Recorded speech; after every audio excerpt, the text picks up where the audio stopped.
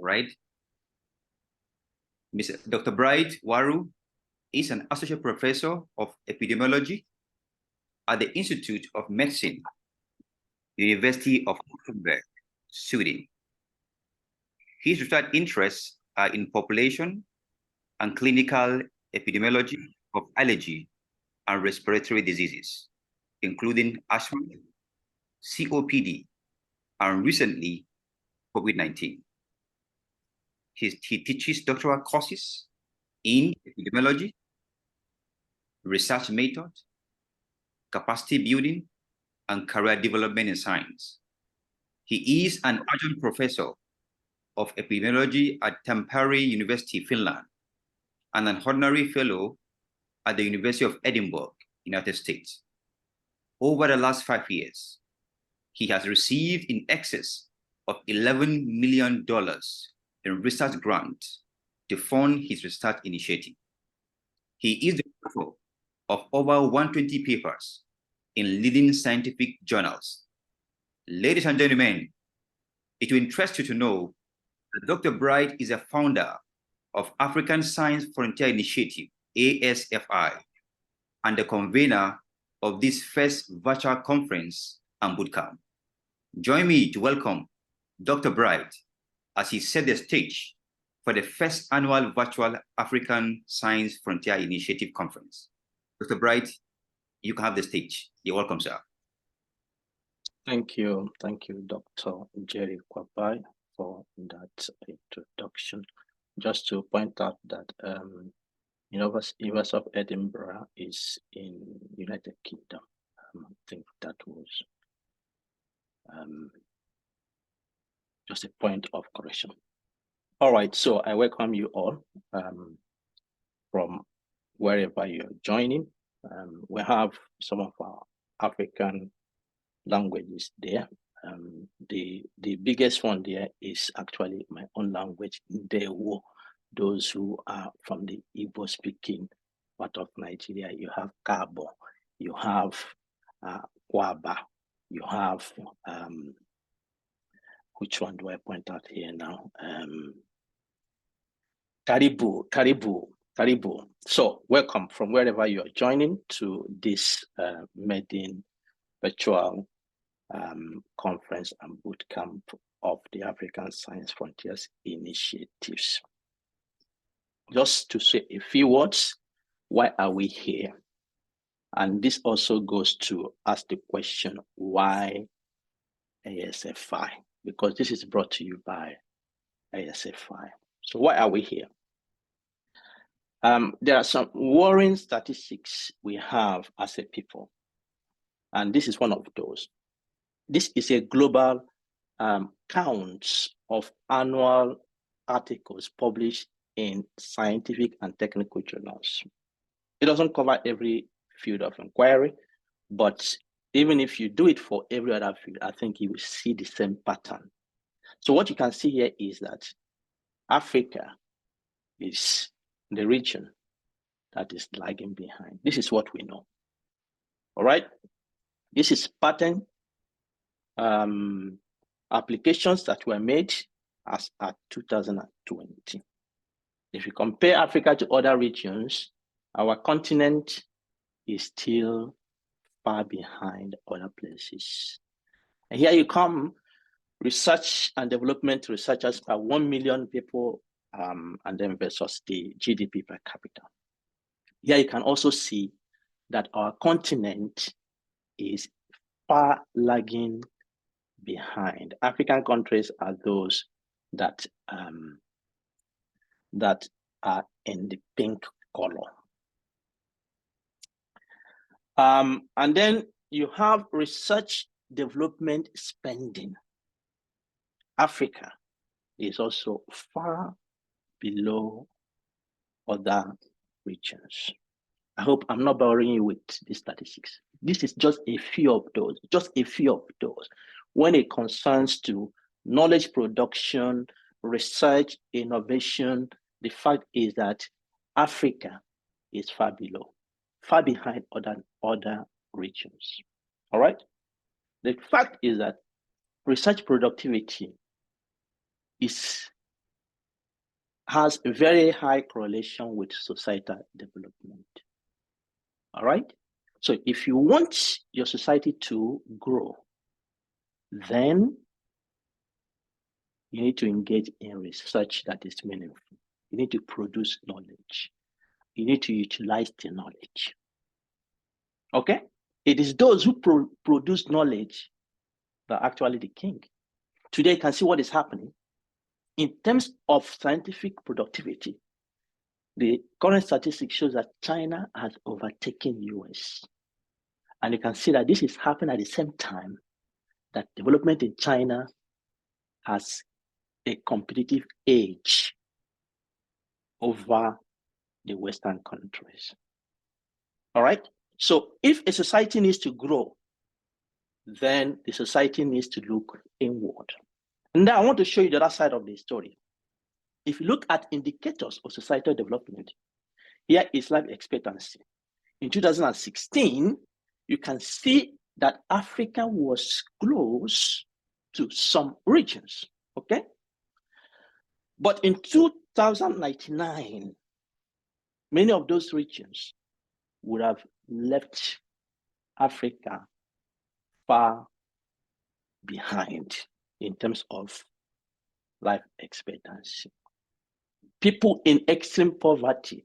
This one is quite worrying because you can see that in 1990, we were doing much better than we are going to be doing in 2030. It means what we have today will be better than what we have in 2030. This is worrying. As we have this virtual event, you can already see it by the sound. You have people who are coming in and leaving. Much of those leaving is not by choice, it's because the internet is problematic. Many of the regions in the world were at the same level with Africa in 2000. But in 2017, you can see how they have left us behind. Secure internet access. In 2010, see where we were with other regions. But in 2017, not much change has happened in Africa. This is a fear. This is a fear. And this is one of the motivation for the platform we have here today. That is the projection of population until 2100. Many of us here today may not be there when this is happening. Maybe our children, grandchildren, great-grandchildren who will be in this place. And what it shows is that Africa, see how African population has grown. Today, Africa is known as the fastest growing region. Africa will go towards surpassing Asia. That is good news. One, who have very large population. Those who have businesses will grow. But the fact is that it's also a sad story, because if we do not have the infrastructure, if we do not have the things to take care of this massive growth, then your guess is as good as mine. What will happen? All right. So that is a problem. And what has happened is that in Africa, those who are actually custodian of societal development, as it is in every part of the world, the scientists have left the work to the politicians. And if you go to the academic institutes, many scientists have also turned to politicians. It means that rarely is the population being watched for development, for ills that can be done through innovative research and generate evidence that can be used to prevent problems, intervene in issues. So many of us have become complacent as a people. All right? But in 2019, when the COVID struck everywhere, people went online. And I've had this dream. Being here, how can I contribute? And I saw an opportunity. It was COVID that broke the board. And I reached out to my colleagues. I talked to a few people to discuss some of the things I was thinking. And then the movement started. I call it movement because ASFI is not the formal thing you know. It's a movement of many people who are angry, many people who are uncomfortable, many people who want to change their status, many people who want to make impact. And that is what we have formed, a congregation of change makers. We want to speak a different language. We want to contribute. We want to put Africa again back to the limelight. Because if you look at our yesteryears, our history, Africa was leading the world in innovation, in technology, in engineering, in architecture, even in business. We have lost it. But can we get back there? What has happened during the last 3 years has shown me that we can. Because once we launched, the response we received was massive. And you can see it here. As we made this call, the response we received was massive. And with you, we have moved from strength to strength. So ASFI is a story about the potentials we have. It's a wake-up call.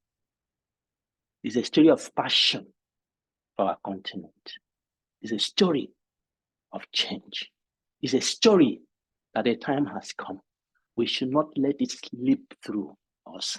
As scientists, as it is in every part of the world, we are the watchmen of the society. We are the ones who set the agenda for the direction the society should go. So this is a movement of those who are satisfied. Even though we have started with few steps, we make sure we get to the 1,000 miles, as they say. So we started, and we are happy where we are today. So around this time last year, with colleagues who have joined this platform, we came up with the idea, can we move beyond just the training we have, the seminars, the workshops, towards convening an event like this, to bring colleagues from every aspect of the society, every aspect of the scholarship in Africa to come together to brainstorm, discuss issues, and we receive positive response.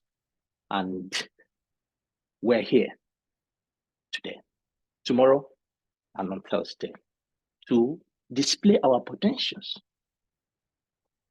It's about our today.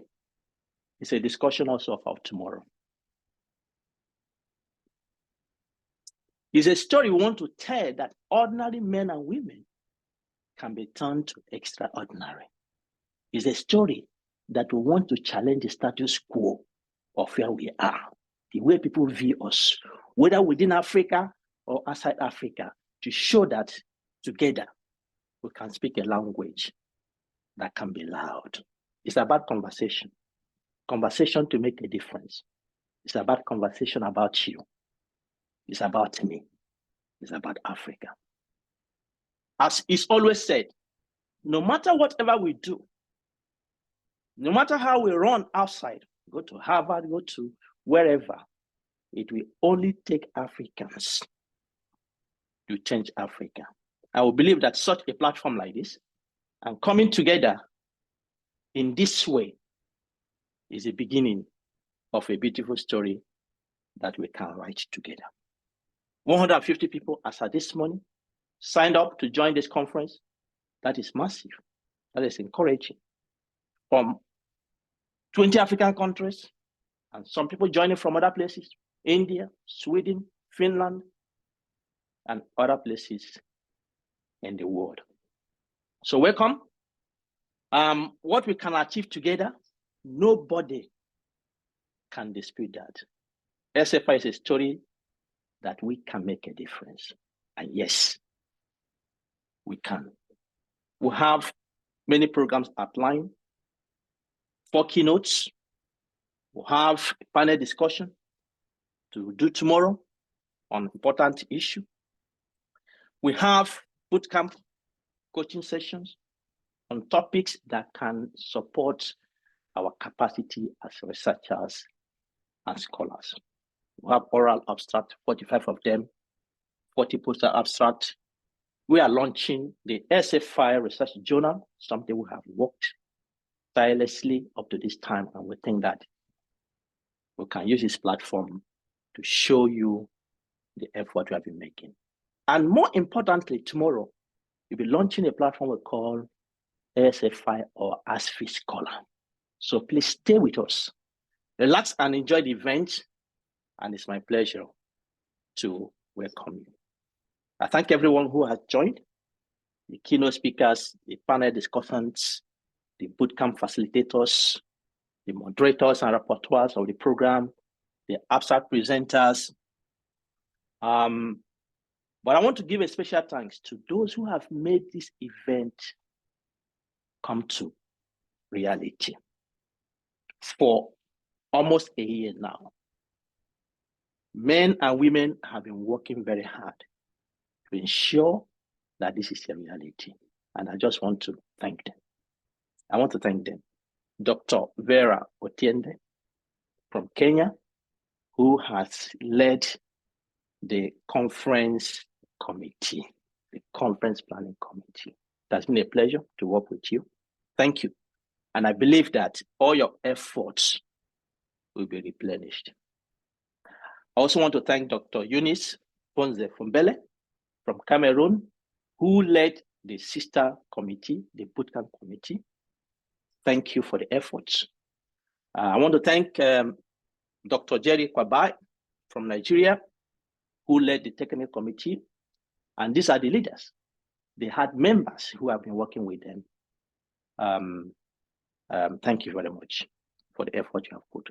It shows me that together we can achieve greater things than we can do individually. And I want to thank my colleagues at the ASFI, Dr. Emma Sob. She is the Director of Science and Communications of ASFI, hardworking, supportive, and thank you very much. And finally, Dr. Ajibola Oladejo. I call her the engine that makes everything to work, lubricate everything. Thank you, everyone. Thank you for joining us. And I believe that you will have a very wonderful experience with this conference. Thank you. Over to you. Dr. Emma, you can meet yourself. Great. Welcome, everyone.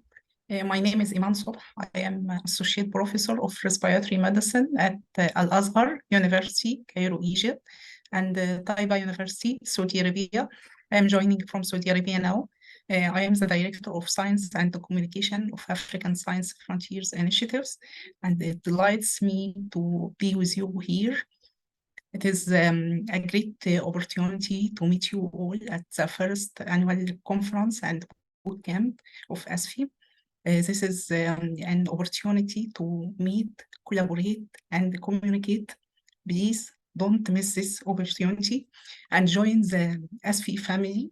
I call it family because we are here all working together and exchanging skills and knowledge. I will introduce some ASFI activities. This is the ASFI management team. Prof. Bright Nawaro is the founder and executive director of African Science Frontiers Initiatives. Mr. Edward Onyubiko. He's the Director of Operations. Dr. Ajibula Oladijo, she is the Director of Administration, and Mrs. Lizzie Edwards, she is the Director of HR and Finance. In African Science Frontiers initiatives, we have a lot of activities that are useful for scientists and exchange of knowledge. The first are ASFI courses. These are hands-on courses covering the whole spectrum of scientific research, from question formulation to publishing. It is opportunity to exchange and consolidate skills, and at the end, some teams success in publishing their work.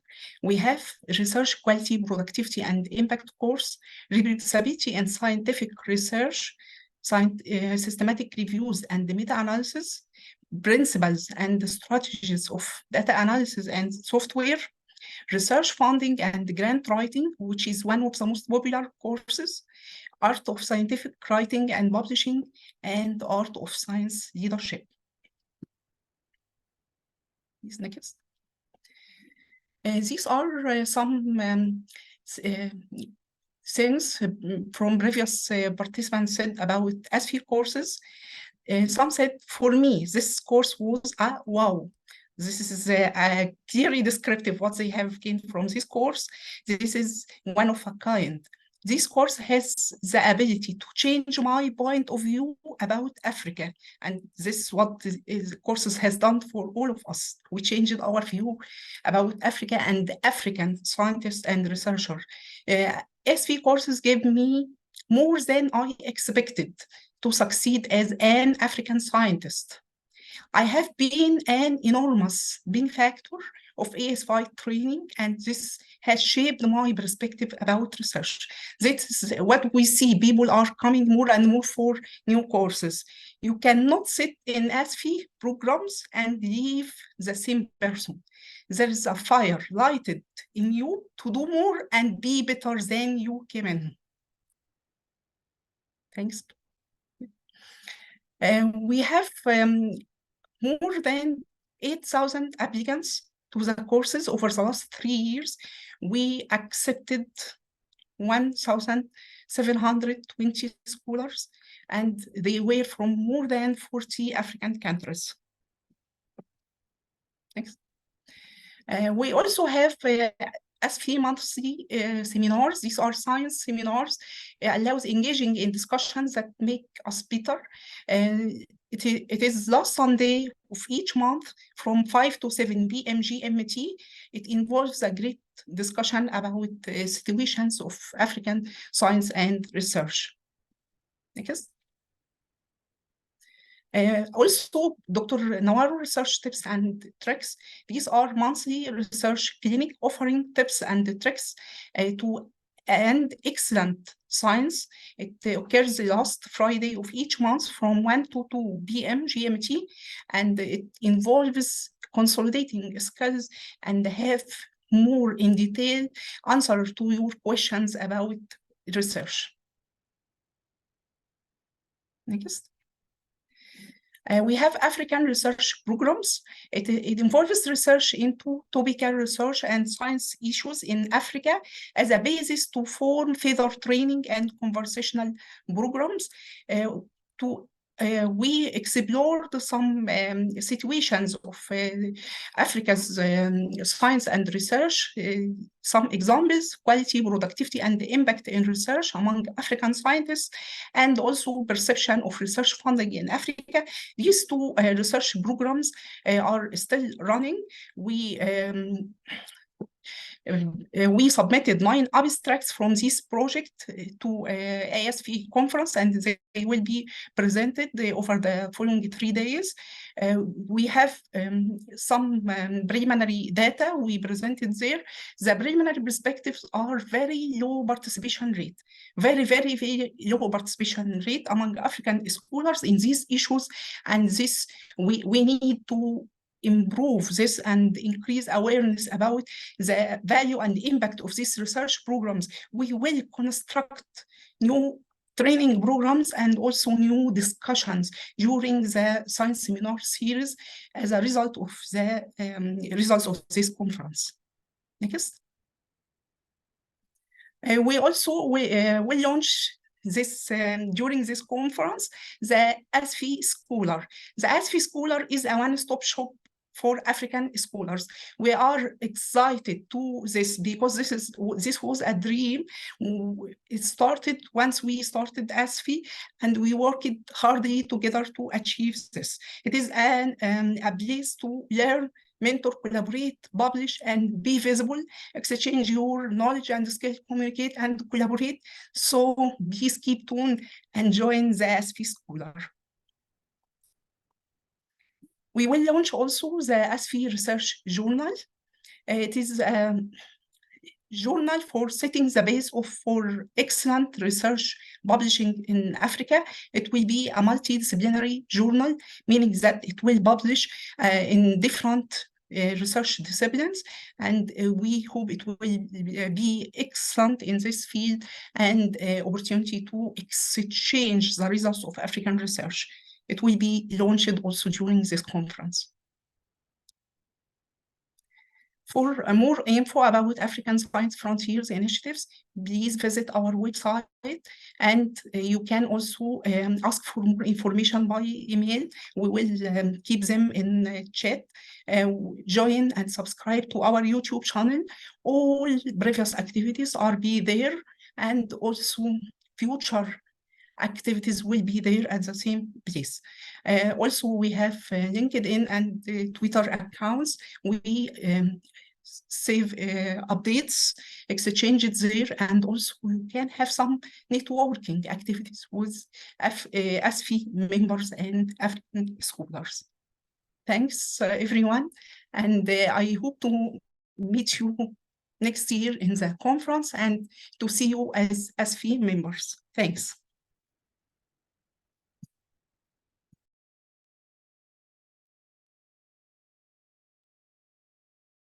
Okay, thank you so much, Prof. Iman, and thank you so much for that. My name is Dr. Ajibolo Ladejo. I am the ASFI Director of Administration, and I also lecture at the Covenant University, Ota, Nigeria.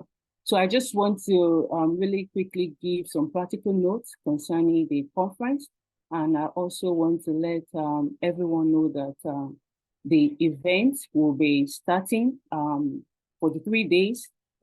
Today is 28th, 29th and 30th at 8 a.m. GMT every day. And we end the conference with a boot camp at 3:15 p.m. GMT. So please, we cannot convert this GMT to a specific time zones. And in between these, we have the lunch break, which is at 12 p.m. GMT every day for this 3 days conference.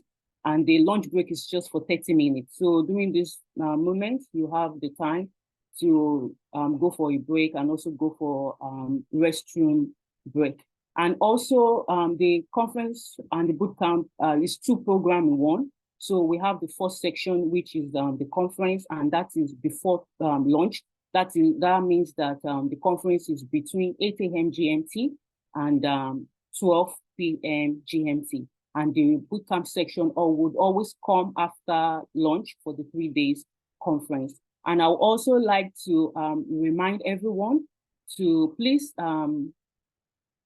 change your names, change your names to the first and the last name. And this is so that we are able to, properly address you. And also while you make your presentations, the moderators and the rapporteurs can easily identify you and address you accordingly.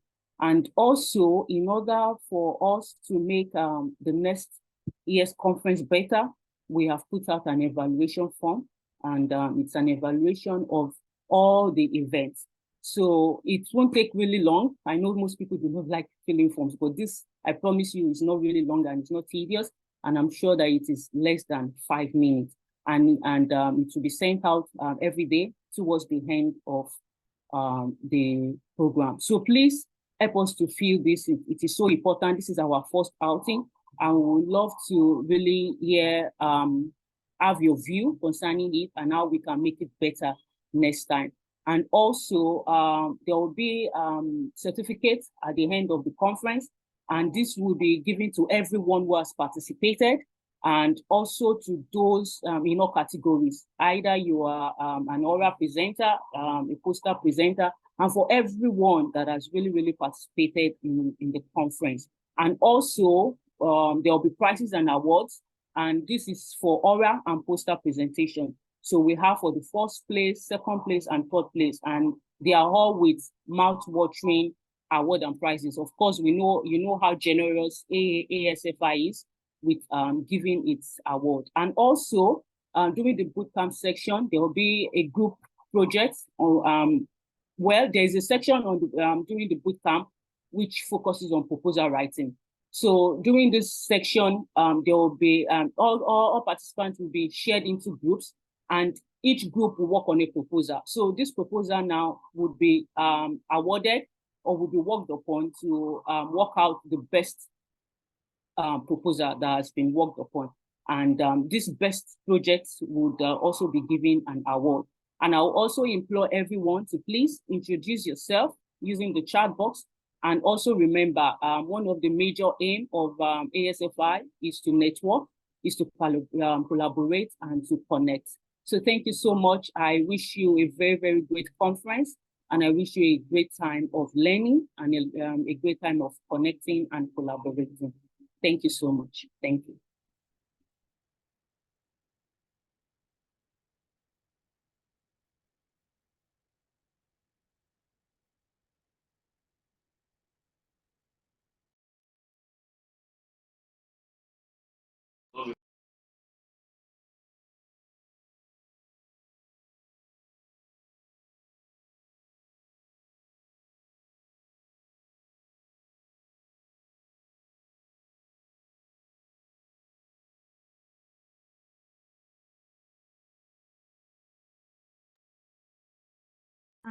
Hi, everyone.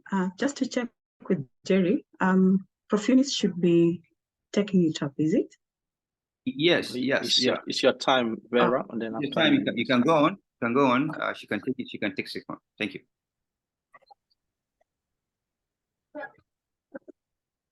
Okay. Thank you so much, and welcome everyone to the inaugural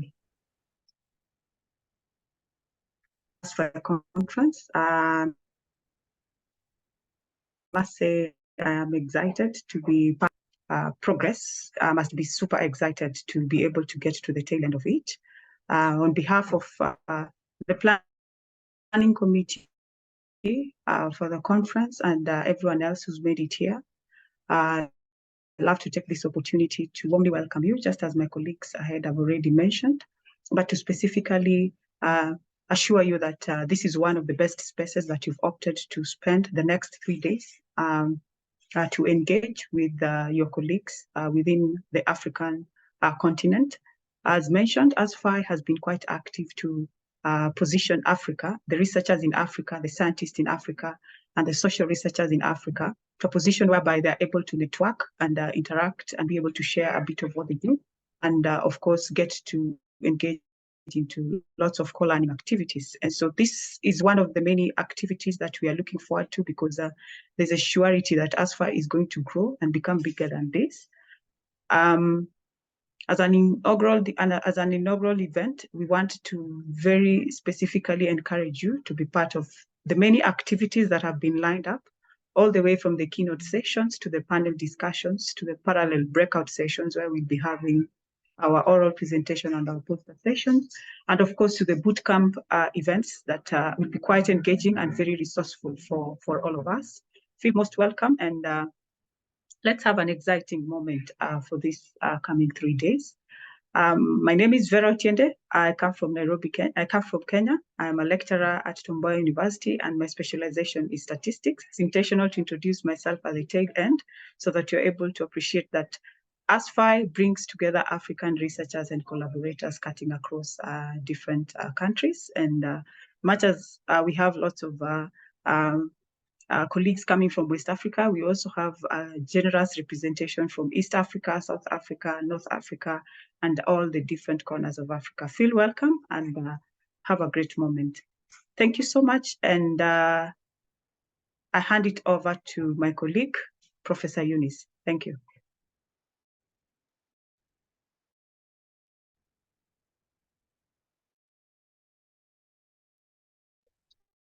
Thank you, Vera. Thank you, everyone. Good morning, dear colleagues. I have the pleasure to welcome you to this maiden edition of the African Science Frontier Initiative's annual virtual multidisciplinary conference and bootcamp. I particularly welcome you to this event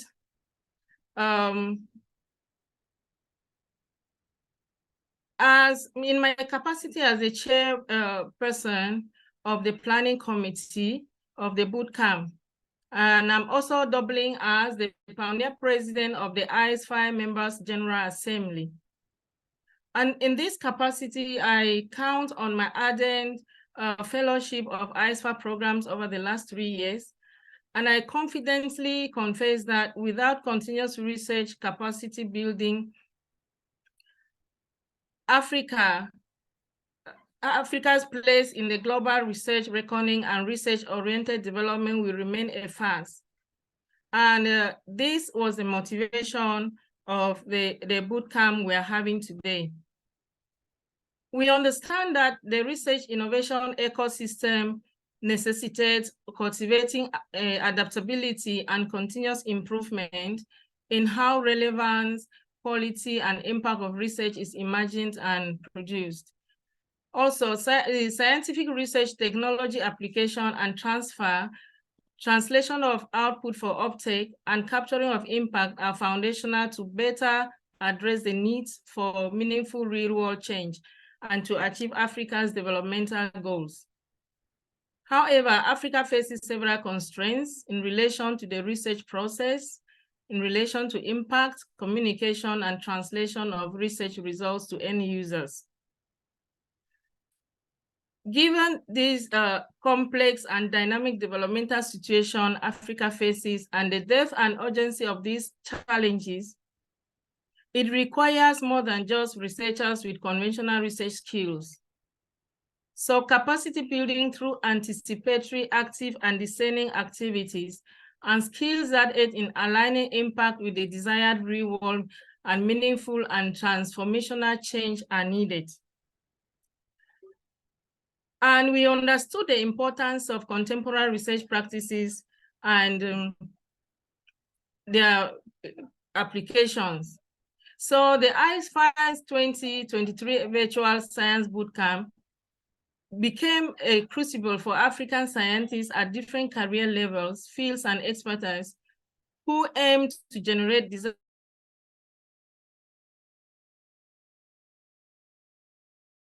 desirable change through smart self-training researchers who acknowledge context and complexity of problems that require multidisciplinary and collaborative approaches to address, as we all promote quality, relevance, impact, and meaningful transformation through well-thought activities. We also understand that in today's fast-paced era, adaptability, innovation, and leadership are essential. So our bootcamp provides you with the tools and insights to sharpen your abilities, boost your confidence, and embrace new opportunities. Therefore, participating in this bootcamp offers numerous benefits. You'll be exposed to diverse research methodologies, cutting-edge software tools, and valuable resources. You will be exposed to idea sharing, development of valuable soft and technical skills, establishing of meaningful connections through development of strong peer groups, discovering and expansion of networks, building of collaborative projects, sourcing for new opportunities, promoting and celebrating excellence as you cultivate a growth mindset that sets you apart. You deserve to invest in yourself and unlock your full potentials. And the bootcamp is here designed for you. So our program encompasses expert-led workshops, hands-on activities, collaborative projects, immersive team building exercises, networking opportunities. You will enhance your leadership skills, improve problem-solving abilities, refine communication techniques, and develop strategic mindsets.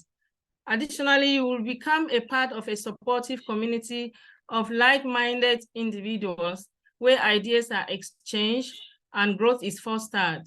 Get ready for a stimulating discussions, transformative experiences, and a chance to unlock your true potentials. Once more, I extend a warm welcome to each and every one of you. Prepare yourself for an incredible journey of self-discovery, growth, and personal breakthrough. Together, let's create an unforgettable bootcamp experience that propels you towards a future filled with limitless possibilities. I am Eunice Fonyo-Ifonzo-Fombele from the University of Boya, Cameroon. I am the chair of the Bootcamp Committee 2023. Thank you very much for being a part of us, and let's stay together and transform Africa together. Thank you. Thank you so much, our doc, for your contribution to this particular organization. Here with me is Sylvia, and she'll be giving us a rundown of today's activity, and we'll swing into business of the day. Thank you, Sylvia. All right, thank you very much, Dr. Kwabai. Good morning, everyone. And my name is Sylvia Batuahene, and I'm the secretary of the Bootcamp Planning Committee. Welcome once again to the first annual ASFI Virtual Multidisciplinary Digital Conference and Bootcamp. We are so happy you could join us for this exciting 3-day event. And I hope you're not just here for today, but ready to dive into all the cool stuff we have planned for you. Now, let's go straight into the schedule for today. We are going to have a keynote speech by Professor Oyewole Tomori on multidisciplinary research, quality and synergy in collaborative research, followed by some reflections on the keynotes. Then we will have an introduction by Dr. Vera. And after that, another keynote speech by Professor Babalola on the climate change and the state of food security in Africa, addressing climate change on food security in Africa.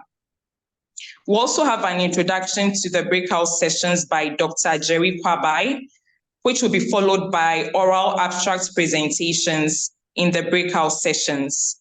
We would have a lunch break from 12:05 p.m. GMT to 12:35 p.m. GMT, followed by some games. And then we delve into the boot camp, which will kick off at 12:35 p.m., also being led by Dr. Fidel Intiekan from the University of Boya Center for Drug Discovery, who will be talking about enhancing our visibility as young African researchers. And then there will be some discussions on the challenges and experiences faced by young African researchers. We'll have a question and answer time. Then we have also we'll also have another workshop, which will be led by Professor Iman So on developing essential soft skills for research success. And then we have interactive exercises and activities on communication, teamwork, and problem-solving skills. We also have tips and strategies for effective time management and work-life balance. So this will be followed by some Q&A session, and that will be all for today. So just buckle up for an awesome 3-day event.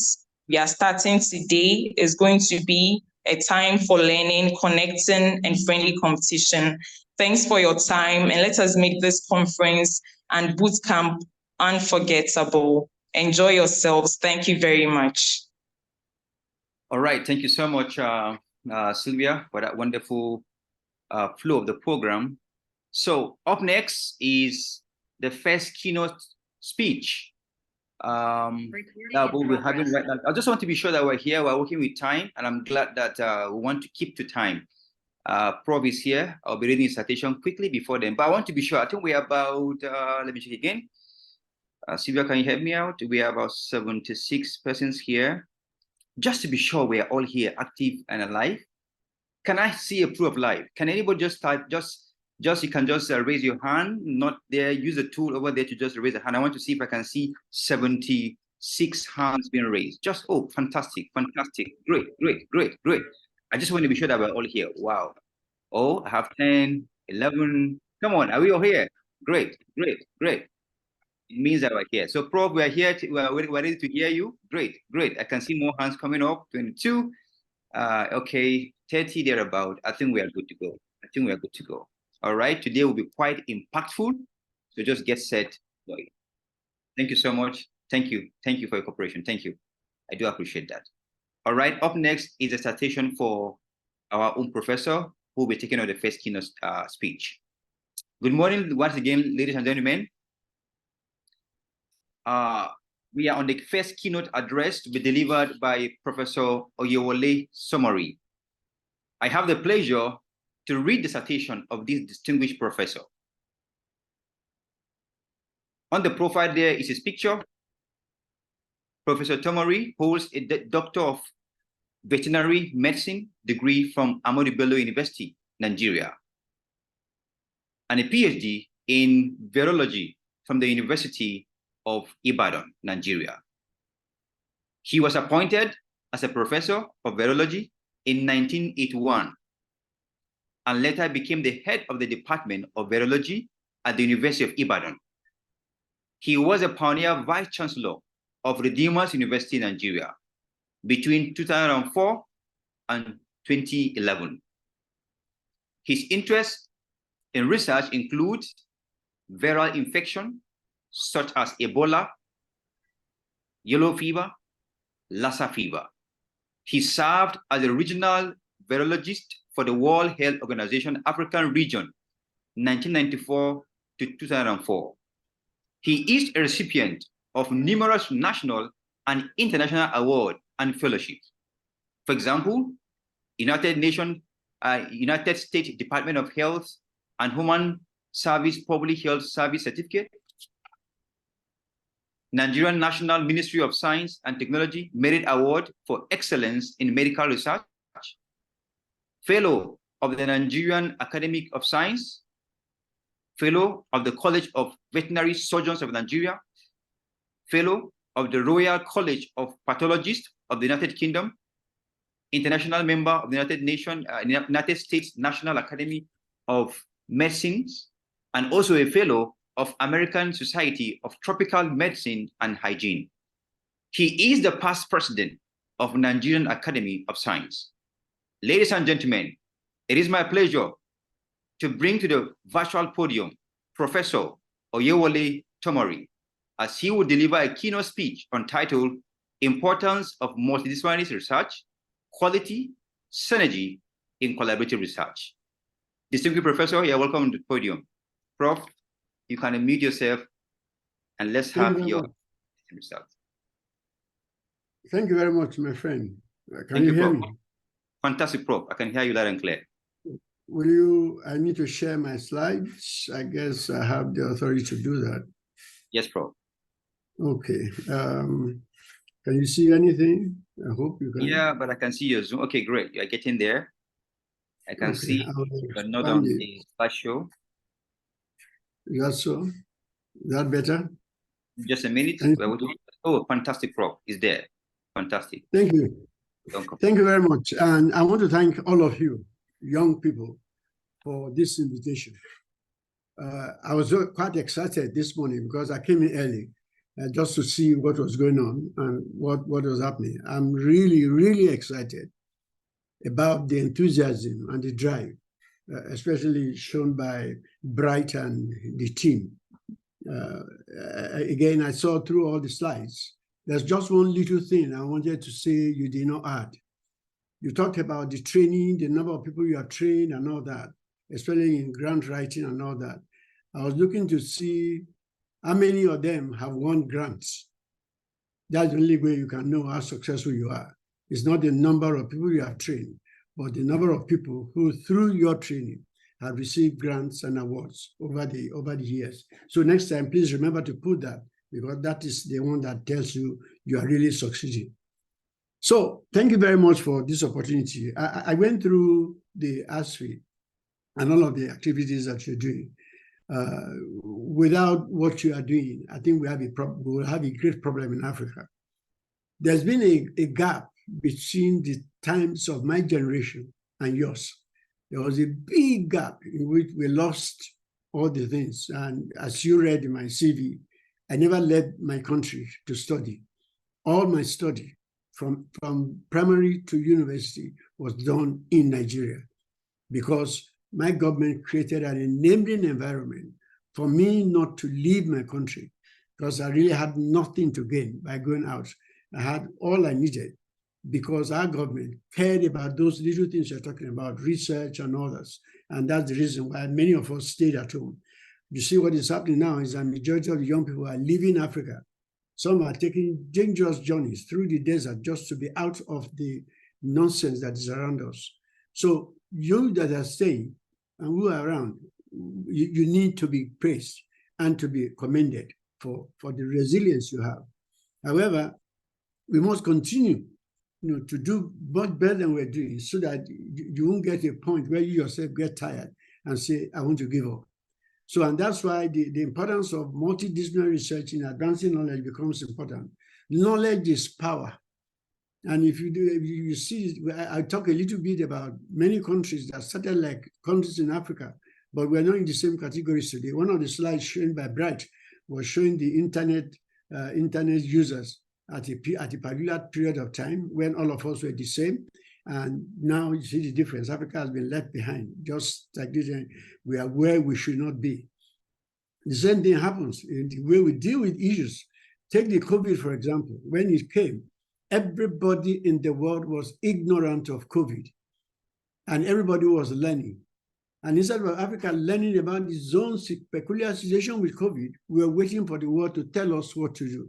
It wasn't that we didn't have the people, but we had this mental laziness that would never allow us to sit down and analyze the things that we have, the things that concern us.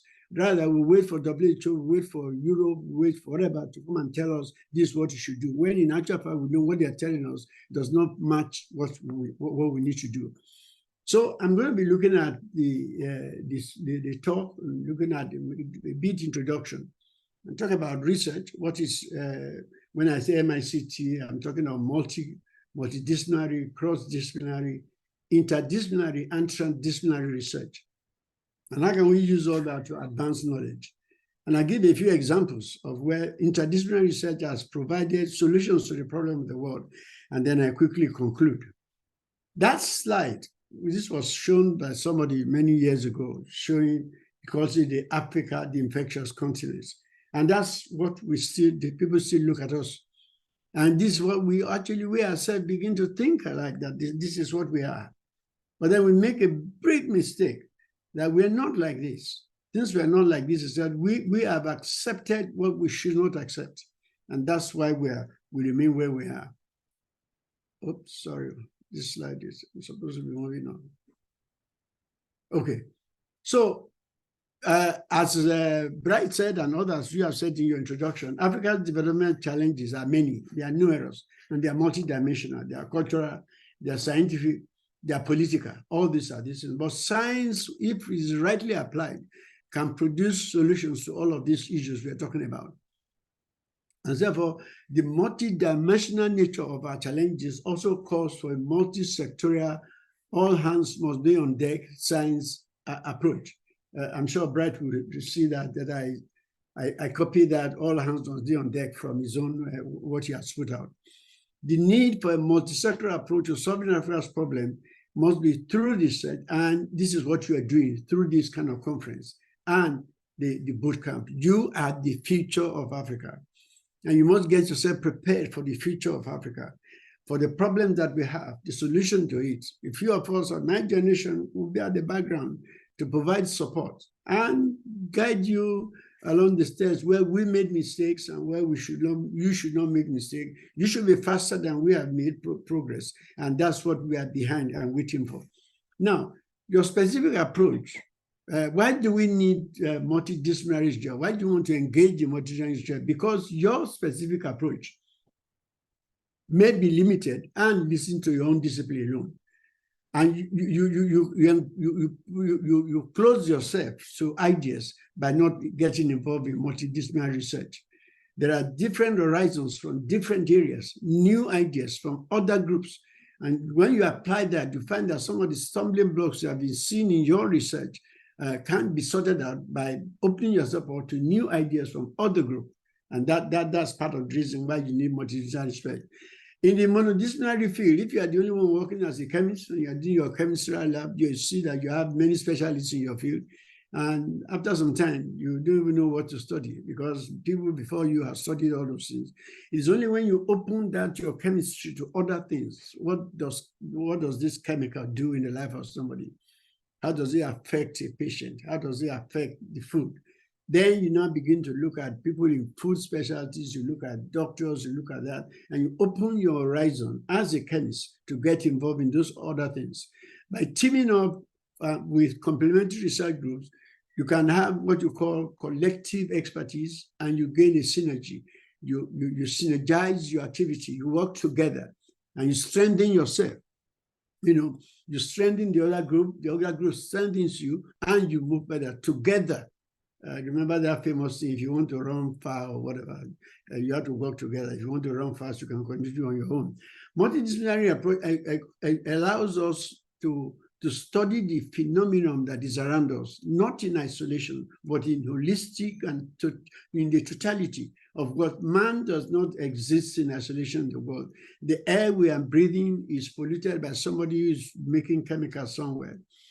The air we are breathing is affected by all the issues that are around us. People mess up around, defecate in places, they affect us. So you are not alone. The animal that is there is also in its own niche, is living with you in the same environment. So the plants and the things that we're studying, remember they bring in carbon dioxide and take out oxygen, and you take the oxygen and give out carbon dioxide, and that's how we interrelate. And that's the only way, if supposing there's only we giving out carbon dioxide, at the end of it all, we're going to end up suffocating of carbon dioxide or monoxide poisoning. So it gives you an opportunity to look at your study at the same time together and see what others are thinking about what you're doing. So we talk about multidisciplinary research, which refers to working together where you have 2 or 3 or more disciplines, work together to contribute to the understanding of a problem and then define the solution. Sorry about the typographical errors. Multidisciplinary and cross-disciplinary research are actually used synonymously. Other times, interdisciplinary and transdisciplinary research. So each of these illustrate the depth and integration. You can have, collaboration with somebody on the surface. But then sometimes when you get into, when a scientist gets working with a sociologist, for example, when a scientist gets working with an anthropologist, for example, his thoughts are deeper than today. They are thinking of the past, what happened in the past, what happened in the generation of my people, of my great-grandfather, how did they survive, how did they overcome? And then we can learn, cross-learning from there because of that deep relationship. Interdisciplinary research aims at more deeper integration, not only just in the methodology, but in the theories that we do, in the context and the perspective of what we are studying. So we're looking at the totality of everything and not just, surface in paper publication. How will what I'm doing deeper into the life of the people? What is the relevance of what I'm studying? If I don't understand my people, if I don't understand the way they behave, how will my research ever solve their problem when I don't even know their problem? And yet the sociologists, the economists, and all these are the people who bring all this into. And so when you bring your research into that, you say, we have this problem in the area of people's reaction. Take the issue of Ebola. It is cultural for us to wash dead bodies before they are buried. But then not only are we washing dead bodies, we are washing Ebola virus into us. And unless you begin to understand all those things, you can never stop an epidemic. These are some of the areas where the scientist does not stay in his own test tube, but it also looks outside the box and say, look, what is happening? I always say, I don't want to put myself in the box. So don't let me say, people say, think outside the box. I don't want to get into the box in the first place. And that's the kind of thing. So this relationship leads to new research topics, new ideas, new concepts. You'll expand, you deepen your research questions, and then you'll be able to have better answers. Transdisciplinary research, greater level of integration by transferring and transitioning beyond the artificial boundaries that we create in our different areas. I'm a scientist, I'm a physicist, I'm a chemist. Oh, yeah, that kind of thing. But then chemistry does not exist in isolation. And that's why we begin to see addition. So what is knowledge? Knowledge is a form of awareness that familiarizes you with what is around you. You have knowledge about what is going on. You have facts. You develop, knowledge could be developing practical skills. I may also mean just familiarity with your situation. And the Bible says we perish for lack of knowledge. But let me see, there are two types of knowledge. There's the explicit knowledge, which is the formal structural thing that you and I do when we go out and study sites and all that kind of thing, written, archives, internet, all those things, and then we pass that to the others. That's the lecturer passes to student, who in turn, when he becomes a lecturer, passes on to that one. That's explicit knowledge. But there's also that implicit knowledge, which is based on your personal experience, your ability to infer, your intuition and your personal judgment will improve upon the explicit one and make you a better person. So this form of knowledge is not just wanting to know what is there. I want to know when, I want to know why, I want to know who, I want to know how. The combination of that is what makes the totality of knowledge. In that place, it talks about finding solution, experience, and all that. And some people talk about 14 stages of knowledge, but we won't go into that. But let me quickly go into that. So knowledge is knowing what to say, but more important is wisdom, is knowing when to say it. So many of us, we are well knowledgeable, but how do we apply? That application of knowledge is the wisdom, which a few of us actually lack. We are professors of that, professors of this, and right down behind your house, you're having a problem that your professorship cannot solve. These are the kind of things you begin to look at. Am I, of what use or what benefit? Your research must have relevance to the needs of the people who are responsible for paying for your research. Your research must ask questions about your society. Just you are a scientist that you shape your society, just as the society shapes your science. These are things that we need to know, so we cannot act in isolation. Why do we need multidisciplinary research? Initially, the world started with the smoke code when we used to send smoke messages to our people. And then in our villages, we beat drums to let you know that a festival is about to start. And you remember the gong when the town crier would go out, when the king says, all of you must come tomorrow, that kind of thing. Now we're looking at, then we move to the Morse code, now computer, and now software coding. Today, we're talking about AI, we're talking about the ChatGPT. So the world is moving.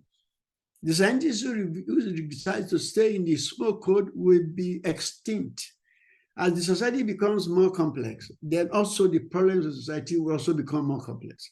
And so if you stick to your own monodiscipline, then you are making an attempt to suicide. You're on the route to extinction, just like the dinosaur. And that's exactly what happens when you refuse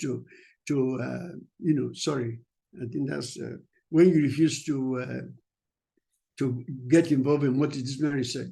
So the current age of globalization is creating problems that are unimaginable.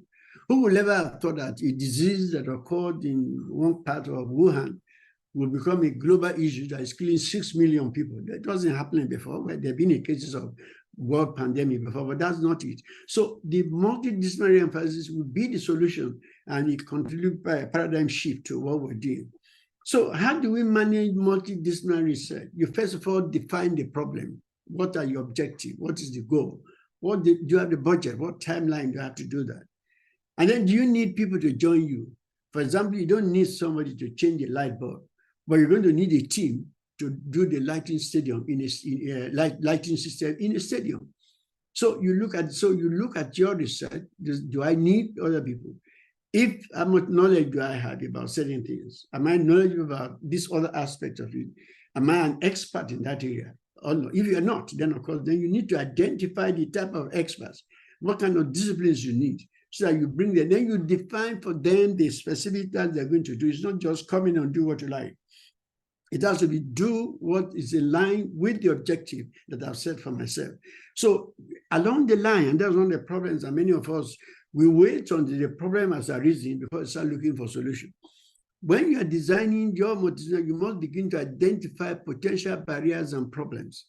And what are the things that you begin to, and then you must prepare your mitigation plans against them ahead of time. It may not solve the problem, but at least it keeps you ahead. And you must constantly, as you even do your research, continue to identify those obstacles that may come up. It could be on a personality basis, it could be of funding, it could be of whatever you anticipated. I mean, like, for example, let me give you a good example. Nigeria gives funds for you to do research. We forget about the issue of customs. The fund I'm giving does not cover the custom charges. And at the end of it, I have a problem. So while I'm making my budget, I must begin to think that I'm going to import something, especially when I don't produce anything. This is going to cost me, this is going to be time delay. You must put all that into your plan. And then you recruit your team members based on the qualification of what you need, not just my brother, come and join me, come and do exam, or my sister, come and let's do this work together, even though you know it's not going to contribute anything. You bring people who will make positive impact into your research. And then you must meet regularly to meet with your business. Allow your team to do their job. If you call me an expert and you are not an expert, don't micromanage your research. Let the people do it, and then we all talk together. So I say, anticipate your problem, and always remember to do that. So what are the pros and cons for doing research? First of all, by having transdisciplinary research or multidisciplinary research, you have a better quality and you have a more impactful result. Yeah, because you have different perspectives, you have different approaches, and you use different methods, and you bring all that together into one single solution. Your approach is holistic, it's comprehensive, it's diverse. And so you are likely going to end up with more enduring results, efficiency, and effectiveness. And critical strategy is thinking, because you have so many other people coming in. I'm going to focus on the pros here, and I'll come back to the cons later. So other pros are your greater overall troubleshooting power. You're looking at the physical side, you're looking at the social, ethical, all sorts of problems. Me as a scientist, I may have little or no knowledge about the ethical considerations, but when we have a team and each person looking at his own specific area, then we bring all that together and we can look at all this and make plans in mitigating. The multidisciplinary research requires networking, which is, I'm glad you was also mentioned during the opening ceremony, the need for us to network together, know people who are doing things in different places, what facilities they have, how can we exchange ideas, how can we come and work in your place or something. Many of us would like to work in New York. Yes, in Cairo, there's a research center that's solving Africa's problem. Why would I want to go to New York, not Cairo? These are things that networking does. And you have assets in terms of efficiency, the talents of your people, your team, your assets. And therefore, you are likely, because of that, it's easier for you to obtain multiple funding. Let me go back to some of the cons. Because we are speaking different languages, we may not really understand each other. And that's why the need to meet together at the time. We have a different system of doing our research. We have a different system of even writing our publications. Sometimes I look at some of the social journals I read from the social, and then I find that their references are at the bottom of the page, on each page. For me, my research puts the number and pulls all the reference at the back. These are literally two differences that you note in what you are doing. And the way your conceptual framework will differ because of the area of what you're doing. There will always be disagreement, because where 2 or 3 people are gathered, there will always be reason for quarrel, whether we like it or not, where 2 or 3 people are gathered, let me not maybe say there's always be a disagreement, particular clashes. And then you are talking of managing diverse disciplines and individuals. These are really problems. And then there's usually sometimes the clash over the ownership of the, if you invite me and then you want to I want to take over the meeting. These are things we need to sort out right from day one. These are problems that could arise. Take the issue of writing publications. Who is the senior author? What position do I take there? These are issues that we're taking care of. So you then have, as I said, mentioned the issue of overall. There are varying degrees of people's ability. There's confusion over the process and policies. And I mentioned the issue of publication, author lists, and order. Now, I'm going to give a few examples of where people, this I got from Ghana. I was looking at, you know, the functioning, and the issue was to provide good drugs for people who are suffering from a particular type of disease. If you start from the top, you find the groups that are there, not only the research center, the charities and funders all together. These are the stakeholders. The stakeholders include the patient, include the man who's going to use the drug eventually, the government who's going to buy the drug and all that. All of us must be involved in this research before we start, because you may end up producing a drug that is too costly for people to use. Therefore, you have the stakeholders, you have the funders, you have everybody all getting involved into this. This thing we want to produce, how can it be accessible? How can it be affordable? And all those are questions. That's where the stakeholder is. So they identify the needs. Then you have the next group, which is the academic and the commercial side. What kind of technology are we going? What are we bringing in? How do we even make use of this technology? How does it come in and affect the patient? I mean, if you have something that has to be got by internet, for example, and majority of the cases are right in the bush there, what do? They have no access to internet. And there are other things. And this is where everybody comes in and brings in alternative solutions to some of the problems. And then the research itself, the academicians, the clinical research group, surgical teams, everybody, you know, coming together to work in and end up with what you call the clinical efficacy. And then you have the health economics, who then looks at the informatics, who can get the message out to people, the communication experts. You know, how do they get in?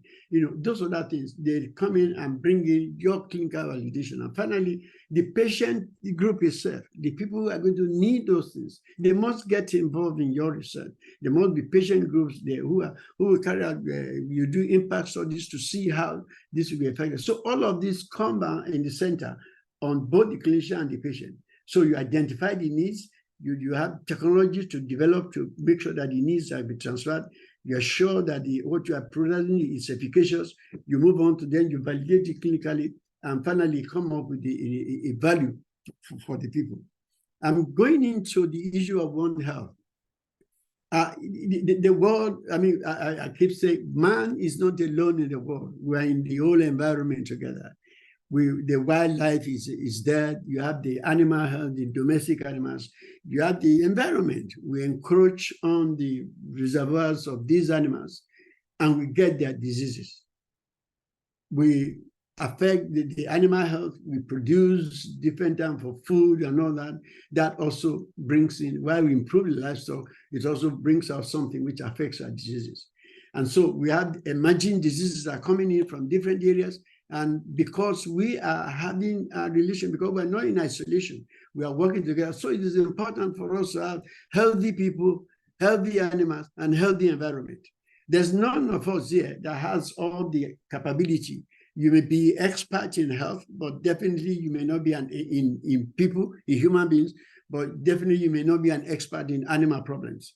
And you may be an expert in either people or animals, but you may be an expert in what you call it, the environment. So that's why we need to bring all of this together in this holistic approach to science, multidisciplinary. The man who knows about animals, the one who knows about wildlife, the one who knows about the human being, the one who knows about the environment, the pollution and other things. Those are the people we need together in a multidisciplinary approach. I'm sorry, I don't know why this is not moving.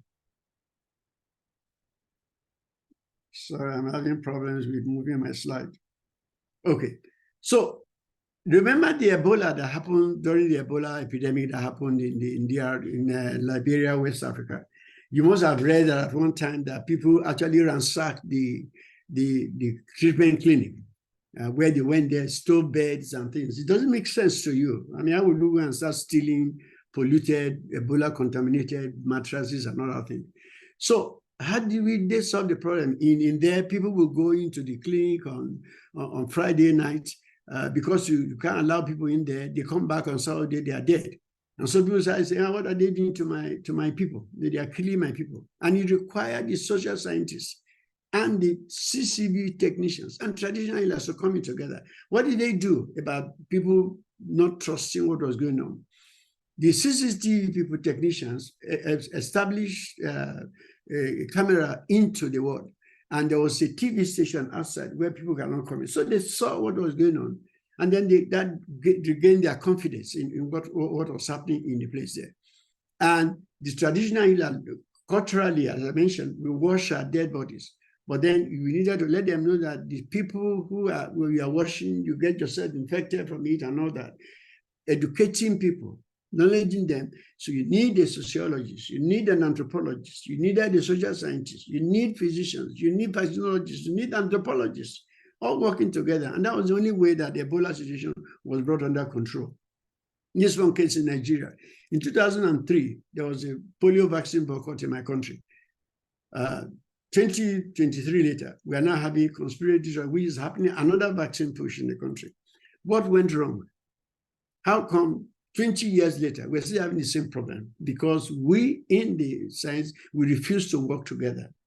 We needed to understand that people, the scientists who was making the vaccine needed to know that people have different attitudes, and we need to be able to communicate better with them. Whatever science I know, I need to communicate it properly to the people for them to understand what I'm doing. Because they will, otherwise, ignorance, they say is bliss, but it's a problem. And that's why 20 years later, Nigeria had problem with polio vaccine boycott. 2023, we are still having problem with vaccine push against another disease. So let me give my last words, because I know there are other people. Africa has all it needs to succeed, but Africa does not take all she has. Africa wastes all she has, most of what she has. Africa takes out what it has to outside the world in return for pittance, or what you call aid. You take all of the best of what we have in Africa, our resources, and at least some of you, including some of us, on this podium. We take our money, we take it out of the country.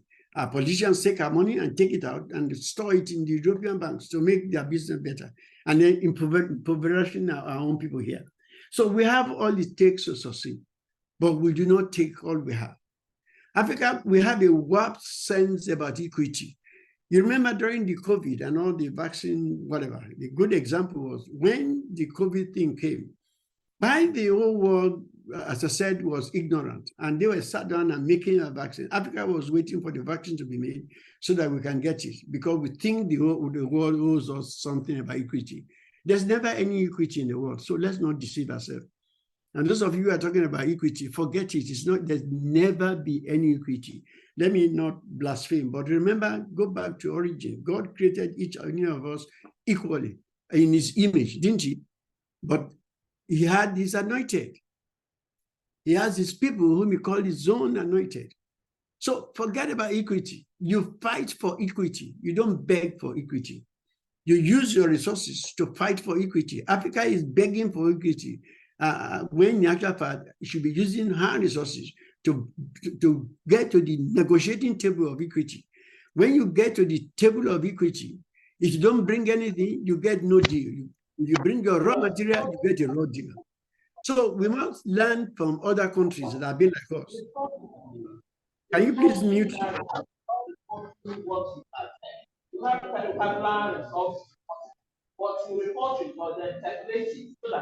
Can somebody please mute Nega? Thank you. So I was saying we must learn from India, Indonesia, and Singapore. What do I mean by that? India in 1847 after independence was just like any African country. I remember in my country when I was growing up, most of the teachers in our secondary schools were Indians. Then their government got sense. They created a naming environment for their people. The Indians went back. The Indians that are coming back to Nigeria are heading all of the major companies in Africa as general manager and CEO. They're no longer teachers. their country made a change. And a good example, remember during, again, the COVID, Britain, I think, told everybody, if you use COVID vaccine that was made in Europe, you go through the green line. If you use the COVID vaccine that was made in India, you go through the red line.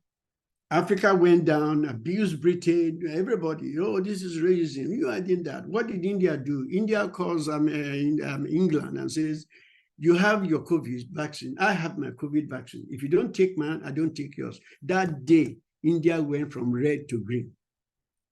Indonesia and also are doing the same thing. Singapore, these are things. Africa can learn from all this instead of complaining all the time that, and it boils down to our leadership.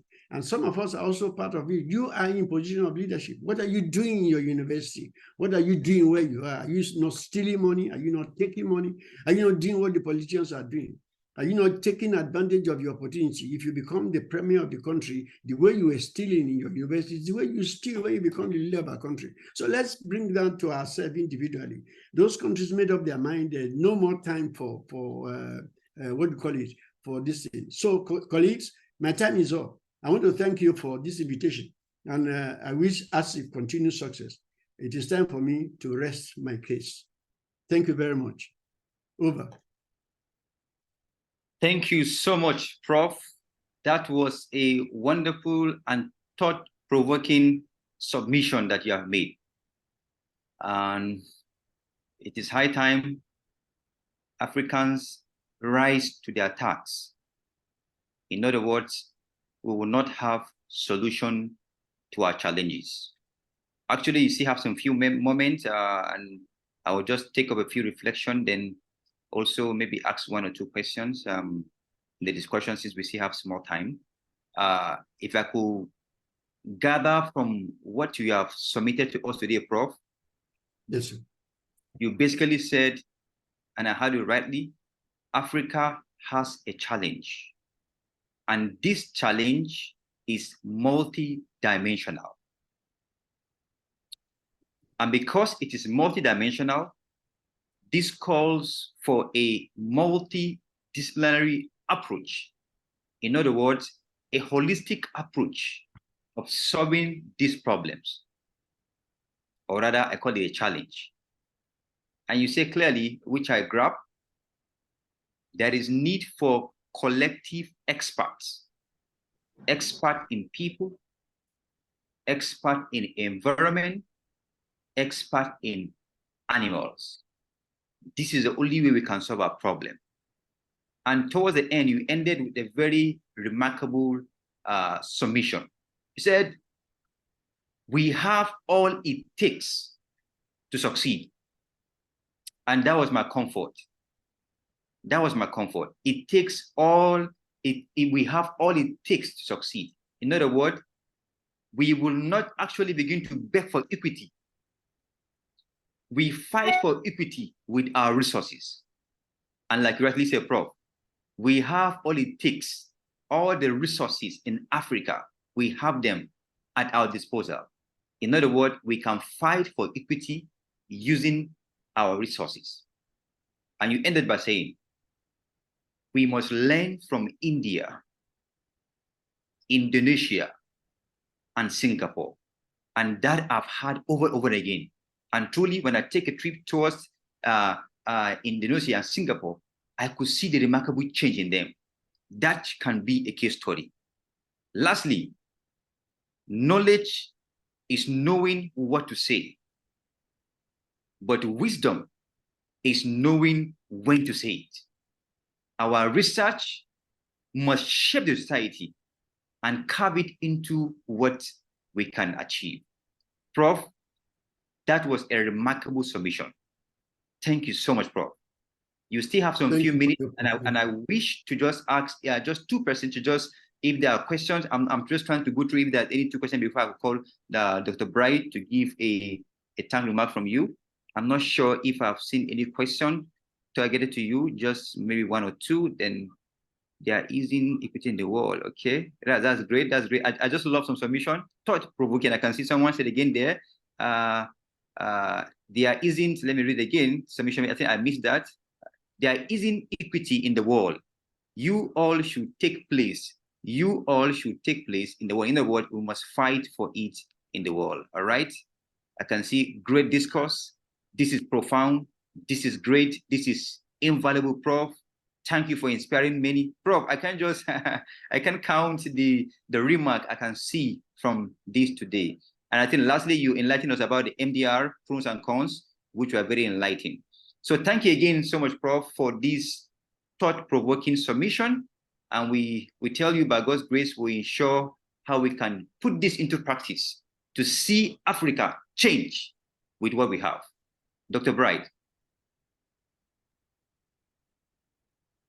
Okay, thank you, Dr. Kwabai, for that. And thank you, Prof. Tomori. It's quite profound.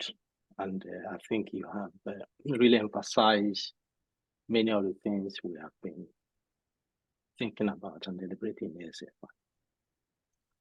Actually, when your name was mentioned by the committee as one of those to invite, I had doubt. And the doubt was that you can't catch him easily. He's a very busy man. But they say, why don't we try? Why don't we try? You know, one thing I've noticed is that when people have reached the highest echelon of their career, it's not every email they even read. But Prof was very careful to look at the emails that came, read them, and responded that I'm in. And that is very humbling. And you have come here this morning to charge us. People are reflecting on what you said, that Africa has all it takes. I remember when I had this idea of ASFI, I was discussing with a friend in Nigeria, and he said, do you know that things have gone so bad that many mothers in Nigeria who give birth place order for baby food from the US? I said, do you mean that? He said, yes, of course. Many mothers buy food, baby food from the US. And here you're telling us that Africa has all it takes. We can reflect in different other aspects.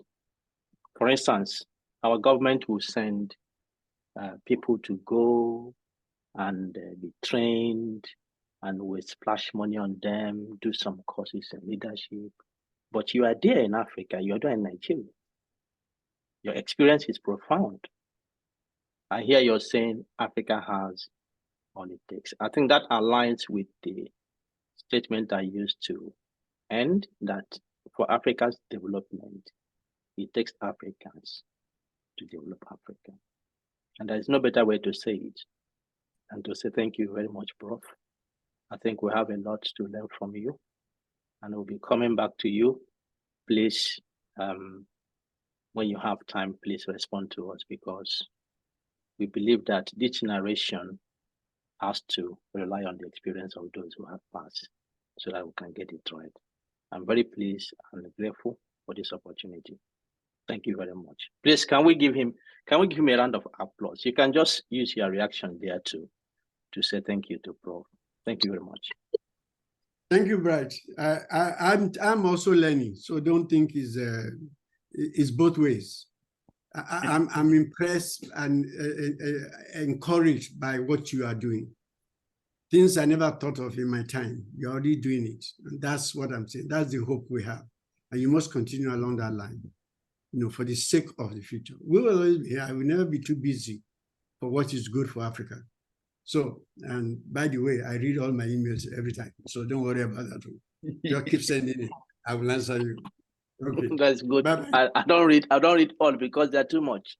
That's really good to hear. Just the ones that are not necessary, just click off. But the names, you identify them. So thank you, Bright, and thank all of you. The hope of Africa is in you. Please don't. We may have failed you, our generation, but don't fail yourself. Please. We will not. Thank you. Thank you, Prof. Bye-bye now. I think I have to go for another meeting. All right. Thank you, Prof. Yes. Thank you so much. Thank you so much, Prof. Thank you, My Doc. pleasure. Yeah. Dr. Vera. Thanks so much, Jerry, and thank you so much, Prof, for this very exciting presentation. It becomes important when we come to such meetings to get to hear very, very powerful words of wisdom coming from accomplished professors like your level, because then it stimulates us and gives us, it qualifies and gives us all the reasons why we have to keep on doing what we're doing. Sometimes we say Africa is our business and being African is our business. And so following up from that presentation, we are again going to welcome Professor Olubukola Babalola, whom I do have the privilege to present her background to us. She will be talking to us about addressing climate change and food security in Africa, a very critical topic that has brought a lot of debates and has gotten a lot of global perspectives, but from her we'll get to hear more about how we can actually be able to address it in Africa. Prof. Olubukola is the Vice President of the World Academy of Sciences and also the Vice President of the Organizations for Women in Science for the Developing World, that is the OWSD African region, and is also an NRF-rated scientist, an MBA graduate, a director and principal investigator at Northwest University, South Africa. She wears many hats, and I admire her a lot because the fact that she's a woman and she can be able to properly accomplish most of her roles in all these different hats is something that maybe, just maybe, she could touch a bit on it and tell us exactly.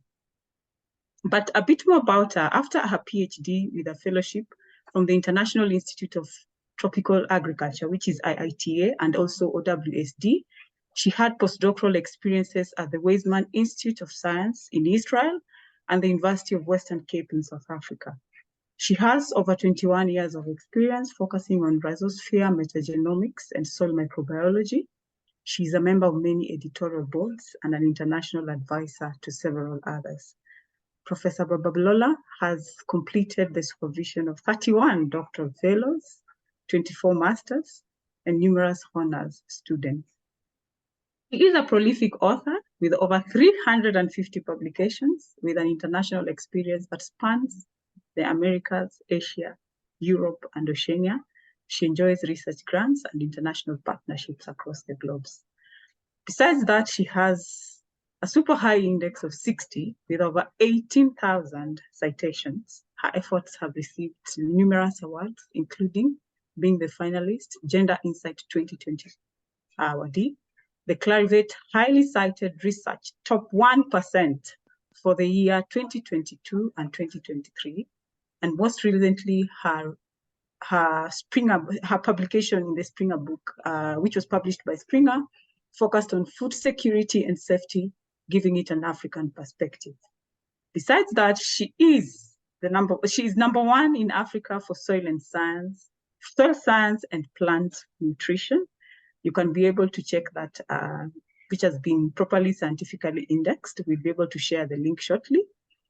And socially, she's happily married to Toba, who's also a professor of industrial and organization psychology, and together they're blessed with children.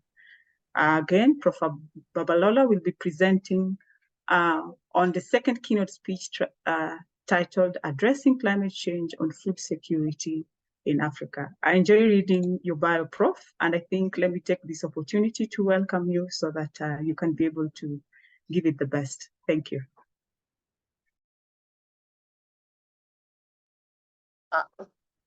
Thank you so much. I really want to share my screen. It's just to hold the attention of people like me who will not keep focus in one place. Otherwise, I can present without the slide. The slide is more of pictures.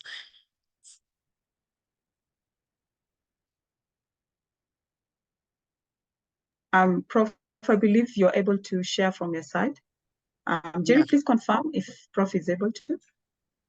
Okay, yeah, she's a co-host. I think she should be able to. She should be able to do that. Okay. Hello, Prof. I think you're a co-host. You should be able to share. Yeah, I'll be able to share. I am using two screens, so that's why I'm sorting out my screen here first. Is that right? So you can drop the one, the one beside you. Maybe that one will work. We can see the extended. So I think that you need to do the one you connect. Please allow me to give it to you to share for me. I will need the two screen because I see well.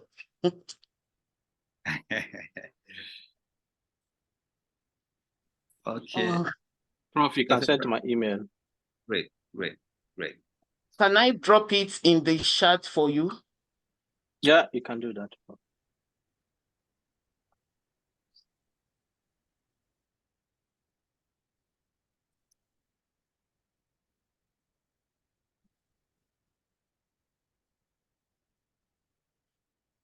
Have you received it? Not yet.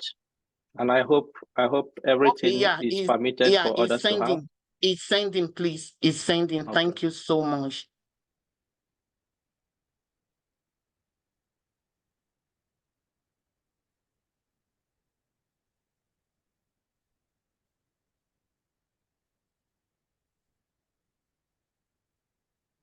It's a privilege to be here, and I'm so happy for this invitation. And I don't know how you manage to do it, to bring me to speak with a big person.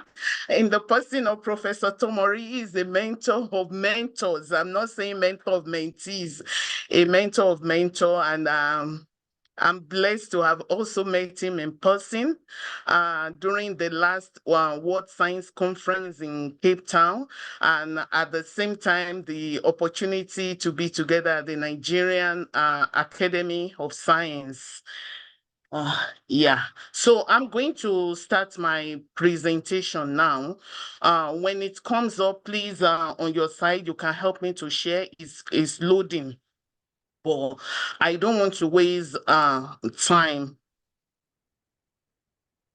Prof, I dropped my email. If it's big, it may be problematic. Yeah, I dropped my email on the chat box. If you I send have also there.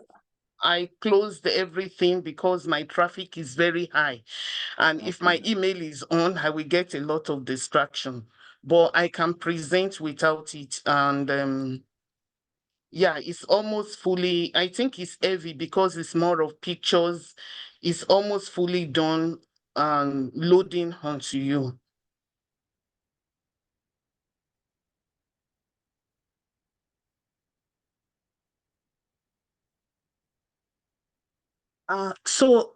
Today is a privilege to share insights into the current research, evidence on the challenges, the quality, and the impacts of climate change on food security. Specifically, focusing on the imperatives for Africa's transformation.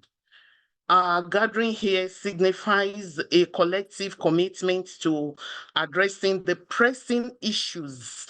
To be a participant here present today is an indication that this issue is pressing to us, and we indirectly implies that we are stakeholders in it. And I'm delighted to be a participant as well, and for the opportunity given to me to shed light on the multifaceted aspects of climate change on food security from the African perspective. And this, I believe, demands the attention of every one of us. Why? The only set of people can sincerely deliberate on the challenges confronting Africa towards finding a lasting solution are the Africans. And you agree with me when Dr. Waru was speaking that he did mention also that the problem of Africa could be, it's Africa that will solve the problem of Africa, because everyone will be so selfish about his or her own country. So the Africa we find today is the Africa that we ourselves must uphold. Thank you. I'm on slide 1. Just leave it on slide 1. Just leave it on slide 1. So on this note, I must commend the conveners of African Science Frontiers Initiative 2023 Made in Digital Conference and Research Bootcamp for the initiative of bringing together eminent Africans. I mean, look, you covered 20 and beyond countries.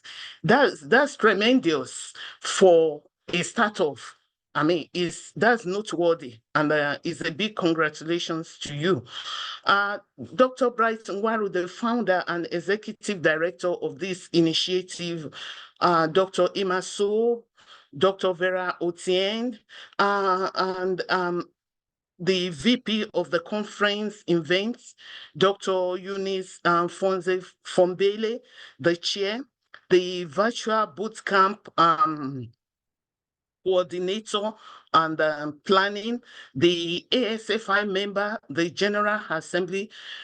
I acknowledge each and every one of you for the efforts and the support that you have given to Dr. Nwaro. I tell you, a tree cannot make a forest. And if someone has a beautiful vision, you will also need people who are passionate about your vision to steer the ship of that vision, to make it a reality. So thank you so much for the contribution. Thank you for your involvement.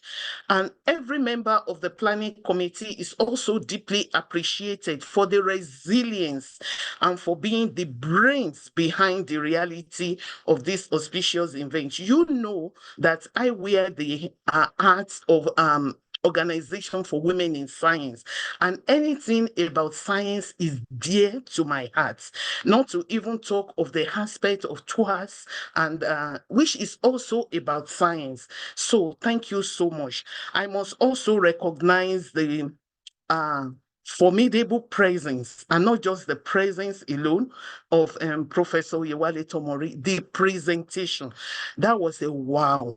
And I had a take home from it that monodiscipline is the way to extinction, and that I must put in something into my own society. That's I call it nuggets of wisdom. Thank you, Professor Tomori. And I must also appreciate all the invited keynote speakers who will be coming on board. It's a privilege to share the platform with you. And the members of the panel discussant are duly acknowledged and appreciated.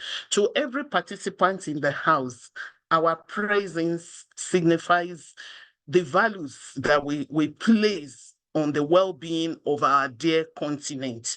To this, I can assure you that every section in this event has been carefully arranged.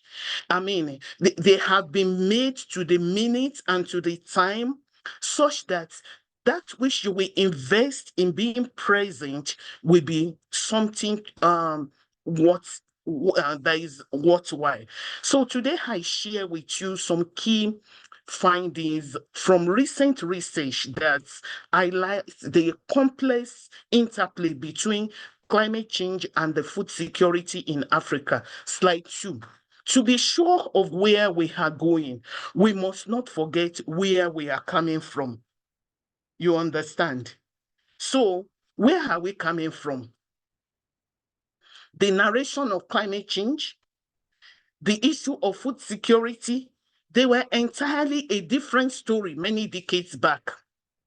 It was a more ecologically balanced and self-sufficient world, especially in Africa, where a number of households have their backyard garden, where they practice smallholder farming, even with other occupation. And things have changed. So during this period, the farmers basically relied on traditional knowledge and experience as guide in selecting crops suitable for their climates. So you will see that the maize that will be grown will be from the seed that are well adapted to the environment where the maize is being planted. But what do we see today? We import our maize. We take the maize that is not suited for the environment. Then that maize has a lot of things to contend with. I just use maize as an example. So we should begin to reflect where we are coming from. Policies of the African government on the environment, on urban planning, on forest management, on deforestation, they were stricter and were even followed in the previous time compared to now. Slide 3. So today you will see that we go on vacation, and during vacation we mostly travel to our country homes to have the feel of that natural environment that we once freely enjoyed while growing up. However, the fact remains that the effect of climate change is global. So, of course, the discussion on climate change and its implication is familiar. However, we have mostly in the past approached issues on climate change as just one of those phenomena that will naturally sort itself. It's not like that. But the reality is now glaring. It's glaring to us that we must go beyond just trying to meddle with or to still be surprised, but to start to take action. I will not point accusing finger. When we talk about climate change, every one of us has something to contribute. So I should contribute my quota, you contribute your quota, then we'll begin to see changes.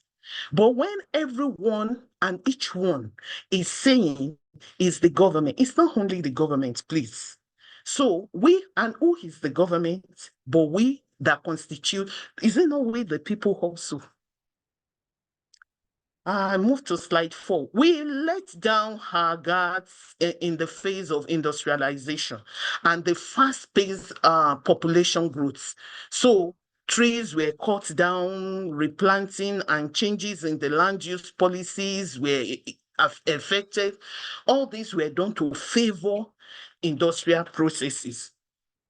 Please admit it, we all enjoyed it because, and if I will confess to you, I like industrial area. Places that are well, in the advanced place and things like that. But imagine how much havoc has been done to make it to be like that. So when you see all those skyscrapers, for an example, there are things that were there before. There were plants that were cut down. There things like that. So it was really a trade we did not negotiate for. Although the industries came with huge benefits, but the resultant release of potent greenhouse gases, what is the result of that? It went into the atmosphere, and we always have improper waste disposal. Like Professor Tomari mentioned, you will see someone will just go and defecate somewhere and all things of such nature like that. And we did not plan for that. Thus, the Earth's climate is warming due to human effects. And by the time we are saying human effect, human activities, who are the humans? So we already know the culprits, and we need to speak to ourselves as individuals to take a new leave. So with a different impact on food security, which arises from the loss of biodiversity, water scarcity, and land degradation, leading to inadequacies in food access and distribution.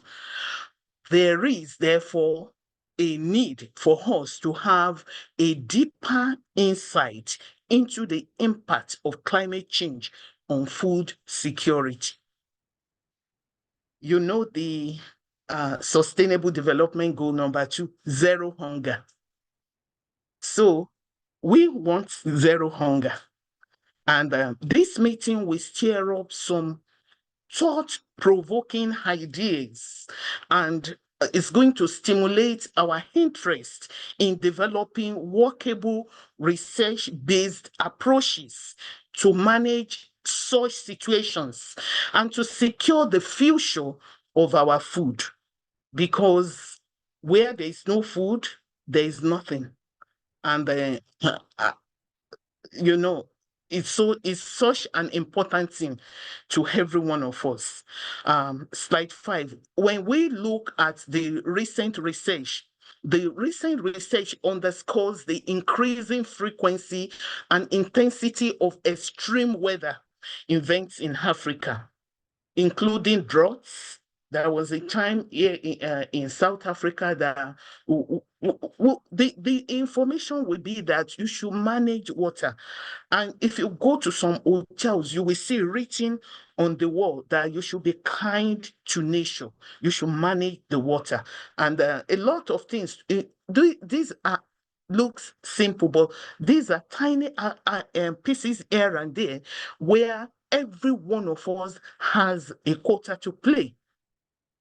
And on the long run, we are going to enjoy it if we all do our part. So you'll find out that there is each wave here and there. Even currently in the place where I am, for the past 3 days, it has been each wave and air conditioned 24/7. This event disrupts agricultural activities. It leads to crop failures and also livestock losses and increased vulnerability among farming communities. And those are the things that we do not want. Slide 6. So studies reveal shifts in suitability of agricultural zone due to changing climatic conditions. And traditional crop growing areas may also become less productive. So the solution to that now is it necessitates the adaptation of farming practices and the introduction of more resilient crop varieties. Are we not back to where we have left? Because now we'll have to go the way of adaptation of farming practices, because we want those crops that are adapted to the environment. For an example, they will thrive in the environment and they will not come with diseases, because that is their, it's like talking about your normal flora. That is where they are and they thrive in that environment. And yeah, it's just suited. So I move to slide 6. Studies reveal shift in suitability of agricultural zone due to changing climatic conditions. So you'll find out that traditional crop growing areas are becoming less productive. They are becoming less productive, and the aspect of water scarcity is of concern to everybody. If it's not to you, it means you are not still in the living. I'm sorry to say, because from research, it's been indicated that a rising incidence of water stress in many regions, and this poses a significant threat to irrigation dependent agriculture, and it challenges the sustainability of water resources for food production. In the next slide, you will see that changing climate patterns create favorable conditions. Next slide. It creates favorable conditions for the spread of pests and diseases. And you agree with me, there was a time in Kenya, and that these wasps now are devastating the maize grown area. And it's like you are solving one problem to create another problem. So research highlights the emergence of new pests and diseases and the expansion of existing ones, affecting crop health and productivity. These issues are all the cumulative effects of climate change, and indirectly, they are making our food to be insecure. And in the next slide, I try to show that climate change induced food insecurity, and it also caused a lot of socioeconomic disparities. And you'll find that vulnerable populations, particularly in rural areas, they face increased challenges in accessing nutritious food, leading to heightened level of poverty and inequality. We cannot say more. We cannot overemphasize the devastation, the yield lost, the wastage, the trauma, the socioeconomic even backwardness that is associated with this effect of climate change on food security. Even I feel the people that are not educated, they could understand that something is wrong somewhere. Next slide, you find high quality research has emphasized interdisciplinary approach. And this picks also on what Professor Tomori mentioned. If we want to solve this problem, we will go the way of interdisciplinary approach, wherein we are solving a problem and you come with your expertise. Your expertise is A, I come with my own, and B, another person comes with C, and we put together all the good brains because we recognize the complex and interconnected nature of the climate change. And you will find that for us to solve this problem of climate change or food security, there is need for collaboration. Collaboration between climatologists, yes, the agronomists, the economics, the social scientists. All this will enhance the depth of relevance of our research findings. And like that, we could make giant stride than we are making currently. Next slide. On the positive note, research also points to various adaptation strategies. And those strategies, they help to mitigate the impact of climate change on food security. And these include the promotion of climate-smart agricultural practices, the development of drought-resistant crop varieties, the implementation of sustainable water management system. So it is overlapping in terms of all the areas that has, because you cannot plant without having good soil, and you cannot also have bountiful harvest without the water management system in place, and also for your seed to be in good condition. So the quality of research is enhanced by localized studies. Localized studies that consider the unique context of different African regions. And I can bring to bear what Professor Tomori mentioned, that if this will want to solve African problem, if it is Cairo that I can partner with to solve the problem, why not? Because this is African problem, and the thing we are talking about is regional, is in the African region. So localized studies can consider the unique context of different African regions, whereby we tailor the solution to the specific environment, culturally and socioeconomically also. And that is crucial for effective policy development and implementation, because you want to develop the policy that is applicable to the region where the incidence occurs. There may be overlap sometimes in terms of internationalization, but when you want to solve a particular problem of a particular community, that community then should be the one at the forefront, because they understand and know their problems better. If I go to the next slide, you will see that research recognizes the value of indigenous knowledge. I tell you, and even in the things that I'm doing, yeah, we read so much books, but sometimes when you mingle with those, in my own case, being an agricultural scientist, when you mingle with those farmers, you are going to pick some ideas that, if I can say, it will be like implicit knowledge now for you. I pick from the words from Professor Tomori. It will be like implicit knowledge for you, because you will see that, oh, I observed that phenomenon, but from what this farmer is now saying, I can well relate it. So, although these ones may not be the farmer with pen and paper, but you'll find that they have that repository of knowledge. They've been doing it for years. So, what am I trying to say? That indigenous farming practices and traditional knowledge system are valuable.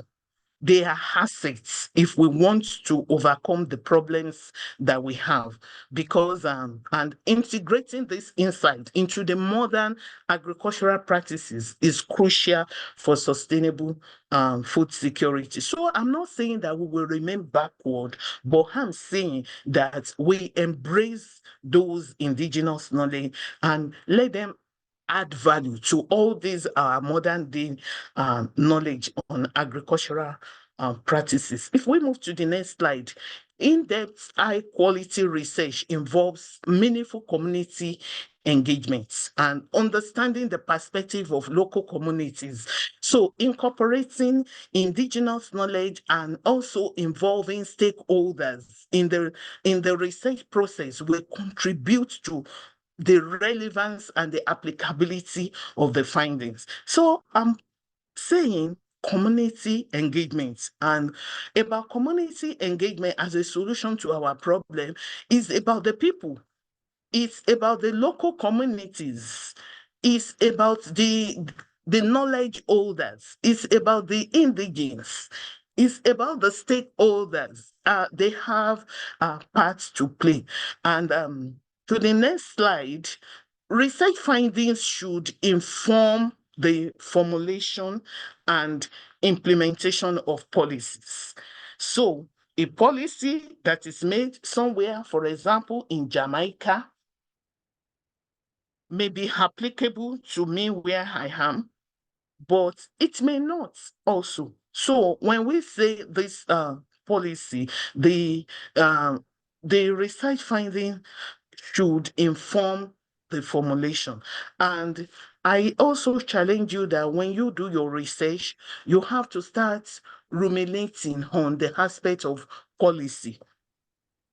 Will I be able to make a policy brief on this on my work? Will it inform policy? If the research is not informing policy, I need to sit down and look at my proposal again, because why am I doing it? I want to add to the body of knowledge. So I have to look at it to make sure it's something that when I conclude, it should inform policy. Policymakers must be equipped with evidence-based insights to create knowledge framework that will foster sustainable agricultural practices.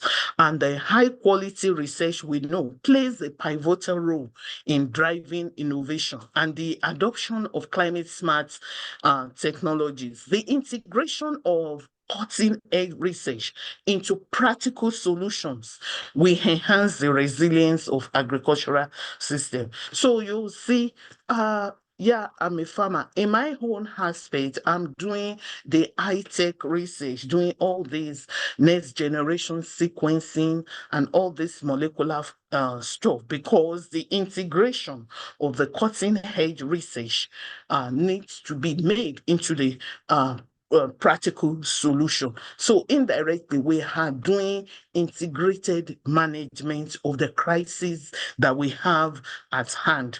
And something good will come out of our agricultural system. So research impact extends to capacity building, it extends to empowering local communities, empowering farmers, policymakers as well, with the knowledge and skills that is needed to adapt to climate change, and educational programs informed by research findings contribute to this long-term transformation. So I'm saying part of the solution we will bring together is in terms of capacity building. Next slide. And when that is done, there is bound to be success. So collaboration in terms of collective research efforts, it's a global scale. On a global scale, we facilitate exchange of knowledge. It will facilitate technology transfer, resources sharing as well. And African transformation is intricate. I will say is intricate and is linked to international partnerships as well. So we need the international partnership as well also to promote sustainable solutions to shared challenges. Dear participants, you are in this conference as part of your role as a stakeholder, and I'm also a stakeholder. So I'm not pushing blame, and we are here to contribute to the promotion and to the advancement of science in Africa, meaning the results of discussion of the different participating experts at this digital meeting organized by ASFI, with additional support from all of us, we generate a report, press release, that we all will be proud of this initiative from ASFI.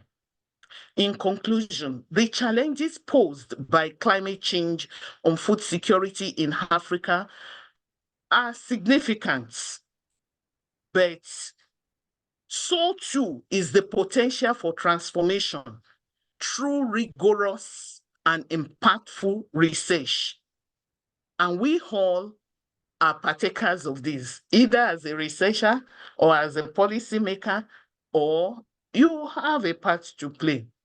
Our collective efforts will fuel high quality research that can pave the way for sustainable agricultural practices, resilient communities, and a future where the changing climate does not compromise food security. As we gather here, dear scholars, researchers, policymakers, and advocates, our responsibility is to translate this knowledge into actionable strategies that empower communities, and the one that will protect livelihoods and secure the future of food production in Africa. Thank you for your attention and dedication to this critical cause. God bless you.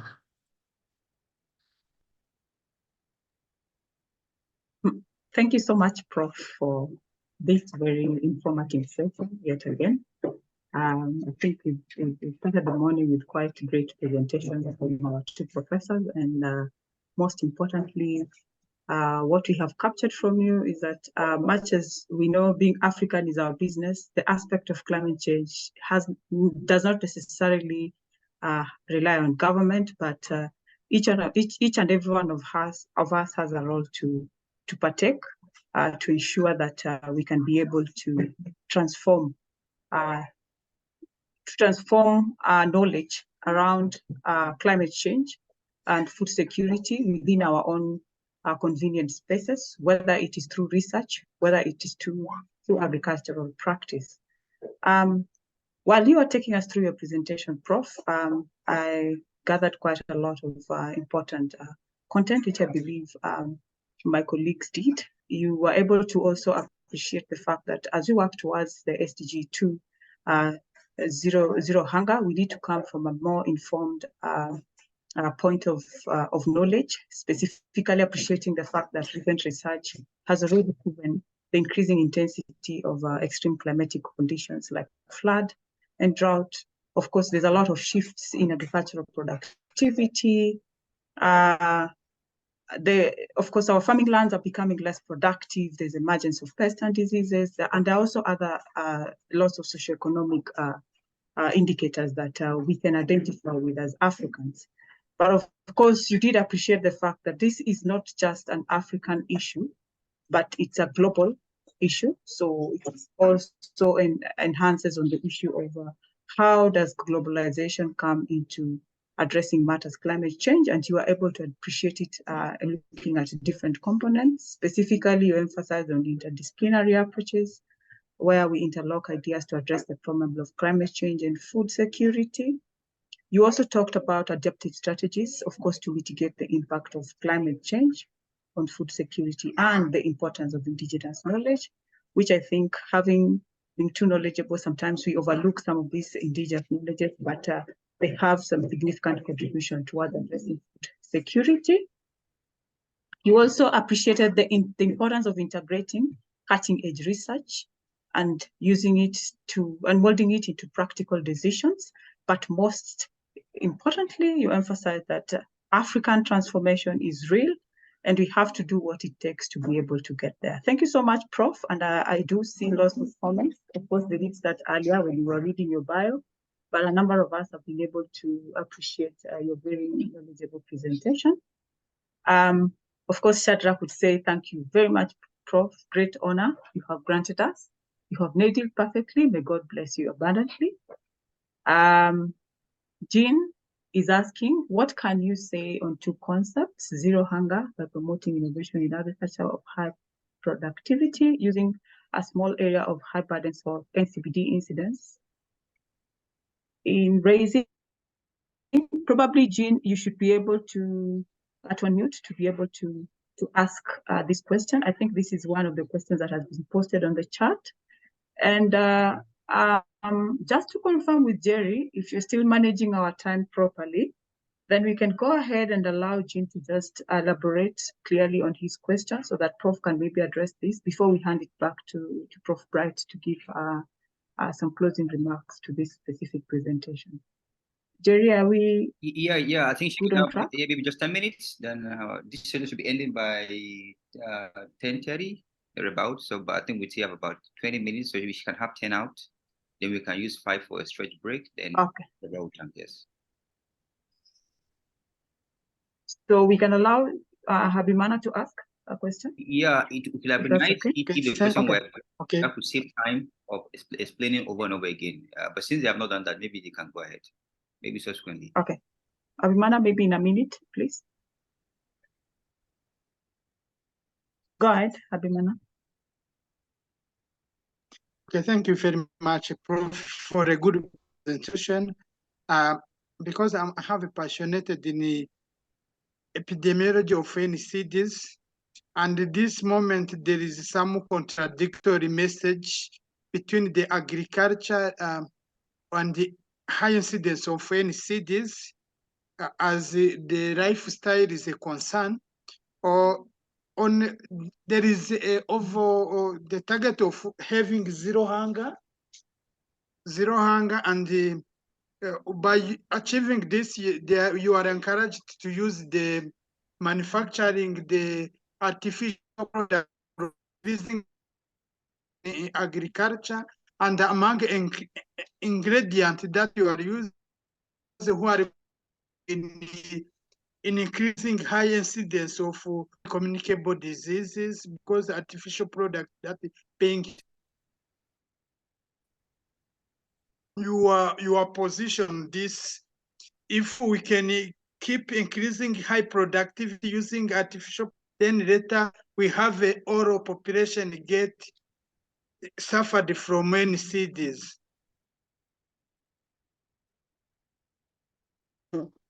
Thank you, Dr. Felix. We must not misconceive what zero hunger is all about. I'm an advocate for biofertilizer. Mark that word, biofertilizer. Biofertilizer is not the same as chemical fertilizer. I will not encourage overuse of chemical fertilizer. I use the word overuse because most of the farmers, they will tell you that is what their family depends upon. And if they lie to you that they don't use the fertilizer, you should take it with a pinch of salt. So what we are clamoring about is the use of nature to correct nature. When you bring chemical fertilizer, you destabilize the soil microbial contents at that place because you are going to make some to die off and some will thrive. And after some time, you start having the side effects of the overly much of a particular kind. So I do not advocate for chemical fertilizer. I would rather say use biofertilizer.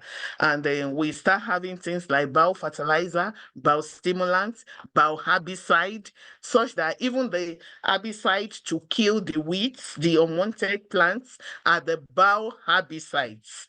Thank you. I hope Dr. Felix have been able to answer your question. Okay, I get your position. Thank you.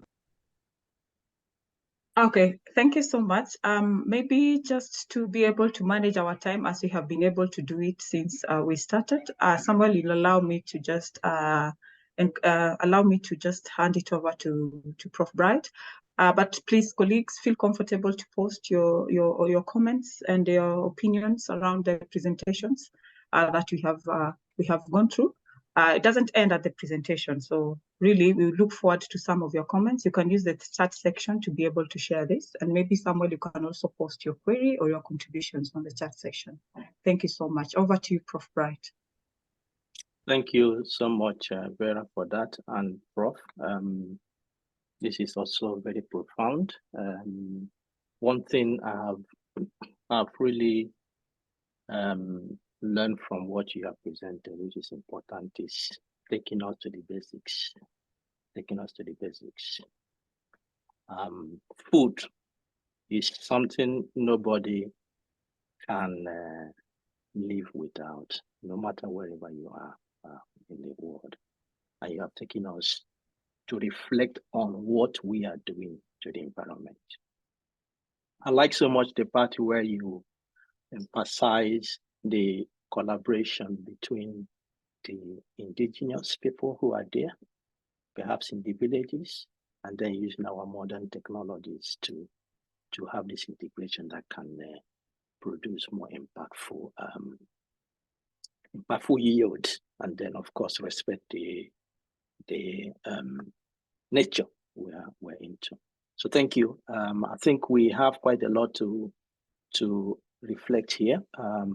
So colleagues, Prof also mentioned the issue of collaboration.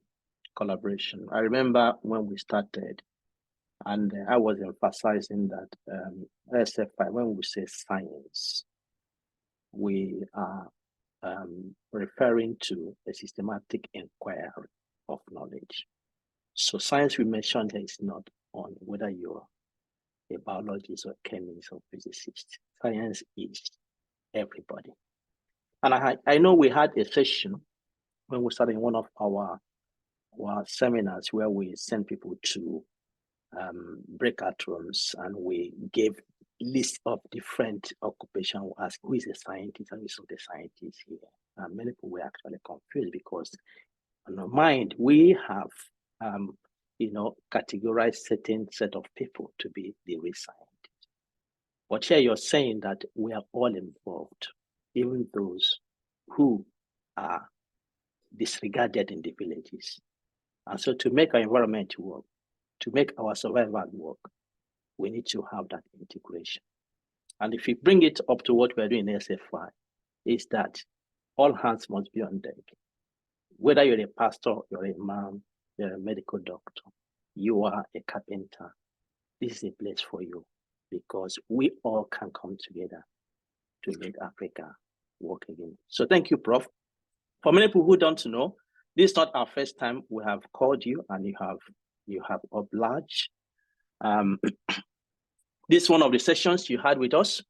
And for women who are wondering, actually, your profile, very, very threatening profile to any woman.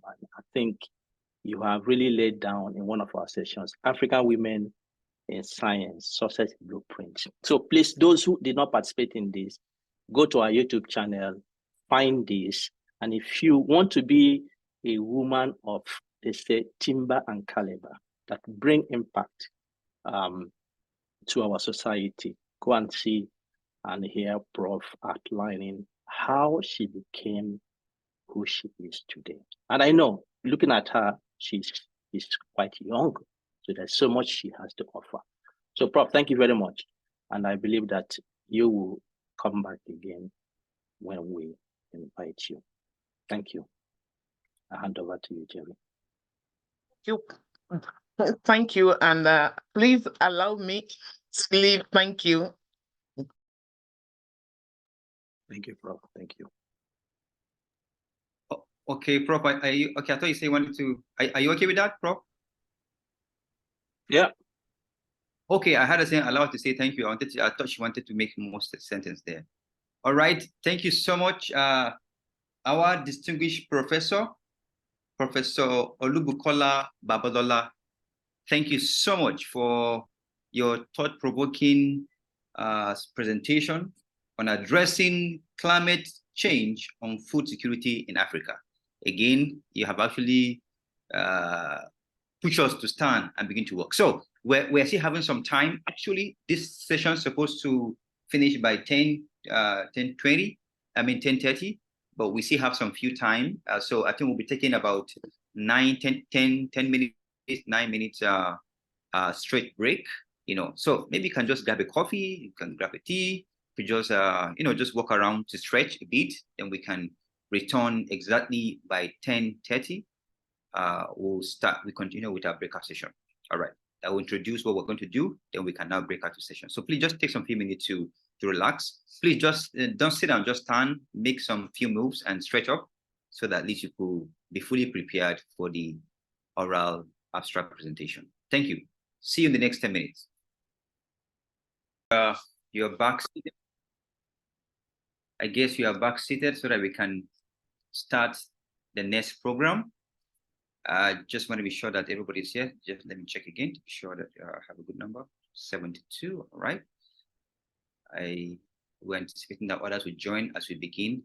All right, so up next is our oral abstract presentation. And on the screen, the rooms that we have and the name of the moderators, as well as the rapporteurs. So this will take place in 4 different breakout rooms. So you are free to choose which room you want to join.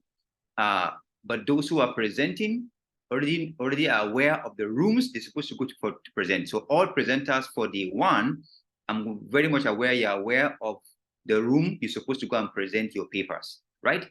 Then if you're not presenting any paper, any abstracts, you are free to choose any room you wish to actually go to. If you look at the team and the oral presentation have been put up together according to these thematic areas. So if any of the team interests you, you may wish to go to that room to listen. And I said, again, you can join the moment it's time that we break out rooms just on the screen. So you can just tap at that room you want to go and just join. Then you can also move from one room to another. So if you join one room, if you don't want to go, you can now return back to the general room, then go to the room you wish to want to go. So today is the first day, day 1, and day 3 are basically for the oral abstract. Tomorrow, we'll be having the poster presentation. Again, day 1 and day 3 are for the oral abstract presentation. So in case you are not presenting today for the oral presentation, you can check the website. You'll be having day 3, which is for also the oral presentation. If you are for the poster presentation, that will be done tomorrow. So please, you need to be here with us so that you could benefit more. So we have dropped the topics, which should be in all the rooms. We have them already. So just carefully go through our chat box and check if you have forgotten. You can check the room where you are and join. And I say again, if you observe, the 1 and 3 are for the oral presentation. The 2 is for the poster presentation. So I'm quite sure in a few minutes, the link will, the rooms will be on the screen. Just tap the room you want to join so that you could be able to get to the room that you want to. So again, if you look at, we have the rooms there, just at the breakout rooms. So you can just join the room you want to. It's on there.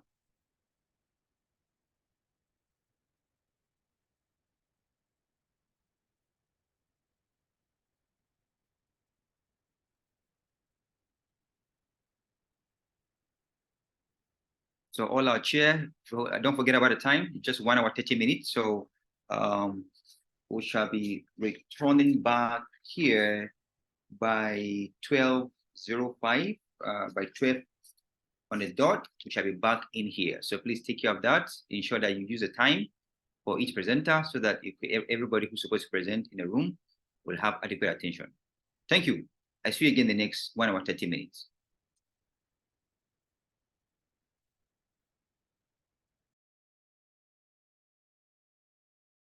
Group. You are going to go to your group, select a leader. So now, and we call this game Find Research Collaborators. Since our problems are multidimensional, there's a need for me to have a collaborator in different collaborators from different aspects of endeavor. So, and it's very important. So now we're going to break ourselves automatically into groups. When you get in there, we're going to have a collaborator. I mean, we're going to have a leader, a team lead. Now, sometimes Prof mentioned that one of the issues we have is even selecting who will lead as one of our problems. So I want to see how your group can be able to select one leader who will now lead the team. So once you have a leader, what the leader will do is to identify your areas of interest, field, maybe social sciences, maybe management sciences, maybe animal science, and so on and so forth, at least minimum of 4. So if you are 12 in your group, you can form a subgroup of 2 to 3, having at least 4 experts from 4 different groups. Yeah, and that's where we put in how to point. So how do you do that? Find a collaborator. What are the disciplines? And that is what the leader will do. What are their disciplines in the collaboration? How comfortable were you in finding a collaborator? So again, I repeat, we are going to break this session automatically. You'll be found, you find yourself in a group. And in that group, you will have to select a leader. How will you select the leader? I don't know. So you are going to find that out in your group. Then the leader will now begin to ask you your disciplines. From that discipline, at least you can have 2 to 3 subgroups in your group with at least 4 different disciplines. Once you are done within that 30 minutes, we will return back. And the leader which you have selected will share with us the following questions. How easy was it to find a collaborator? What are the disciplines in the collaboration? How comfortable were you in finding a collaborator? What attracts you to the collaboration? Did everything work out just fine in finding collaborators? What challenge do you find in finding your collaborator? What was the exercise? What the exercise worked for? Was it a good thing that you have done? And other experience. I don't know if that task is very clear. If it's very clear, can I see your hand up? Just a sign by that so that I can repeat myself again. I want to be sure that task is very clear. I have not seen any hand, meaning that the task is not clear. Hello? Come on now. All right. Okay. Just one person identify the task is clear. So maybe I should repeat myself again. So after my words, you are going to be automatically distributed into 5 groups or 5 rooms. In these 5 rooms, you are to find a collaborator. The first task is to make a leader for yourself. So if you are in group 1, make a leader. How you do that, I don't know. Once you make a leader, the leader assumes leadership by coordinating your activities. The first you will do is to find your disciplines among the groups. If you are 15 cannot have a group, so it's too much. So form a subgroup in 15 of you with at least 4 persons from different disciplines. Once you are done with that, we will return back to this room. And your leader that you have selected will come and now discuss the questions which are actually itemized on the screen. I just want to be sure if that exercise is very clear. And these are those points that you need to share. How easy we find a collaborator? What are the disciplines in your collaboration? How comfortable were you to find a collaborator? What attracted you to the collaboration? Did everything you did work hard finding a collaborator? What challenges did you find? What the exercise, what it's, then any other experience that you can share with us. So you may want to discuss part of this before you come so that your leader can now be able to present from each of the groups. I want to ask again, is this very clear for us before we get to our groups again? Indicate by raising of your hands or by any sign from the reaction. Okay, I'm waiting again. All right, fantastic. I have some hands up. All right. Just if I can have more, I'll be very glad. Can I have more hands to be sure we can get that right? Okay, fantastic. All right. Okay, all right. I think the hands are coming up. All right. Okay, I think we can bring it to groups. I can see more hands that the task is very clear. All right, I think we can automatically break into groups now. Dr. Bright, you may just help us do that.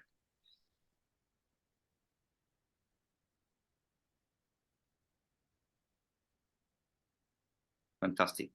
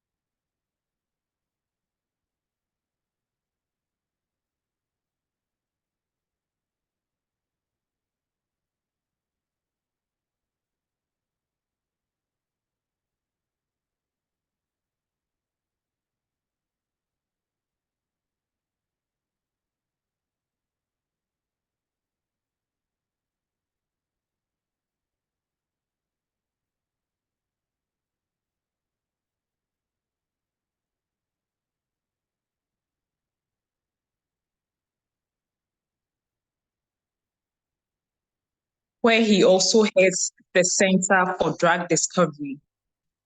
After studying chemistry and physics at the University of Douala in Cameroon, he completed a PhD in computer-aided drug design. He then moved to Germany, where he carried out postdoctoral research under Professor Wolfgang Sipp, leading to a habilitation in pharmaceutical chemistry. Since then, his research has been focused on chemoinformatics for natural products research, a topic in which he is an editor of a book series. He holds several editorial board appointments, including as an advisory board member of the journal Natural Products Reports, with an impact factor of 11.9, and is passionate about drug discovery from natural products identified from African medicinal plants. His major contribution is the development of the African Natural Products Database. He is a conference organizer, a well-sought-after conference speaker, and well-published and cited scientist with an H index of 32 and almost 3,900 Google Scholar citations. Today, we have the privilege of delving into the insights and experiences of Dr. Ntie Kang on the challenges faced by young African researchers. With a keen understanding of the nuances within the research landscape, Our speaker is well equipped to provide us with valuable perspectives and strategies. Without further ado, please join me in extending a warm welcome to Dr. Ntiekam. You know, the bootcamp session is supposed to be fun while we learn at the same time. So I want to see some reactions from you. Let's give some thumbs up.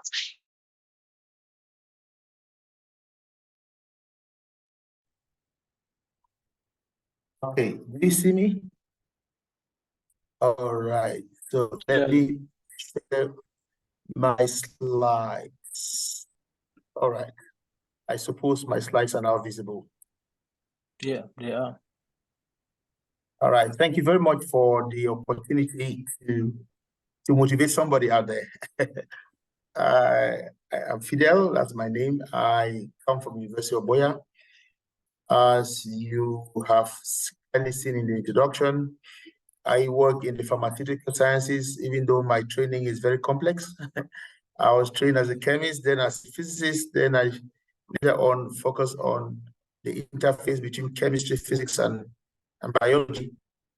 So I do research in drug discovery, and I was privileged to be funded by the Bill and Melinda Gates Foundation to be able to set up a Center for Drug Discovery, which we are currently putting up at the University of Boya in Cameroon, where I have met my colleague Eunice for many years, and we have been collaborating in the area of looking at the visibility of scientists. A couple of years back, she was the head of research in our university, and she motivated me to give a talk in a meeting organized in-house, and I'm very excited to be part of this whole meeting. Thank you very much for the presentation, and thank you for the good introduction, right? So I'm moving forward to talk a bit about enhancing your visibility as a young scientist. You know, you can be doing a lot of work, incredible work, but until you are known or until you make yourself known, no one will know what you're doing. And so I will talk briefly about, I'll start by introducing myself and the University of Boya. I will show you some web tools that are useful, which could be useful for making yourself more visible, including Google Scholar, ResearchGate, ORCID, Scopus and Web of Science, etc. And I will also show you how you can use to build your own personal website or the website of your university or research group. And also I will show you briefly how donor impact factors are calculated, and also other metrics like the H-index that are used to rate scientists in different disciplines. Now, the University of Boya is found at the foot of Mount Cameroon. Just can see a beautiful mountain there. The second highest spot in Africa, the highest spot in West Africa, actually only next to Kilimanjaro. We have a beautiful campus there and a very exciting students, and our university is called a place to be.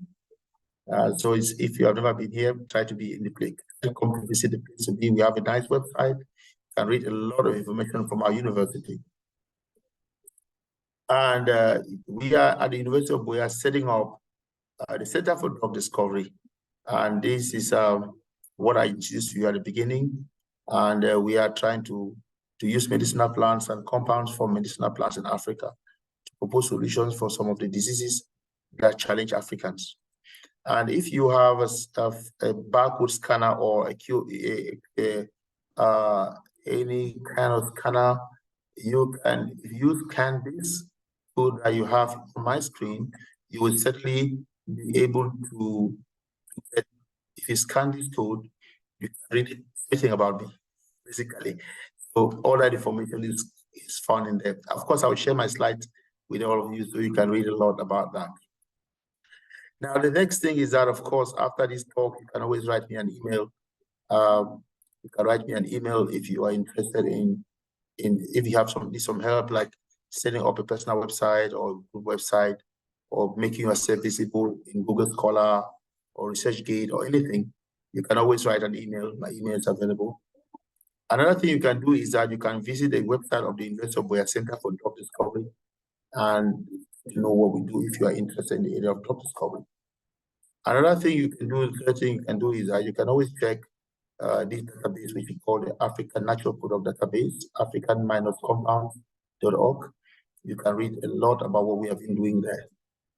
Now, with all this information available online, you can, of course, if you're in Cameroon or somewhere, you can always visit this beautiful building, and you will be there, and you will be very excited to talk with you.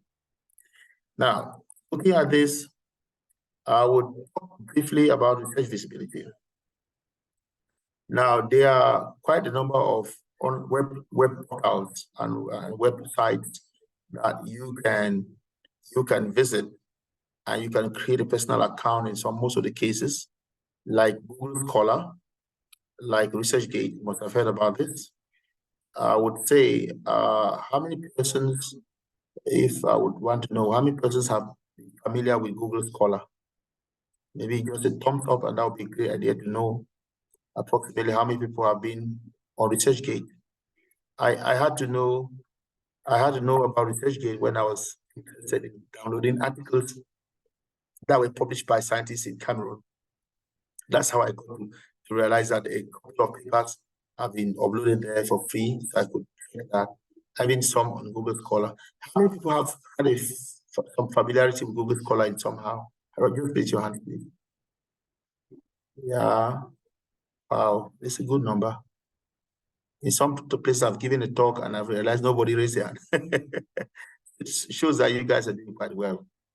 How many have an ORCID account? ORCID account, yes. Oh, it's going up. It's going up. Yeah, ORCID. Yeah, this is a good number. Now, how many are on Scopus? Yeah, perfect. Now, you also observe that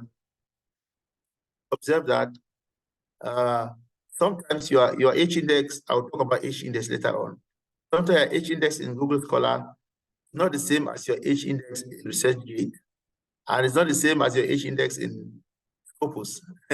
So that's a question that I was certainly going to expect to answer as we go on. Typically, what I would do is that if you want to write your H-index somewhere, try to refer to the source. That means if you say my H-index is 11, if it's H-index, Google Scholar H-index or ResearchGate or Scopus, it's important that you can know. It should be known the source must be defined, and I will explain to you in the course of the lecture the reason why. Now, if you go to Google Scholar is accessible through this web link. The first thing is that I would say is that Google Scholar is an open source tool, which means that even with your phone, you can create one, you can create an account, so you don't need any payment. No payment you would do to get an account in Google Scholar. The only condition is that you must have an academic email. That means that when you work for a university or for a research institution, they will give you an email, and this email is what you use. So just like you saw in my previous talks, this is my academic email, which has University of Boya on it. So more or less, it attaches me to the university. So most of these are like Google Scholar require that you should have an academic email, which you would use to create an account. And for those of you who are already on Google Scholar, you realize that once in a year, CD Scientific classifies scientists in different countries according to H-index and according to the citation. So you will realize that most African countries in that classification are down there, very down there. And the reason why we're down there, one of the reasons is because most of our institutions don't have academic emails. And so as long as you don't have an academic email, it's impossible to be on Google Scholar, and of course, impossible to be classified under AD Scientific. So for the past 5 years or 6 years, I have been classified like number 6 in Cameroon. It doesn't mean that I'm the 6th best scholar in Cameroon. It simply means that of all those who are on Google Scholar, I'm number 6. So I've got to have quite fascinating scientists who are doing excellent work. They are not classified because they are not on Google Scholar. So this is very important. The first thing is that if you have to go to Google Scholar, the first thing is to have an academic email with which you can create an account. Now, what does it do? It's a search engine that collects all of your publications. So once you are writing papers, make sure your name in your papers are written in the same order. So all my papers carry Fidelity account. That's how my names are written. Now, if I change the order, most likely Google Scholar may not get all of my papers. So I have a colleague who went to the meeting, and because his names are misspelled in Google in his papers, sometimes he found himself on different Google Scholar accounts. So it's good to create yourself a Google Scholar account and maintain one of it so that all your citations, all your publications are going to appear there. What does it do? It calculates index and other metrics. I'll show you the other metrics in a while. So Google Scholar gives you more or less an indication of how many papers you publish, how cited they are, and how many times they're cited every year. So very often, some funders are interested in funding scientists of particular discipline. They will simply go to Google Scholar for keywords. So keywords. So when you create a Google Scholar account, try to add your keywords there, because very often people are interested in your keywords. They are interested in your keywords. Okay, that's the first thing. So once you have your keyword and you have created your account, it's certainly going to be visible. So each time someone types your name, they can see your institution. You can actually link the Google Scholar account to your website, the university website, or your personal website, or your research group website, and that way you can be visible. And I tell you, there are some grants that are selective, so the funders don't have time to review all the many applications. Simply go to Google Scholar, key in type in the keywords, and look for scientists working in this area and invite them selectively. So which means that on your Google Scholar account, through your university email, you can get an email inviting you to submit a grant proposal. So these are one of the advantages of getting yourself there. Of course, you can always read articles and download them. When the articles are available, you can always download them. You can just if you are doing this, it's a very good search engine search. But in a particular topic, you can always just Google the words, the Google Scholar, the keywords. From there, you are going to be able to do your proper literature search. Now, my own personal Google Scholar account is on this link. So if you have this presentation and you click on the link, you are going to find my own Google Scholar account. And this is how it looks like. This is how it looks like. So if you look at my Google Scholar account, this is how it looks like. So you would certainly get information about me, about the fact that I'm affiliated to University of Boya Center for Drug Discovery. And of course, you can click on that. On that web page, you can get to our website, research website. And it tells you the keywords that I work on. It tells you that I work in drug discovery. It tells you that I work in application of biological activity. It tells you that I work in chemical databases. Whatever that is, right? It must not be known exactly what that is. It gives you the keywords that have to do with what I do as research. It gives you a clear idea of what I do. And then, of course, my papers, the papers that are published, are arranged there, and the number of times they have been cited. So it gives me that tells you that the most cited paper I have has 230 citations, and that paper was published in 2013. And the next one has 115 citations, and so on and so forth. What are citations? Citations are simply the number of times that somebody has referred to my article in their own article. Because when you write an article, if you're a young researcher was never published, when you write an article, typically you have a list of references, or what we call a reference list. Now, on your reference list, you have many articles, many citations. You cite papers, cite previous works that were done in that area. In essence, if someone has cited my paper before, each time the paper is cited, Google Scholar picks that up and gives you the number of times I've been cited. Again, as I mentioned before, my access to my Google Scholar account is through this link. And the good thing is about Google Scholar is that it tells you the total number of times I've been cited. It tells you that my work has been cited 3,418 times, and tells you that my age index is 32. I'll explain to you what that means. And of course, it also gives an itinerary index, and I'll also tell you what that means. Now, it tells you that my papers have been, that the number of times have been cited for the past 5 years, that's since 2018. This is the number. Okay? More or less, it just doesn't just the number of times people have been cited total, but the number of times they have been cited for the past 5 years. Another good thing about Google Scholar is that it gives you a histogram that shows you how many times, how the citations have flown over the past years. You see that for the past 3 years, my most cited year was 2021. In essence, the numbers dropped in 2022 and so on. Now, 2023, we're going to the end. We're not yet sure about whether this is going to cross this 2021. That's a good thing about Google Scholar. Now, of course, Google Scholar is not very credible for some funders because they think that Google Scholar has a lot of noise in it, has a lot of even it picks up even preprints which are not papers that are not really published, and picks up conference meeting presentations which are not necessarily publications per se. And so, if you look at that, you're going to realize that some funders don't find this very credible. Okay. Now, the next thing I would say is we'll talk about ResearchGate. Now, ResearchGate is an open access tool. You don't need to pay any money to be on ResearchGate. The website is there, but of course, again, there you need an academic email or a personal email to create a Google ResearchGate account.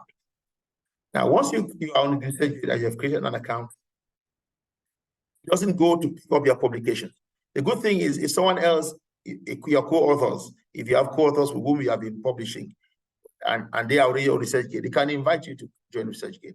And when you join ResearchGate, the papers that they have published together with you, where you are a co-author, have already been uploaded by them most likely. So you go there and you already have pick up these articles and accept that you are a co-author there. And so these are added to your account automatically. But that's not the case. You have to upload your own publication manually. So for myself, each time I publish a new article, I upload it manually on ResearchGate. And once that happens, the search engine there calculates my citations automatically.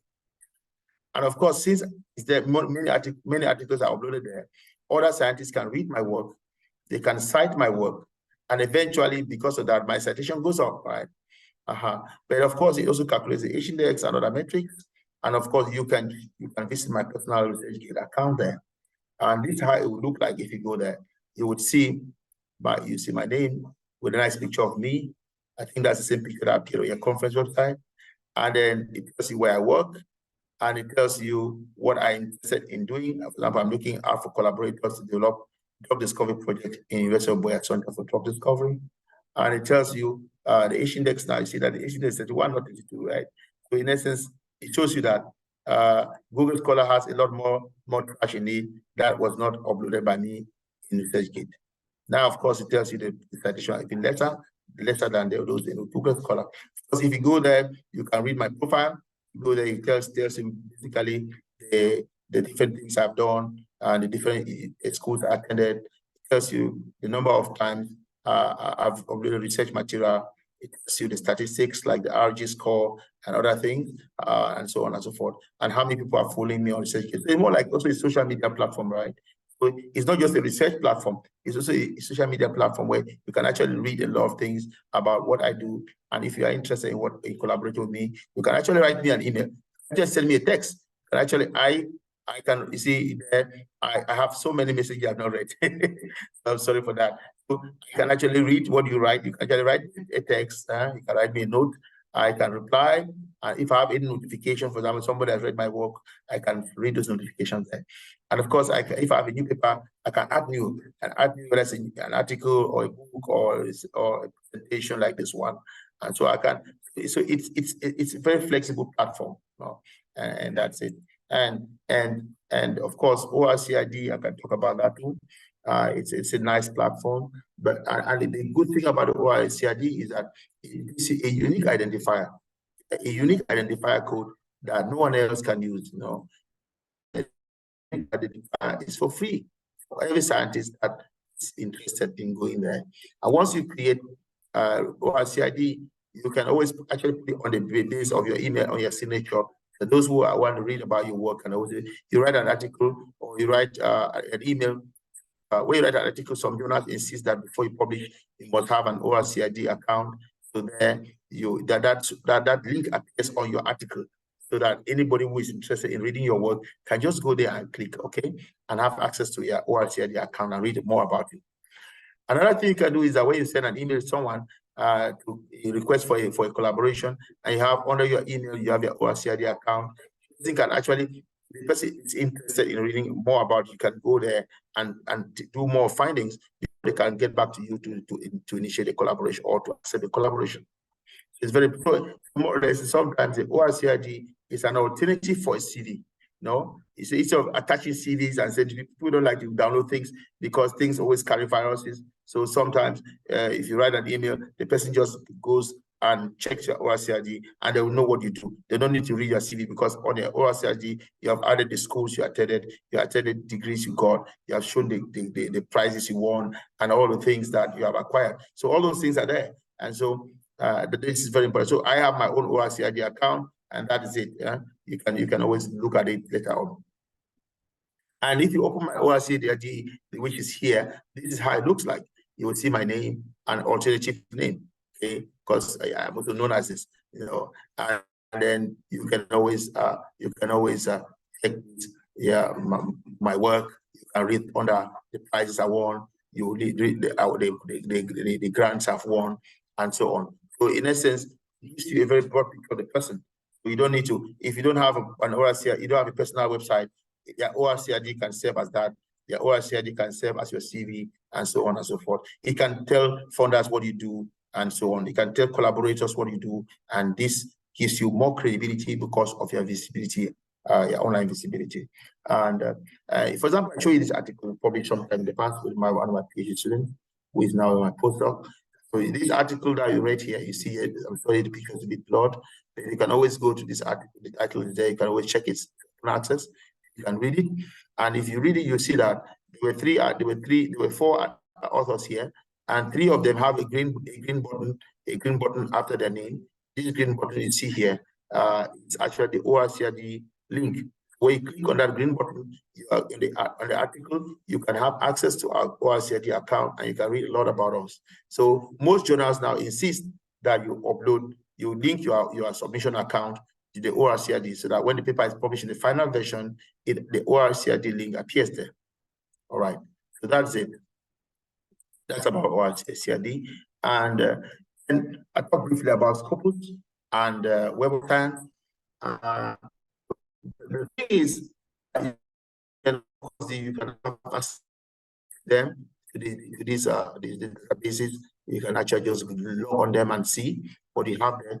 But Scopus, differences, Scopus has a conferences that say Scopus covers a lot more conferences, whereas Web of Science covers a lot more journal publications. In some fields, like in economics and in computer science and in social sciences, conference presentations are very important. While for us, the core sciences like chemistry and physics, article publications are more important. So each of them has a different characteristic. Another one limitation about Scopus is that there's limited coverage of conferences that happened between 1990. So conferences that happened between 1990 are not well covered there. But it will not give you a good metric of the core in the core sciences. Like I mentioned before, it's focusing more on the social sciences, and of course you would have a lot of fan citations, like citations that are not really citations, are not really journal citations, and this is also common in Google Scholar. But because Web of Science typically will exclude conference citations, so because the Web of Science usually have a weaker H index for most scientists than Scopus. But you must note that each database is likely to be a different H index. Okay? For the same scholar, like I mentioned, like in my case, I saw Google Scholar give 32 H index, whereas in ResearchGate it gave 31. And most likely, if you go to Web of Science, you're going to have around 26 or 27 or maximum 28. It tells you that there are some information like citations from conferences that will not be considered in Web of Science. So for the same scholar, you are going to have different citables and so on and so forth. So in essence, not all conferences are found in Google Scholar, but most likely for Scopus, conferences that happened before 1990 are not going to be covered. So that's what it is. I mean, there are other tools that you can, you can use to make yourself visible, like LinkedIn. Let me see, please. How many of you are on LinkedIn? I'd probably like to check on you on LinkedIn. Yeah, just raise your hand if you're on LinkedIn, please. Let me see. Have a quick look. Wow, 5 hands out. 6, 9. Ooh, too many of you. 10. That's great. So in essence, 15. Great. 16. So in essence, you go to LinkedIn. Some people go there to show their birthday, pictures of their babies. Others go there to say they have a new product in the market. 13. That's great. Others go to LinkedIn to say they have a new grant. They are going for a new conference. There's this ASFI. There's this ASFI virtual conference that's coming up. They announce it there. So LinkedIn is also one of those social media platforms that is more academic and professional. So it's not like Facebook where every trash is there. You know what I'm saying? I'm sorry if you're a partner in Facebook. All right. How many of you are on Twitter? I suppose that, Twitter accounts. Yeah. Let me see how many people are on Twitter. It's now, I hear it's called X. Probably the next name is going to be Y or Z. Okay, perfect. This looks nice. It tells us that there's some work going on there. Now, do you know any other web tools that can enhance your visibility as a researcher? Not just your visibility. You can have a lot of web visibility, but not visibility as a researcher. So I give you a couple of minutes, the maximum 1 minute. 1 minute, type on the chat what other tools are available that you think can be useful to enhance your research, your visibility as a researcher. So I'll give you a couple of minutes and I'll be able to check on the chat after 1 minute.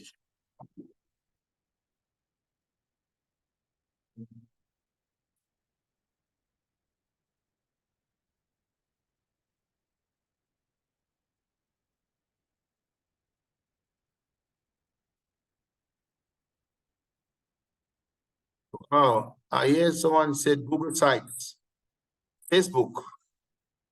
Yeah, like my research group has a Facebook account. My research group has a LinkedIn account. YouTube. Oh yeah, I push work on it. Academia, yeah, academia. I seem to like it too. But it looks like it has gone dormant a bit. Academia, yeah. Institutional websites, yeah. University websites. Sometimes our university websites are not active, so they just not interactive. The good thing about Google Scholar, ResearchGate, and so on, ORCID is that they are interactive. It's good to be on interactive platforms. All right. Thank you for your contribution. This looks good. LinkedIn, yes, I already have it. ASFI Scholar. Wow, I'm hearing this for the first time. I'm very glad to be part of it. I will check the ASFI Scholar. Since I just gave this talk, I will do that as well and create an account for myself. All right, looks good. Perfect. So now, there's something else I would say about the research group website. Now, as a research group, if you are really a good research group and you are really productive, you can do really good work, but I insist that make yourself known. Make your work available on in the web. When they say research visibility, they mean web visibility, anonymously. Because not in a country, people can know a great name, but the world doesn't know that name. So try to create yourself a personal website as a research group, as a research group website. And I have a couple of tools here. I have created myself a personal website in Indo, even though I must admit here that it is not regularly updated because it's quite heavy on me now. The university expects me to teach students graduated. And I don't just have to graduate them to become a full professor, but I need to graduate them because it's part of my job. So with that, sometimes I don't have time to upgrade my website, but I have a personal website in Indo. I also have a group website, is lodged in website.com. And website.com is not free. You have to pay some money. It's not a lot of money, less than $100 a year, but it's completely free. But of course, there is a version that is cheap for free. Website.com also has a free version where you want to start updating your information. At a certain point, you need to have tools like sending emails and so on. You're bound to go and have the paid version. So you don't need to be skilled in programming. You don't need any programming skill. You don't need Java. You don't need a programming any language. Able to run a personal website or a group website. You don't need to. Then what you need is just a couple of information about the head of the research group, members of the team, and so on. With that information put together, you can create yourself a website. For example, our University of Wales Center for Drug Discovery has a website, which is here available. You can always visit our website, as I mentioned before. So we created this website in website.com, and it's very friendly, user-friendly. You just get an account, start populating it, and uploading pictures, personal information, and so on and so forth. It's information, upload even files. After this, if you permit, I can actually upload my slides in my personal website there, slides of this meeting talk I gave, and so on. So it's very exciting. You can also have a personal website, like I mentioned. Mine is in Jimdo, which is the free version of Jimdo. You simply just, if you don't have one, you can create it one. You upload your personal information and your achievement, and you show your networks. Because today people talk about research, and when they talk about research, they go refer to collaboration. So you can show your collaborative network. You should constantly update it and use it to sell yourself. Not being proud, you're just selling yourself. Let people know what you do and what you have achieved so that you can be visible. So that's it. Now, let me talk a bit about calculating of journal impact factors. It's a subject that comes up all the time. Each time we talk about publication, we always talk about impact factor. And typically, they expect that if you have good work, good quality work, you want to publish. You want to look for a journal with a good impact factor, okay? And typically, I would not say go for the very high ones. So if you're a beginner, you can start from the lowest one.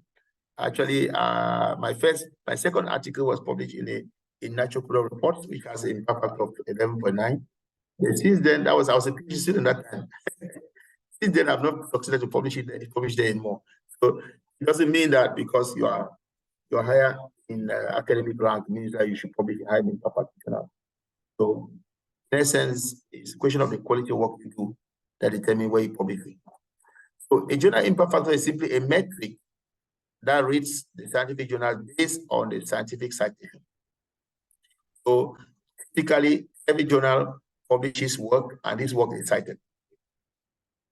Now, the more cited, if I put it in a simple way, the more cited a journal is, the higher the impact factor is going to be. The more cited each article in the journal is. So if you publish your work in a journal that's not very cited, most likely the calculation of the impact factor is going to be low.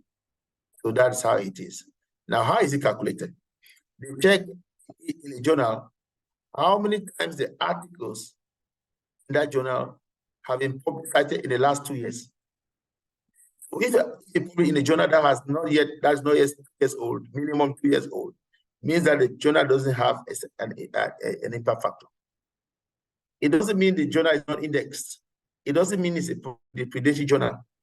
It simply means that the journal has not been around long enough for its impact factor to be calculated.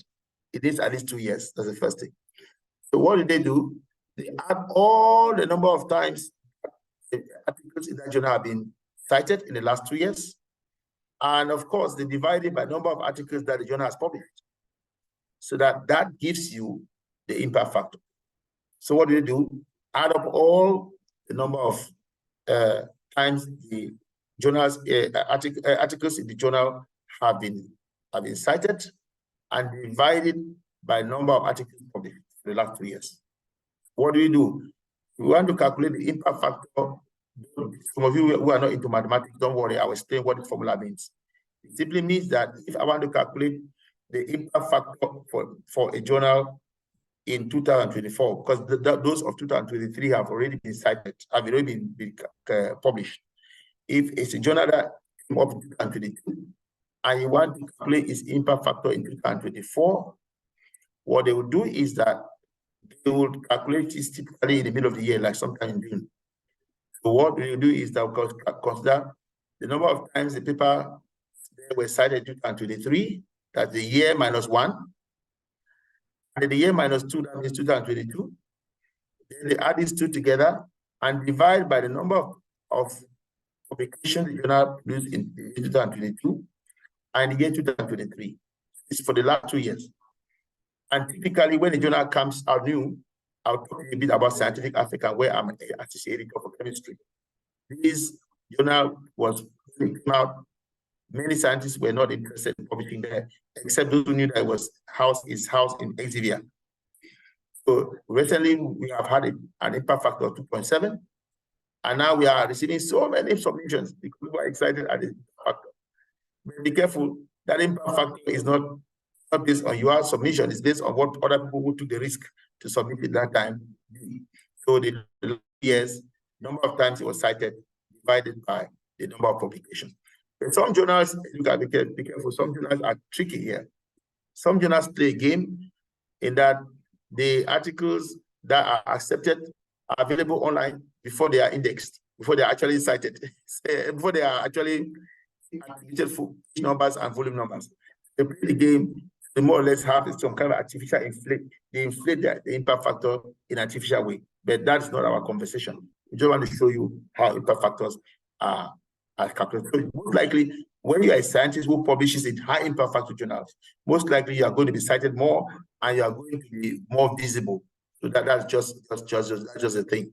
So it doesn't mean that those who publish low impact factor journals are not good scientists. You have good work. Your work actually has contributed in uplifting the impact factor of some journals that were just created. So somehow in my group, we don't always only publish in high impact factor journals. We have good work that we think is worthy to be published in high impact factor. You send it there. Otherwise, we have work that is worthy to be published.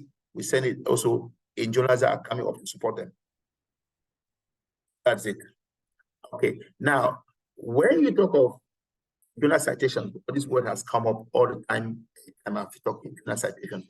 Simply the number of times the article is on the reference list of someone wrote an article and cited you on the reference list, so that is included as a citation for that for the journal in which you published. See, if I published in journal A and then my work was cited in journal B, then that is counted as a citation for my work, and it is used to calculate the impact factor of the journal in which I publish. So this is how it's done. So it shows how important a particular article is, but not necessarily means that the article is important, because a paper can be cited in a negative way. You can publish some statistics and someone uses a new research to discredit what you have done and use some new methods to prove that what you were not comparing. The same, doing that, he cites you. Citing you doesn't mean in this case that your work is excellent. It simply means that I'm referring to some work that was done before. So citations are not always used as a positive indicator. I needed to point that. But all the same, every citation is used to compute each index of a scientist. So I'll talk briefly about what each index is. But also remember that some journals are not indexed. That means that publishing behind your house and nobody knows the journal is not indexed, which means that it's not used to calculate your citations, particularly for Scopus. Now, and wait for science. So beware of predatory journals, particularly those ones that submit today, tomorrow, and is accepted after tomorrow. Be careful with, because some funders are very rigorous with this. Actually, I sat in a selection committee for a grant, which a very brilliant candidate was rejected because he had a paper published in a predatory journal. So you have to be very careful. How is it done? How is the H index calculated? First of all, H index is named after a scientist, a physicist, in the University of California, San Diego, and this was called Jorge Hersh. So it's actually the Hersh index, even though they say all-time index, simply named after Jorge Hersh, because he was a scientist that was trying to create or classify other scientists based on the impact of their work. So he was trying to use indicators. So he wanted something like a metric or an indicator that would be used to rate scientists according to their output, not only their scientific output, which is their publications, but also how many times they are being cited. Now, so this number was called the H index or the H number. How do they calculate it? First thing you do is that when you create a Google Scholar account or ResearchGate account and you upload your articles there, automatically you are attributed an H index. But the search engine has a way it computes the H index. And the goal of this talk is to show you how it's done. Now, what they do is that they rank the articles according to the number of citations. That means that, for example, if you have 5 articles, Article A has 10 citations, Article B has 8 citations, Article C 5 citations, Article D 4 citations, and Article E 3. These articles are ranked this way. Now, if you now go around, you want to see the order in which they appear, right? The order in which they appear. You are going to say this is the first, the second, the third, the fourth, and so on and so forth, right? Now, if you take the order in which they appear, you are going to get to a point where the order which they appear in that classification corresponds to the number of citations. All right. Now, if you say that the order in which they appear, you would see that in this order, when you start coming backwards, you see at one point the two numbers appear. And if you say that you have classified your citation, you rank your article according to citation, and you check the order in which they appear. At the point where the number of citations and the order in which the article appears in that ranking match, that is the H index. Okay, that is the H index. And so be careful that if I take 2 scholars and I say, for example, one of them has an article that was cited 25 times, and then these other articles had this number of citations. For example, let's compare 2 scholars. One of them has fewer citations, actually looking at it. He has 10, 8, 5, 4, 3. While this other one has 25, 8, 5, 3, 3. What you will see is that if I go by the reverse order, look at that. I have first at time at the lowest, that's the lowest at this time is cited is 3, then 4, then 5, then 8, then 10. All right. So you will see that if I rank it in that way, you will quickly realize that even though this person down here has 25 times cited, at the position number 4, he has less citations than this other person up here. At the end, this person has more citations, but has weaker H index because this person has an H index of 3, while this other person has an H index of 4. So index sometimes it doesn't give you it's not proportional to the number of times they're cited. It simply says that if they rank your articles in the order of citations and they count the reverse order, at what position does it have a match between the number of citations or a match between the number of citations and the position and the order of that particular position? So at that point, this person has more citations, but has a lower H index. It's just a small paradox I'm giving. Say that the limitation is that the H index does not account for typical number of citations in different fields, because some fields, like in the social sciences, they have less journals and less citations when compared to the core sciences. So you cannot take the H index of the scientists in pharmaceutical sciences and want to rate it with the scientists in mathematics, but mathematics is a different field, and the citations are completely a different story altogether. So it's important to have this also in the back of your mind. But it can be used in an indiscriminate way to apply to research across. It cannot be used, it cannot be used in an indiscriminate way to apply to scientists across the different disciplines, because different disciplines have different citations. And there's something I would say also about the H index. That some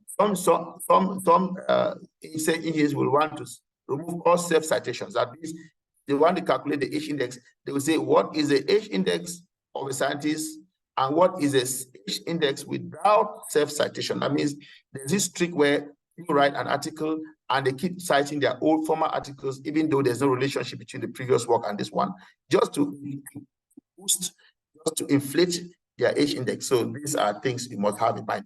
Engineers will remove self-citations and eventually give you the real citations without the ones that you cited yourself. So there's another thing I would say about these numbers. So be careful with numbers. There's a journal they call +1. Some of you know +1. +1, first year it appeared. After 2 years, when the H index was calculated, when the impact factor was calculated, it went really high. +1 was highly cited those years, and suddenly the impact factor started dropping, right? Started dropping and dropped really quick, right? You compare this, look at +1. +1 went up and came down quickly. Meanwhile, you have some other journals that have been around, like the nature journals. They have been around for quite some time. Okay, and then you will see that journal may have a very low impact factor. There's just one particular article that is published and cited, highly cited in that journal, the H index. So H index something. Sorry, the impact factor. So the impact factor is something that can be set by just one highly cited article. So you have to also be careful that this year you can have a very high impact factor for a journal because of a particular article that was very highly cited, maybe cited negatively, no one knows. And in the next years or so, the impact factor of the journal drops. So sometimes they want to check the impact factor, this current impact factor. In some cases, they will publish the current impact factor and the impact factor of the last 5 years. So these are indicators to see that if it was just an artificially inflated impact factor of the journal. Okay, that's the case. There's a way you can make yourself known. There's a way you can sell yourself by research visibility. What you do is that you try to make sure that your academic research group website, your research output, your publications, your undocumented data, and every ORCD account, everything you put in there.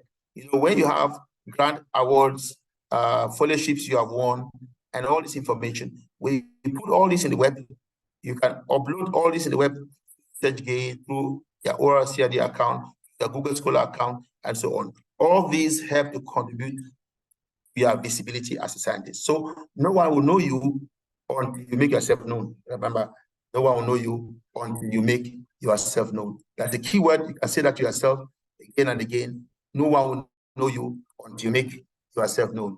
I'm grateful that you were able to listen, and I'm sorry for distorting your program because I did catch up another meeting. But again, can we make ourselves visible? I'll borrow the words of the former President Obama. Yes, we can. How? By putting our information in the web. Thank you very much for your kind attention. I'll be willing to take a couple of questions if time permits.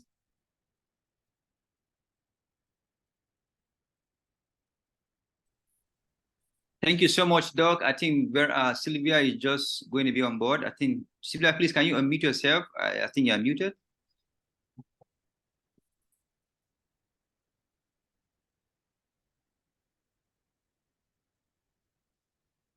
Sylvia, you've been asked to unmute. Can you do that? All right, sure. Great. Thank you very much.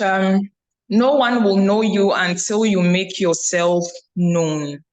Thank you so much, Dr. Itie Kang, for your enlightening presentation.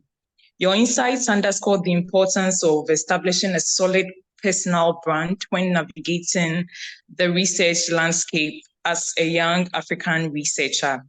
as you highlighted, creating a Google Scholar accounts, ResearchGate profiles, and LinkedIn, and obtaining an ORCID ID are just like crafting a dynamic CV, essential for enhancing our online visibility as scientists. In fact, your journey stands as a testament to the principles you advocate. It's been interesting learning how to calculate the H-index on ResearchGate and the impact factor of a journal. We also appreciate your generosity in offering assistance to anyone in need throughout your presentation. Your willingness to share your expertise is truly commendable, and I believe we will all take a moment to reflect on the wealth of knowledge we've just gained. Before we conclude, Professor Brighton Waru will share a few words. Thank you very much for your attention. All right, thank you, Sylvia. Dr. Ntien Kang, thank you very much. I think it's one of the things we miss quite often as African scientists. It's not very common to be in a platform like this where you can explain these things in very simple ways and to motivate why you need to belong in these different platforms. Sometimes you may hear somebody who says, well, I'm in Google Scholar, I don't need to be in ResearchGate. But you have taken us through the journey to know that they are not exactly the same. Actually, they have different focuses, different flavors. And if you want to achieve visibility as a researcher, it's good to belong to more than one platform to achieve that. And of course, I like the point you made. It's not being proud of what happens, but really as scholars, as scientists, that is the only way we can increase our impact actually. Because the more you are known, the more your work can be relevant. Recently, there's a trend that has been coming, and I encourage my PhD students, instead of, for instance, using a table, use a figure. Because Google has a way to populate figures. And it makes it easier if somebody wants to use your work, can actually take your figure and show in their slide than taking your tables of writing numbers. So there are different ways impact can be increased. So thank you very much for this. I really appreciate this. And I hope that this is the beginning of the journey to get more in touch with you, to share some of this with young African scientists, which most of them are here compared to the other ones. Somebody mentioned when you were asking them to write down some of the platforms that they think can increase visibility. Someone mentioned ASFI Scholar. Well, because you're here, I don't know what your time is tomorrow. I want to just highlight that we are very much excited. That's one of the things we are launching tomorrow, the ASFI Scholar, and that is for Africans. And some of the things you have mentioned, this is the, I will not share the link now, we'll share it tomorrow after launching it. So if you want to know what is here, come tomorrow. But just to give you some appetizer, we call it one-stop shop for African scholars to learn, mentor, collaborate, publish, be visible. So this is what we have created, and we have been working on this for the past 2.5 years. We have been dealing with this, and we're happy that it is ready. It's ready. So, like the ResearchGate or Google Scholar, Dr. Ntien Kang mentioned, if you come to the ASFI Scholar, you sign up. Okay, you sign up yourself. When you sign up yourself, I will not show you inside. Inside it, there are a number of things you can do. So, for instance, what Dr. Ntien Kang has made today is presentation. If you want people to have access to this presentation, this ASFI Scholar has facilities where you can upload content. Other scholars can find it, they can use it. And I think that will also increase visibility. If you want to upload materials, your papers, your books, this platform has that. It's a place to collaborate. When you sign in, inside it, you can find other scholars. You can search for scholars in Africa and associate with them, generate ideas. And if you want to create space, for instance, in LinkedIn, you have what they call groups. You want to create things like that, where you collaborate. Like the task we had this afternoon, go and find a collaborator. If you want to take that further, you can come here, create a space where the groups can be interacting and continue. Now, there's something fantastic. Tomorrow, we have the poster session. We'll come to this platform. We have created a poster deck. For example, here, this is a poster deck. So the posters tomorrow will be uploaded. And here you can see where we'll be viewing them. This is a sample. Here we record how many people have visited this poster. You can like it, you can dislike it. You can actually download this poster, all within this platform. And finally, one of the things that this platform will do, and tomorrow we'll talk more about that, the technician will come around and help us to navigate around, is that what we are doing today and tomorrow and next tomorrow is a virtual event. In this platform, if you want to have meetings, we created inside this platform, create a link and have your video meetings within the ASFI Scholar. So it's a one-stop shop. A lot of things can happen. And we have been thinking of African scholars. With that, I tell you, many of you will not need to subscribe to Zoom or buy Zoom space anymore. We'll be offering it for 1 year, free of charge to African scholars. So if you think you have scholarly meetings you want to have, virtual meetings that bring people from different places, we'll have a way that we can record that and give you links to have your meeting. This is for Africa. We mentioned it in the morning. It takes Africans to change Africa. And I think this is a platform that is good to contribute to, yeah, somebody's saying I should wait for tomorrow. Tomorrow, I mean, I'm just telling you what is there, but when tomorrow comes, we navigate and see what is there. So thank you, Dr. Nche, for this, and we appreciate your time. Thank you very much. Over to you. Thank you so much, Prof. It's just mind-blowing, you know, so it's mind-blowing. We are doing a lot in Africa, and I think this is something remarkable and that we enjoy to have. So tomorrow mind-blowing. We're going to showcase that. So please, yeah, Doc, you have to be here tomorrow. Otherwise, you had a story. So thank you so much, Dr. Fideli. We appreciate you. Thank you so much. Thank you. All right, ladies and gentlemen, thank you again for your time. Sorry for the introduction. By and large, we are all benefiting from it. Oh, they just took my light here. Sorry about that. So we are going to go back to where we stopped. Again, Dr. Bright, I'll be glad if you can have me put that on slide, on the PowerPoint. So thank you for returning back from the breakout session. And like we have rightly said, we are going to be calling our team lead. I forgot to mention that it would have been nice you took note of your group, that's your room number. Tomorrow, I'm sorry again, I'm going tomorrow. Maybe Professor Bright have already started doing that already. We're going to be having a session for proposal development.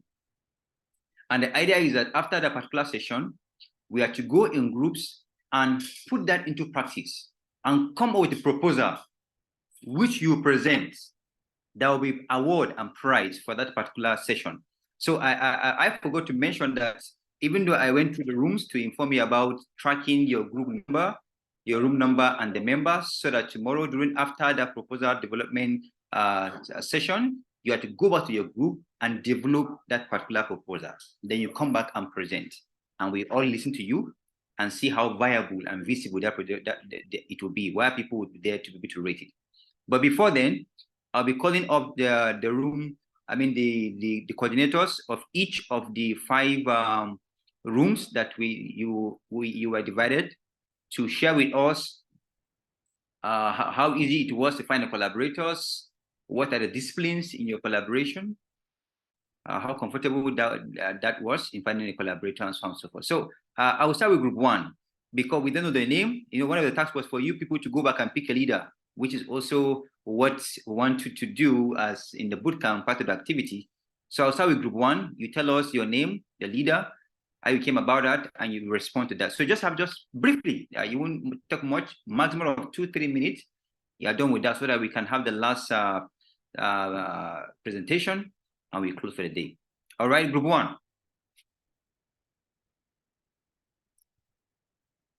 All right, group 1, if you can raise your hand so that we can identify you, so that we can unmute you. If you are the leader for group 1, just raise your hand. We can see you, then we can just unmute you. What about group 2? You can check the reaction. Under the reaction, you can see where you can raise hand. We signify, then we can just call you up. What about group 3? Nobody's raising hand. Can anybody hear me? Oh, great. Roderick, what group is that, sir?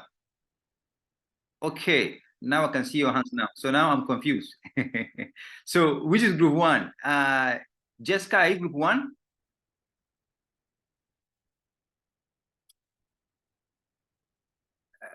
Okay, just a minute. Let me just do that. Jessica, I'm actually, can you, oh yeah, great. Jessica, can you unmute yourself?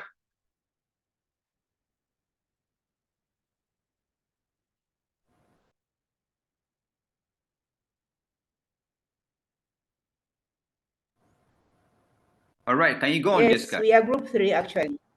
Oh, yeah, group 3. Yeah, we are group 3. So Yes. we can take you since so that we won't waste time. So we can start with group 3. Go ahead.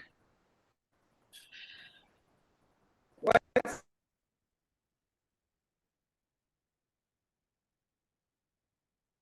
question? Hello? Yes, I can hear you. Go ahead, ma'am. Yeah, we are a group of 13. We are a group of 13 members. Yeah. And then we identify the members. I think they trusted me to be their leader. So basing on the task which you gave us, like we are supposed to talk about how easy it was to form the group. Yeah, forming the group wasn't a challenging task because we are directly allocated to those rooms. Yeah, we found ourselves in that room. But then the challenge was who should lead the team. Actually, when we reached in the room, well, like everybody was quiet, and then you said, "Okay, hi." Then I started greeting, and then we started introducing ourselves. We noted down the different members, their different disciplines, and then the area of interest. But actually, time could not allow us to make the small teams which required us of three members.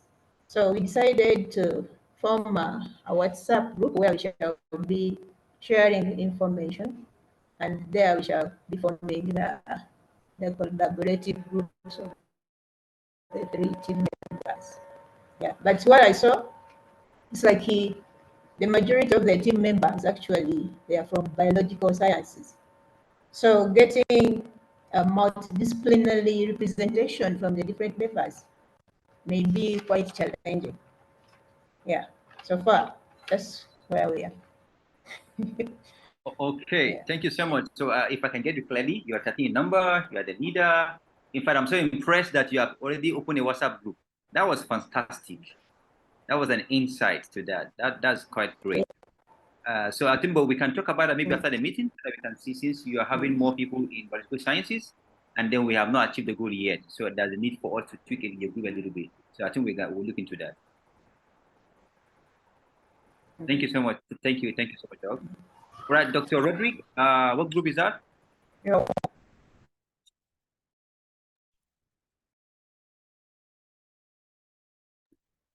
Dr. Roderick? Yeah. Good afternoon, everyone. Yeah, this is group 2. Yeah, please, can you hear me? Am I audible?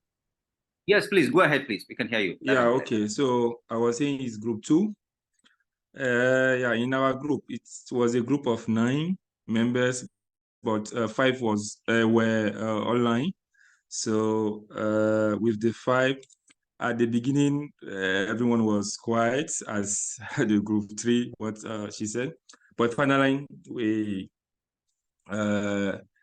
someone talked first, and we proposed someone to be one of the group members to be the lead. Yeah, the person was not fully available, so he said he can't do that. And finally, they chose me like as the lead of the group. And after that, we share our area of specialization. And I can see that we have 2 pharmacology and toxicology, 1 animal disease, 1 oncology, and I'm into fisheries and aquatic ecotoxicology. So we agreed that we can work on the approach of One Health, so using the aquatic environments and the diseases on fish, and how we can treat them also with plant extracts, and also to assess the impact on human. So that's what we agree. So we easily found that we can work together because there is length. We found easily the length between ourselves for us to work together. Yeah. So I think that's what we said, and so we also share our contacts, so WhatsApp contact and emails. So I share the contact with Dr. Jerry, and we are going to also create a WhatsApp group and send email to each other and see how we can collaborate in future. Thank you. Fantastic, fantastic, Dr. Dory. That's great. If I can hear you very well, you are the team lead. You are 5. And from what you said, you have at least 4 experts, which is very, very good, which means that you have met the target, what you want to do. Then you have already you have an interest on what you want to do, which is the intention of this grouping. And so the game has bettered a research group for collaboration. Thank you so much. All right, the next group. I cannot see any hand up, and we're running short of time. What about group 1, group 4, and group 5? Okay. Hello, sir. Okay. Okay, Zacchaeus, please go ahead. Zacchaeus, go ahead. My group is group 4. Well, the first question is that how easy was to find the collaborators? Well, my group, it was so exciting event because most of us, we are enthusiastic to be part of the group. And in group, we are about 10. Although we were 11 initially, but I later discovered that the coordinator is the 10th person that appear and disappear. And out of the 10th group, 3 people are into economic related field, and 1 into tourism, 1 into social science education, molecular biologists. We have animal scientists and epidemiologists amongst us. It was easy to find the group because we have people that assume the leadership. Immediately we were into the group. And the discipline, they are interdisciplinary among us, and we are ready to collaborate. Majority of the group members were so comfortable finding the collaborators because of high level of willingness among us. And what attracted you to the collaborators? Well, we try to look at the objective of ASFI, which is to bring people on board regardless of your level, whether you are low, you are junior scientist or senior scientist. So after I ironed that one out, people were so willing. So did everything work just easy finding the group? Yes, in our own group, we are so excited because since we have known the rudiments of ASFI activities, we were so easily keen into the assignment. What challenge did you find it in find your collaborator? Well, one thing that is so general with the ASFI people is this hesitation to take leadership. In our group, people were so hesitating in taking responsibility, but after a lot of encouragement, they assume the leadership and they are ready to work. In the course of our interaction, people believe that the exercise was right since they were encouraged to still take leadership. And any other experience, although towards the closing of the activity or the exercise, we were told that we should take our email and the phone number. That's what we were doing before the session was closed. So we are unable to finalize that aspect. But generally, my group members are willing to collaborate, they are willing to interact, and they are willing to go with the aim and objective of ASFI as a whole. Thank you.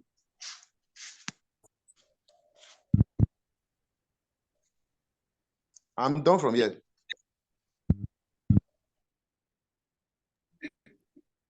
Thank you so much, Dr. Zacchaeus. I think I will have Dr.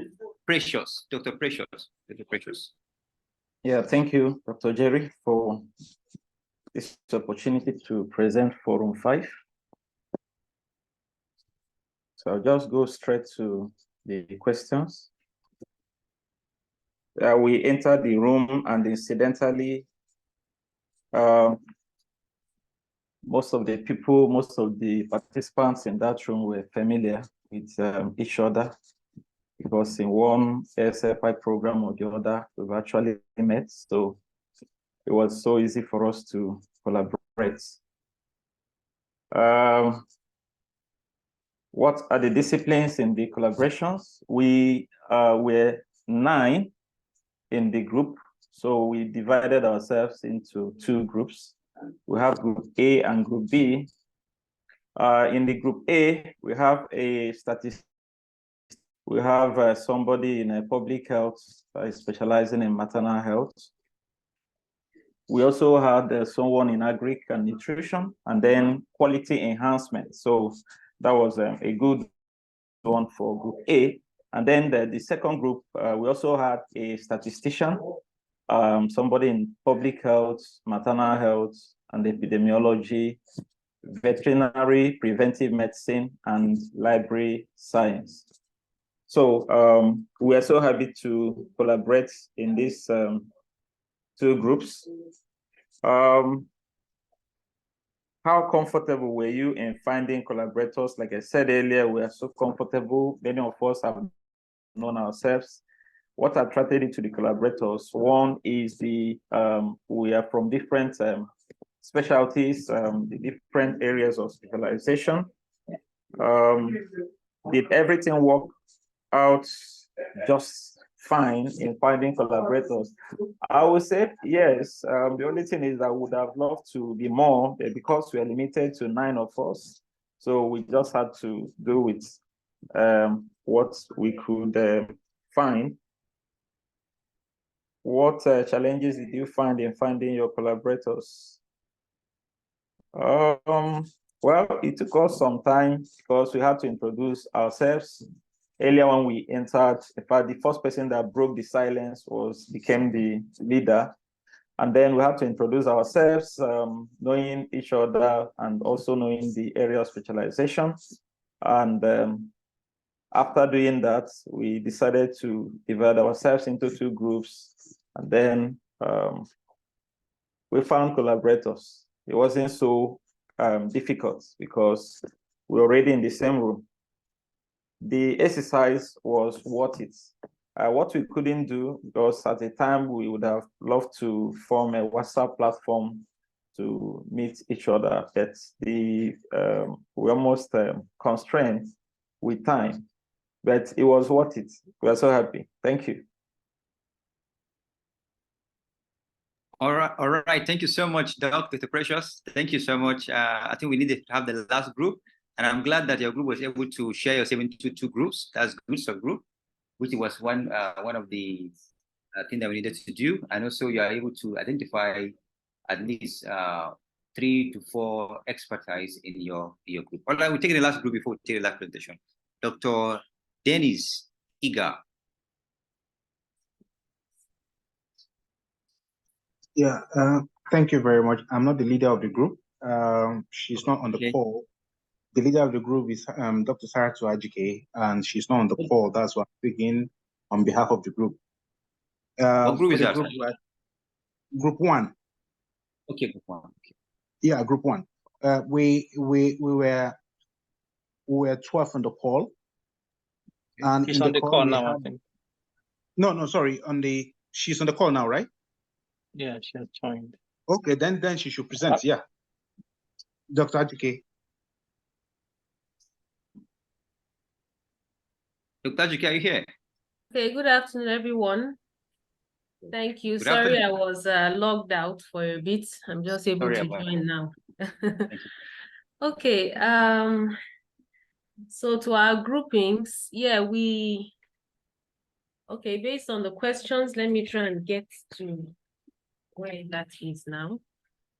On our requirements, we had 12 persons in the group, and based on what we're asked to do, first of all, I would say the selection of a leader was maybe more of a collaborative effect, or everyone agreed. Somebody was a volunteer. First of all, I volunteered, and then everyone was in agreement. So maybe a natural selection of some sort. And then we just continued with the meeting. And one of the first things we tried to do was to remind ourselves of what the requirements were for the group assignment was anyway. And so the first thing we did after that was to also remind ourselves that we also needed 4 groups based on the assignment that was given. And then we asked that everyone should place their disciplines on the chat, which we eventually did. And from that, we realized that one of the disciplines was overshadowing others. And that discipline is public health, or was public health and discipline. And within that public health discipline, we also realized that we had some subspecialties within the discipline. So we had to further redefine that discipline. That step was easy. Everyone put it, and then after that, everyone saw that, yeah, we didn't need to subdivide. And so we now did that again, putting again our disciplines, our specialties on the group chat. And then we went on to develop the groups. And the first grouping, we did a grouping in 2 phases. The first grouping was based on the public health discipline because that was the most represented. So initially we had 4 groups. And then after that, we just, it was more or less where we based our grouping not really on the attraction to anyone. It was more or less a volunteer or trying to see how, basing it again on our conference theme. So we're so focused on the fact that we needed to group ourselves based on the multidisciplinary theme of the conference rather than personal attraction of any sort, maybe, or just a desire just to be with a group. And so we had 4 groupings initially, and the first grouping had a specialization heading epidemiology, the second environmental occupational health promotion, the third public health nutrition. At the end, we found that 2 of the groups would actually have, because of the groupings, we had to regroup certain groups, and so we didn't quite have complete 4 persons or 3 persons in the 4 groups because of the 12 number of persons. And so we regrouped and we agreed that we would rather have 3 groups rather than 4. And so that helped us again, but also keeping in mind the central theme of the conference. So all in all, we were quite collaborative. We asked for suggestions whenever we needed to do that, and people threw in their suggestions, and we all agreed on the suggestions. And if anyone deferred, they were allowed to add their suggestions, and then we all came to synergy on our thoughts on how things should be done. So in the end, it was, I wouldn't say it was extremely easy to group, because we're just about to have a feeling of the second grouping when we all had to return to the main group. But the last agreement was that we would retain 3 rather than 4 groups because of the uniqueness of our groupings of disciplines, or the diversity of disciplines in our groups, in our group. Yeah. Thank you. All right. Yeah, thank you so much, Dr. Ajike. Thank you so much. That was quite impressive. Group 5, 12 members and 3 subgroup, which is wonderful. So again, I have to apologize that the timing was not enough for you to do what you want to do. But tomorrow, indeed, you have more time to expand the discussion. The whole idea is to have a niche where you can be able to solve African problem. And I'm glad that you all have identified a group. So maintain the grouping. We'll tell you more on what to do with it tomorrow. All right, just to be sure that this game or this session was impactful, can you please identify by reason of a hand, just to be sure that what we did, what it is? I want you to be sure that what we did today was fantastic, was good, was great, and that you take it to the next level. I just have one hand raised. Wow, I'm feeling somehow. Okay, I'm getting better now. Oh, fantastic. I think I'm getting great. Oh, fantastic. Great. All right, thank you so much. So tomorrow we'll continue from here. All right, we'll just be moving to the next session. So we shall be having Rodri, that will take charge of that particular session. Sorry again for encroaching in the last session. Thank you.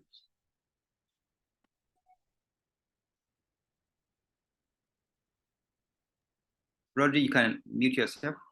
Yeah, thank you very much, Dr. Jerry. Good afternoon once again. I'm Dr. Rodrigue Pelebe. I'm from Benin, and I work with the University of Cape Coast in Ghana. I think we are now going to have our second speaker. I'm going to introduce the speaker.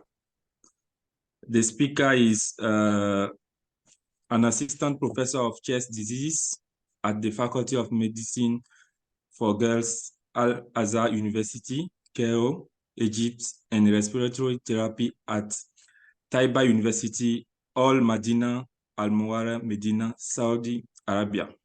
She graduated from Al-Azhar University School of Medicine with excellence and grade of honor. She received Masters of Science degree and medical doctorate degrees from the same university. She has supervised several master's and doctoral students. She works both as clinician and researcher. She has published around 80 papers and book chapters in national and international scientific journals and forums, with a Google Scholar H-index of 16. Some of her work have been published in the top-tier international journals in her area of expertise, including the Lancet Infectious Diseases, Impact Factor 56.3, and European Respiratory Journal, Impact Factor of 24.9.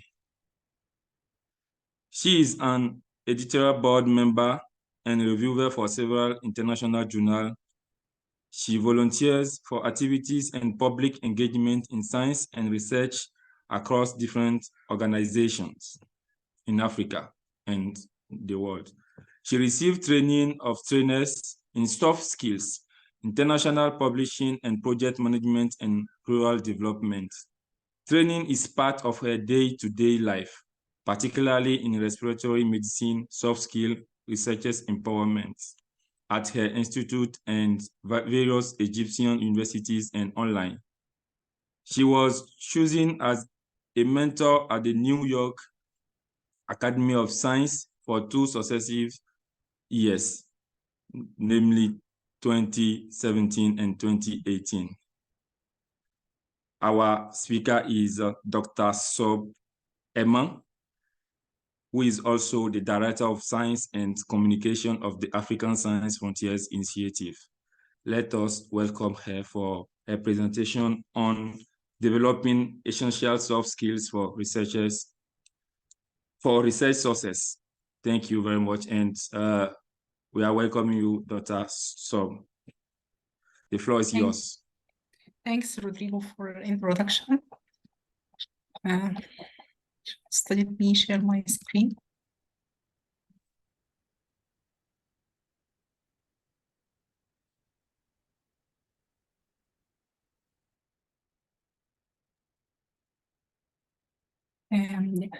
Thanks everyone for attending today and for being with us for this time. My workshop today is just introduction to developing essential soft skills for research success. That is what made a great change in my personality and also my academic path. I was an assistant lecturer at the other universities the time I started receiving training for soft skills. Once I have did that, I joined several international conferences and activities and started to have passion for more and more training and skill development. We will know the difference between soft skills and technical skills, and we will highlight some important soft skills for researchers and do some practices. I know the time is short, but we will try to practice some of them. There is a global skill gap, including technical skills and soft skills. Collaboration between business and education sectors is essential to close this gap. And you know, this collaboration is still very, very limited, especially in Africa. Research work is required to determine which skills are necessary and the level of required competences. The technical skills includes all specialized knowledge and expertise required to perform your specific tasks and use specific tools and programs. This, for example, if you are a physician, the clinical examination skills and other skills related to your activities. If you are specialized in computer science, these are the skills required to do your activities. On the other hand, soft skills are personal characteristics, competences, and interpersonal skills that improve human performance and facilitate effective interaction. Both soft skills and technical skills are important for career and personal development. Why soft skills are important for researchers? Soft skills are important to bridge the skills gap that we mentioned. It allows for dreaming, aspiring, and achieving success. If we don't have the motivation before starting this movement, I mean ASFI, we wouldn't have any success. We have motivation and also we have passion to do more, and we have to do all activities and to bear with successes and failures. It is important to obtain and maintain your employment for career achievement and advancement, and also it can give you peaceful, calm, and composed lifestyle and fruitful work environment. It is important for networking, collaboration, to create a professional workforce and to promote your research and to get communication and collaboration with policymakers, with industry members, with stakeholders, and so on. I need you to write in chat which of these skills you think it is important for you as a researcher. Just write the number in chat. Which of these skills is important for you? Oh, we just finished a collaboration and communication. Yes, you can write the number.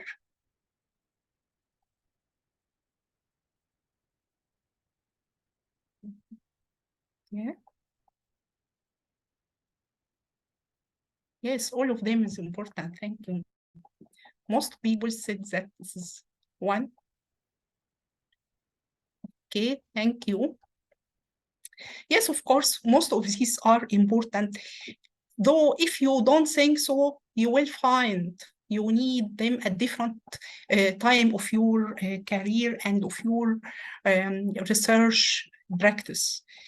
For example, communication skills. All researchers need to present their work either in conferences, either in their department discussions, or even for radio and television and for public. Audiences may be variable. They are colleagues, public policy makers, and stakeholders. Every organization lists communication skills as an important and the most important one. Effective communication is linked to success. We have, for effective communication, we need presentation skills, any form of presentation, either written, visual, or verbal, audiovisual. You need research communication and promotion to promote yourself, like we said before, to communicate with public policymakers and so on. To moderate scientific sessions, meetings, and discussion, you need persuasion skills to persuade those with industry to fund your research, for example, active listening, and also body language. Your appearance in research community is very important. No right or wrong, just you need to be comfortable. You need to check which image you need to keep in mind for audiences. For example, this is Einstein image. He didn't like media, and once journalists want to take image of him, he did like that, and this is the most popular image for him several decades ago. If you don't like media, you cannot avoid them. Remember to leave good memories, to leave the image you want to stay for you forever. Which statement best describes you as regard presentation in conferences? Do you avoid getting in front of audiences, or you have fears to present and try to avoid this presentation? Are you willing to present but do not seek them? Or you look for opportunities to speak and you are self-confident and leave a strong motivation? You should identify which one you are of these so you can work on yourself and improve your skills. You may not be required to present in all conferences, but you should communicate your research results to everyone. Now, communication even for the public in a simple language is very, very important, so people will have confidence in science. Types of communication include visual, audio, and text. As you see here, the visual, 55%, and the audio 38%, and text is very, very little. So both visual and audio are the most important forms of communication. So you need to act on these skills.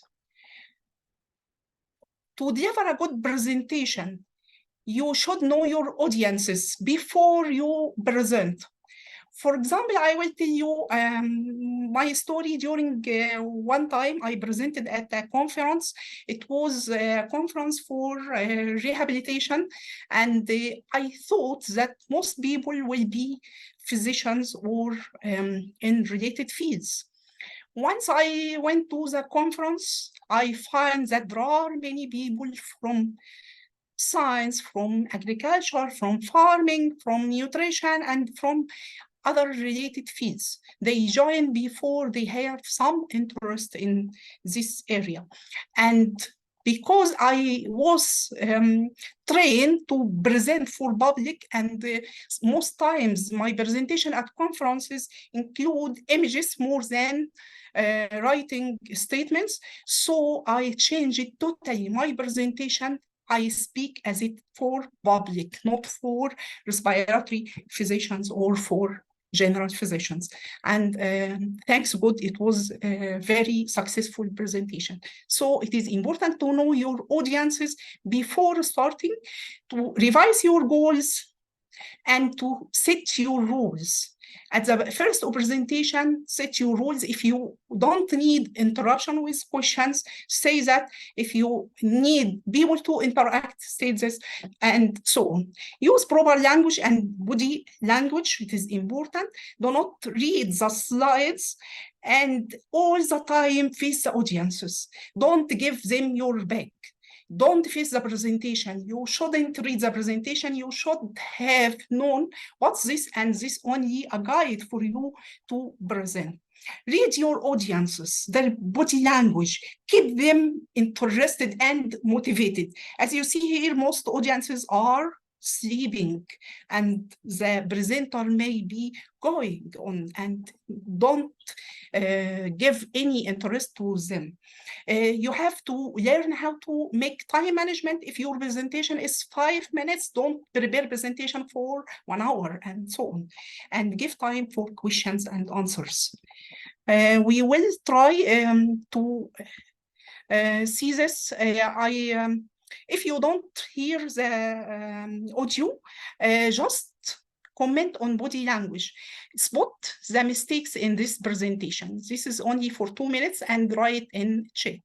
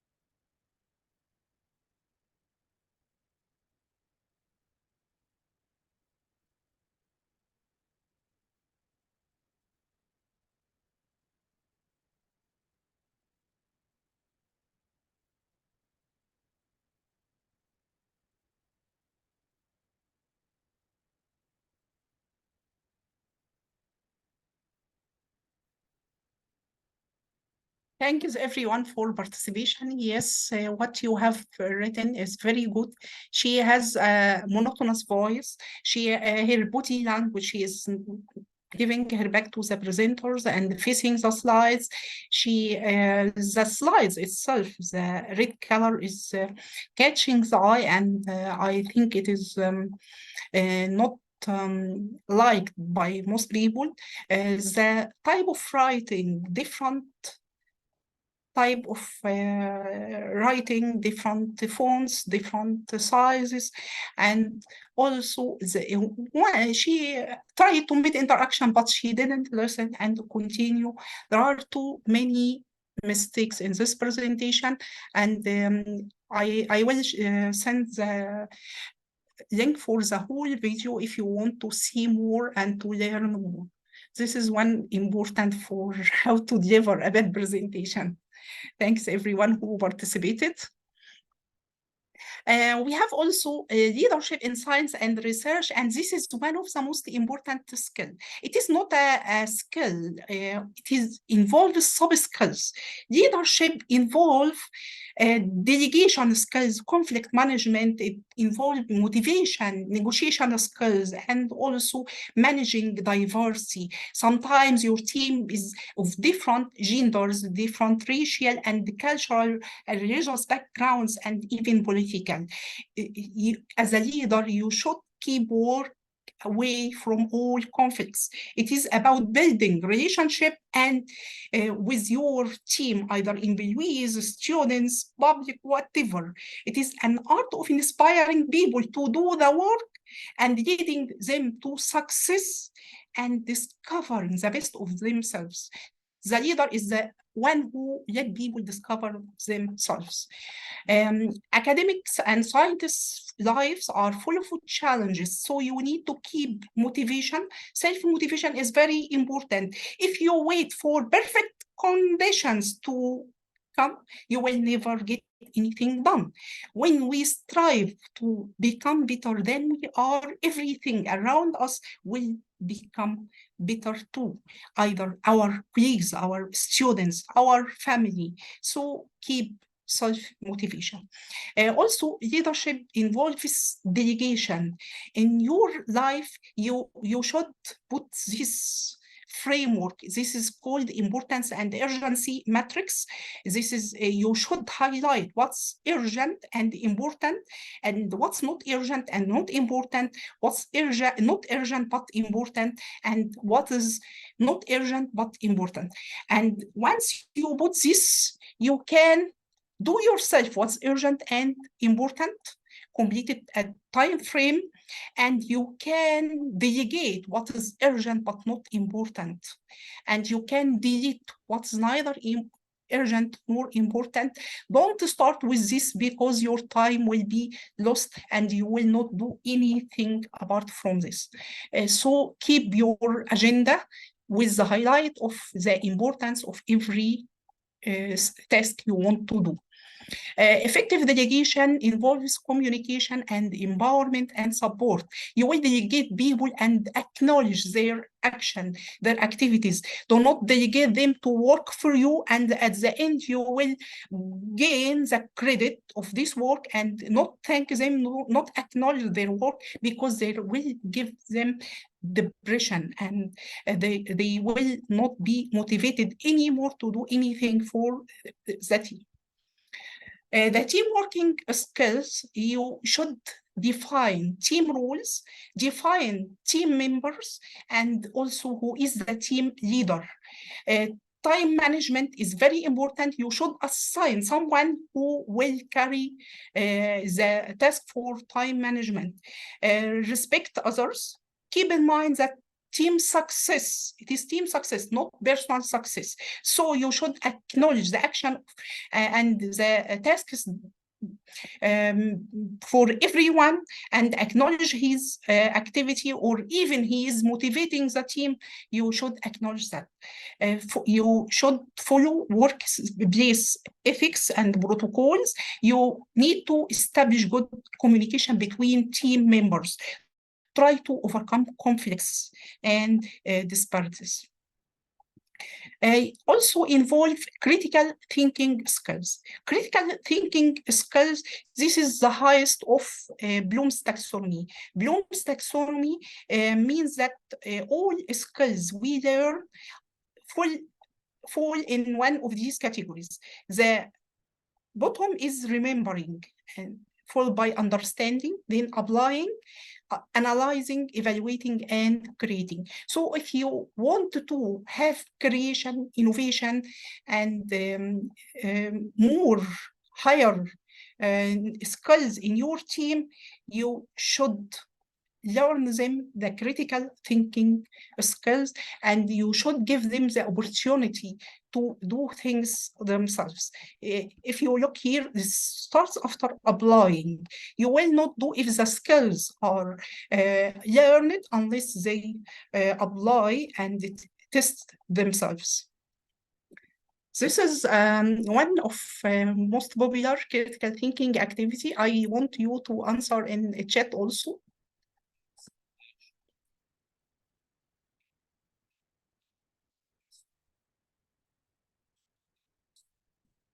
You have a single match and a candle, oil lamp, and a stove in a dark room.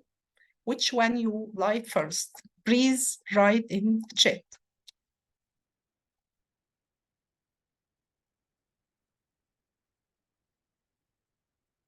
Which one you light first?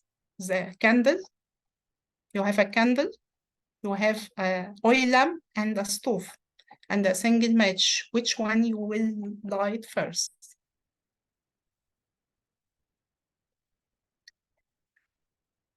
Okay, thank you. Candle.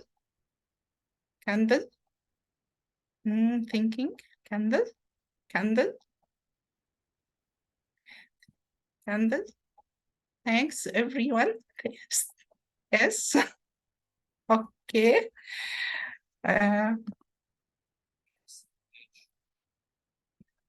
Yeah, this is the answer.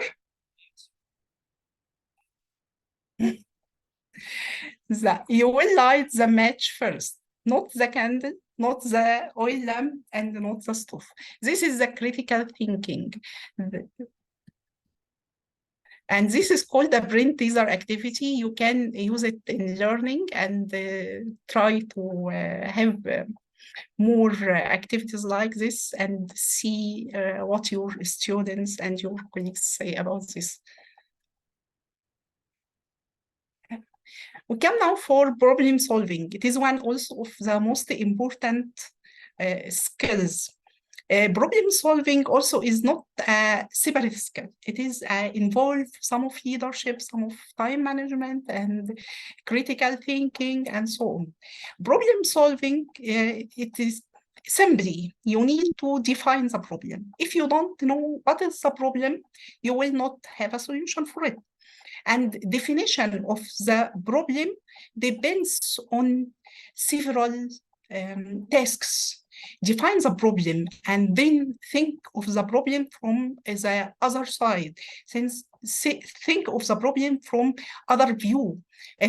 Return it upside down. See what other people thinking about this problem. And then start to make a root cause analysis to see what are the causes or the challenges making this problem. Then you start to create possible solutions, evaluate and select possible solutions and what's feasible for them, and implement these solutions. Einstein said sometime, if you have 1 hour, if I have 1 hour to save the earth from something that is very big problem, you have only 1 hour to save the earth from a disaster. What do you do? He said that I will have 55 minutes to think about the causes, to think about the problem, and only 5 minutes to find the solution. They criticized him for this. How you spend 55 minutes for thinking about the problem and only 5 minutes for finding a solution? He said that without finding the actual problem, defining the problem and finding the actual causes behind this, no solution will work for this. So think before start to solve, think about the causes. And there are many ways to do this. There are something like root cause analysis. They sometimes call this fishbone framework to put the problem like a fishbone and then think about solution. Once you thought about the problem, also you can segment the problem into smaller segments, smaller problems, and then you find causes for each one and find a solution for each one. And this is very important when the problem is very big or very complex. Sometimes if you started from the end to solve a complex problem, you cannot do this. Complex problems need to be subdivided into smaller ones and start solving one by one. There is our activity. Actually, I prepared to do this in the class, but I thought it will be more beneficial if we given it as a homework. So this is your homework, and we will see, and I will send you comments tomorrow once you send your responses. We have a problem that research output in Africa contributes to 1% of global research output.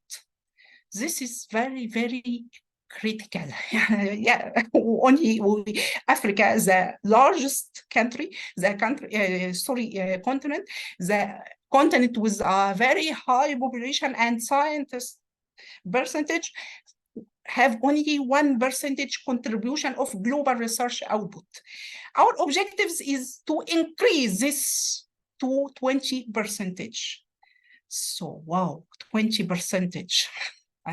Try to solve this problem in your teams.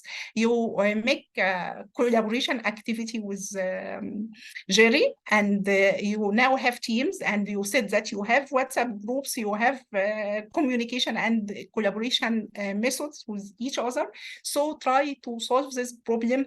You can present your work as any way as you want, maybe PowerPoint slides, just one as a text or one as a figure, or you can draw your root cause analysis and solutions as you like. This is your job now, and you can send your responses to me at email. I will drop it in the chat also, and in subject of email, write ASFI bootcamp problem solving, and don't forget to mention your team details, the leader and the members, and so on. Evaluation will have two parts: leadership and team working, like leader time, presenter, team rules, who participated, and the problem solving. Have you defined the problem? Have you made root cause analysis? Have you suggested solutions? Our solutions are visible, and so on. This is your job now, and if you have very active ideas, feasible ideas, we can work together to make this feasible within ASFI New Year planning. We have a theme for innovation next year. So keep tuned and send me your responses, and we will see tomorrow. Also, we have, as we said, we have very, very large number of challenges, and we have a lot of things to do during our either work life or even social life. We have strict time, and we need to make balance between work and life. Most scientists think that they are just for scientific activities. They should spend all their time for this and forget their social life, and others fail in their scientific path because of many social problems. So don't get stuck in this. Don't disturb your balance. Know your values. have time management plan. Inshallah, in the future, we will have a time management workshop. It's very, very important to know how to make time management. Take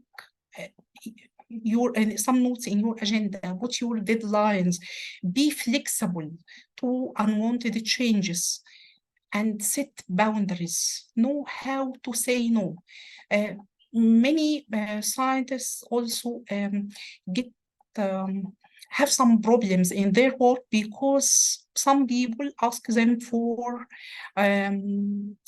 doing something. It is not part of their job or their work activities or tasks, and they do a lot of things and couldn't be able to say no for something. This is very important, how to say no, and say no politely. You need not to say, no, I will not do this for you. This is not my job. But you can say polite no. I don't have time now. I don't have the skills. If you don't have, I have a lot of activities. I can do this for you, but if you give me more time, if you want to do this, and there are many tools how to say no politely. Also enjoy your work. Have passion and motivation for your work and enjoy everything you do. If you enjoyed your work, you will have a great passion to do more, and also you need to celebrate your success. Cry on failure, but not cry forever. Just take your time to recover and stay motivated to learn from failures and to rise up and to get the job done. There are, as they said, there are 999 ways not working for inventing the lamp, but the 1001 work it, okay? Review your finances. This is very important now with the economic troubles in most countries. Keep positive relationships and social life. Enjoy your social life and enjoy your family life. Take your time to enjoy this. Take time to rest and recharge. Give yourself a me time. Have, even if it is 10 minutes, to do something you love each day, something that's important for you, that makes you happy. Do this. And don't forget to take care of your health. Your health is very important thing, and you need not to be stressful all the time and anxious and get into depression. You need to be happy, motivated, and good work-life balance make you happier and more productive.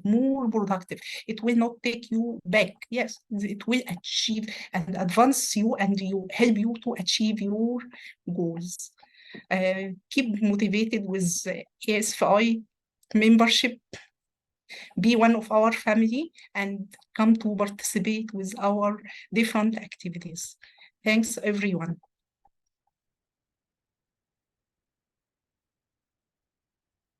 Yeah, thank you very much, Dr. Emanso.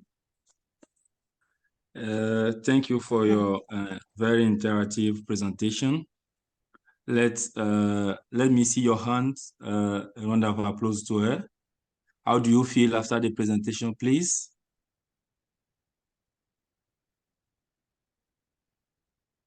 Yeah, 3. Oh, okay. Thank you very much. I think we are a bit tired, so I won't take more time. Dr. Som, in the presentation, she first established the importance and the necessity of acquiring soft skill as a researcher. She did it very well. She brushed us through the complementary aspects between soft and technical skills in developing a career of young researcher. She also well developed 8 soft skills, from communication skills to how to manage your work space or environment. She also shared with us some technical and some skills that will be very useful on our day-to-day management or activity as a researcher. Thank you very much. I noted down that you know how to say no. It's very important because sometimes you don't want to say no. We don't know what the person will think, and we don't have time, so you'll be thinking about doing it, and at the end you won't be able to deliver, and they will see you like you are not good. But it's because you couldn't say no when and where you have to say no. Thank you very much. And as I did from this presentation, I've already identified myself some soft skills that I have to work on and improve. I hope that, and I believe that everyone here also needs to do that. From a presentation, you have to identify where you are doing well now and where you are not doing well, and you have to work for improving those skills. And thank you very much once again. Dr. Jerry, do you have enough time to take some questions? Yeah, our time is up already. We are far beyond our time. Dr. Emma is smiling because she knows we are far beyond our time. Yeah, so just to appreciate again. Okay. Dr. Bright, we do that, and then no, we'll please, take. please, maybe with the permission of the participants, if they have some questions, just one or two before. I don't think I'm not too sure that we may be able to take that. Okay, if you can want to do that, maybe one or so. If maybe they just can one. allow us, the participants themselves. So okay, please, place for 2 questions.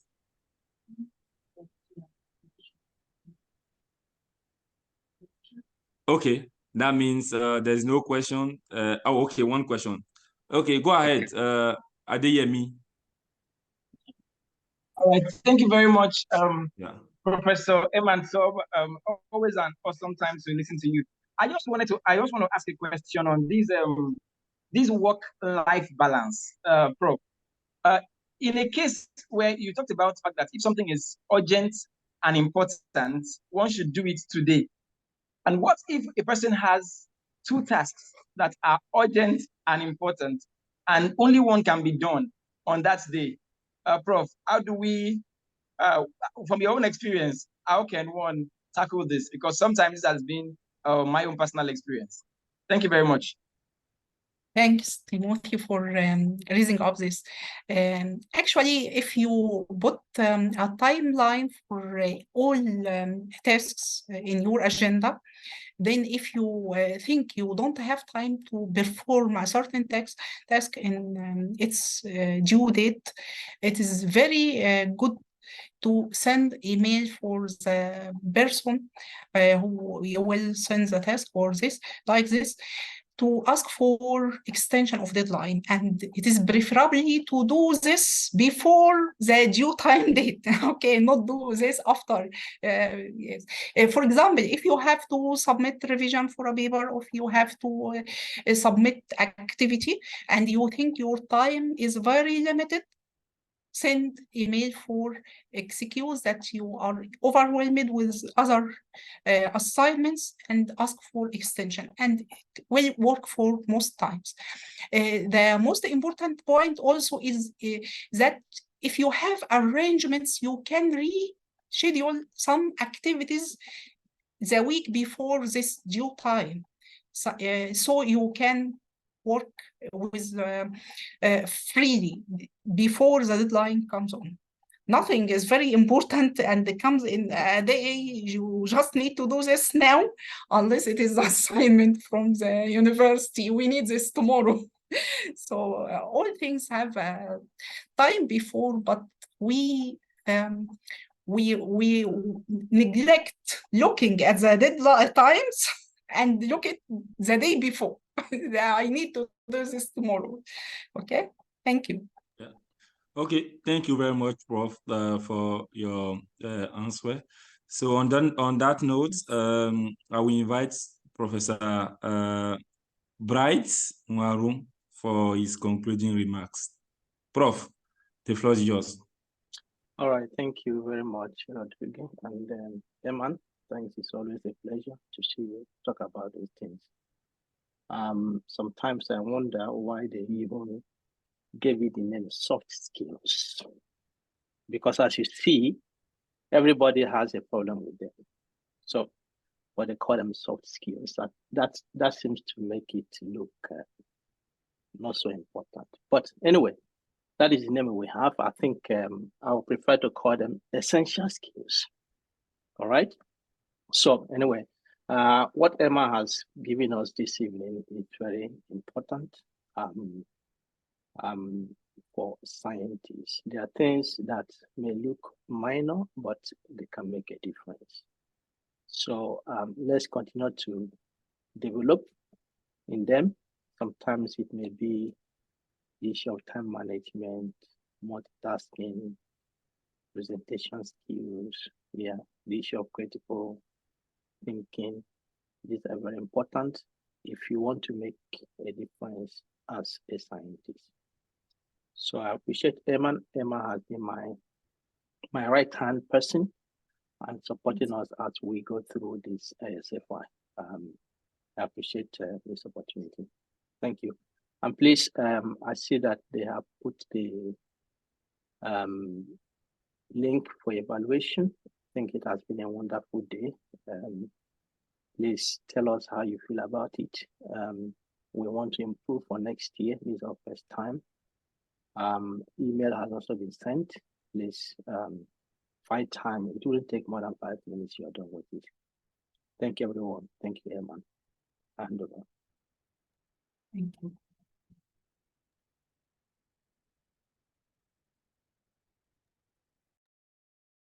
Jerry, it's over to you. All right. Thank you so much, Prof. I just want to appreciate everyone today for your time, for being here. Without you, this can be a success. Imagine us bringing these wonderful speakers and speaking to themselves. Of what use would that be? So it's because you are here, and that's why they were here. So I want to say thank you so much for all our participants, for all our listeners, and for our speakers. Tomorrow is another powerful day. I call it powerful because of the impact of the topics we'll be having. You know, tomorrow we're going to be starting with gender issue in research productivity and impact in Africa. We will dive into gender perspective in African research and development, then promoting gender equality in African research. This is quite remarkable, and you cannot miss it. I have 4 good speakers that will dive into these discussions. And once we are done with it, we are going to be having the launch of our ASFI scholar. You know, you even got a brief from Professor Bright trying to share with us what we'll have doing tomorrow. I was telling him that he was already thinking about it today. It will be quite wonderful. Being on that platform, you can't resist it. So please, you got to be here tomorrow because we take us through how we can log in, what we can do to it, and how that can impact our research. And once we are done with that, we are going to go back. We're going to continue with our boot camp, and we'll be having important seminars to do. One of the important ones is proposal development. You see, we have formed a group. Tomorrow is when we can use that group. Go back to your group, form a proposal in a particular topic. We will look for the money and we fund it. And that's why you need to keep that group that you have formed tomorrow. So, and by so doing, we're going to appraise that proposal and have a prize for the best proposal development group. You know, so tomorrow will be Power Pack. You can't miss tomorrow. So tomorrow's program starts by 8 a.m. So you can just come around maybe for 8 and just hang around. And by 8, we'll keep the ball rolling. Once again, thank you so much. See you tomorrow. Congratulations. Thank you. Thank you. Thank you. Thank you. Bye-bye. Thank you, everyone. Bye. Thank you, everyone. Bye. Yeah, thank you. Yeah. Bye.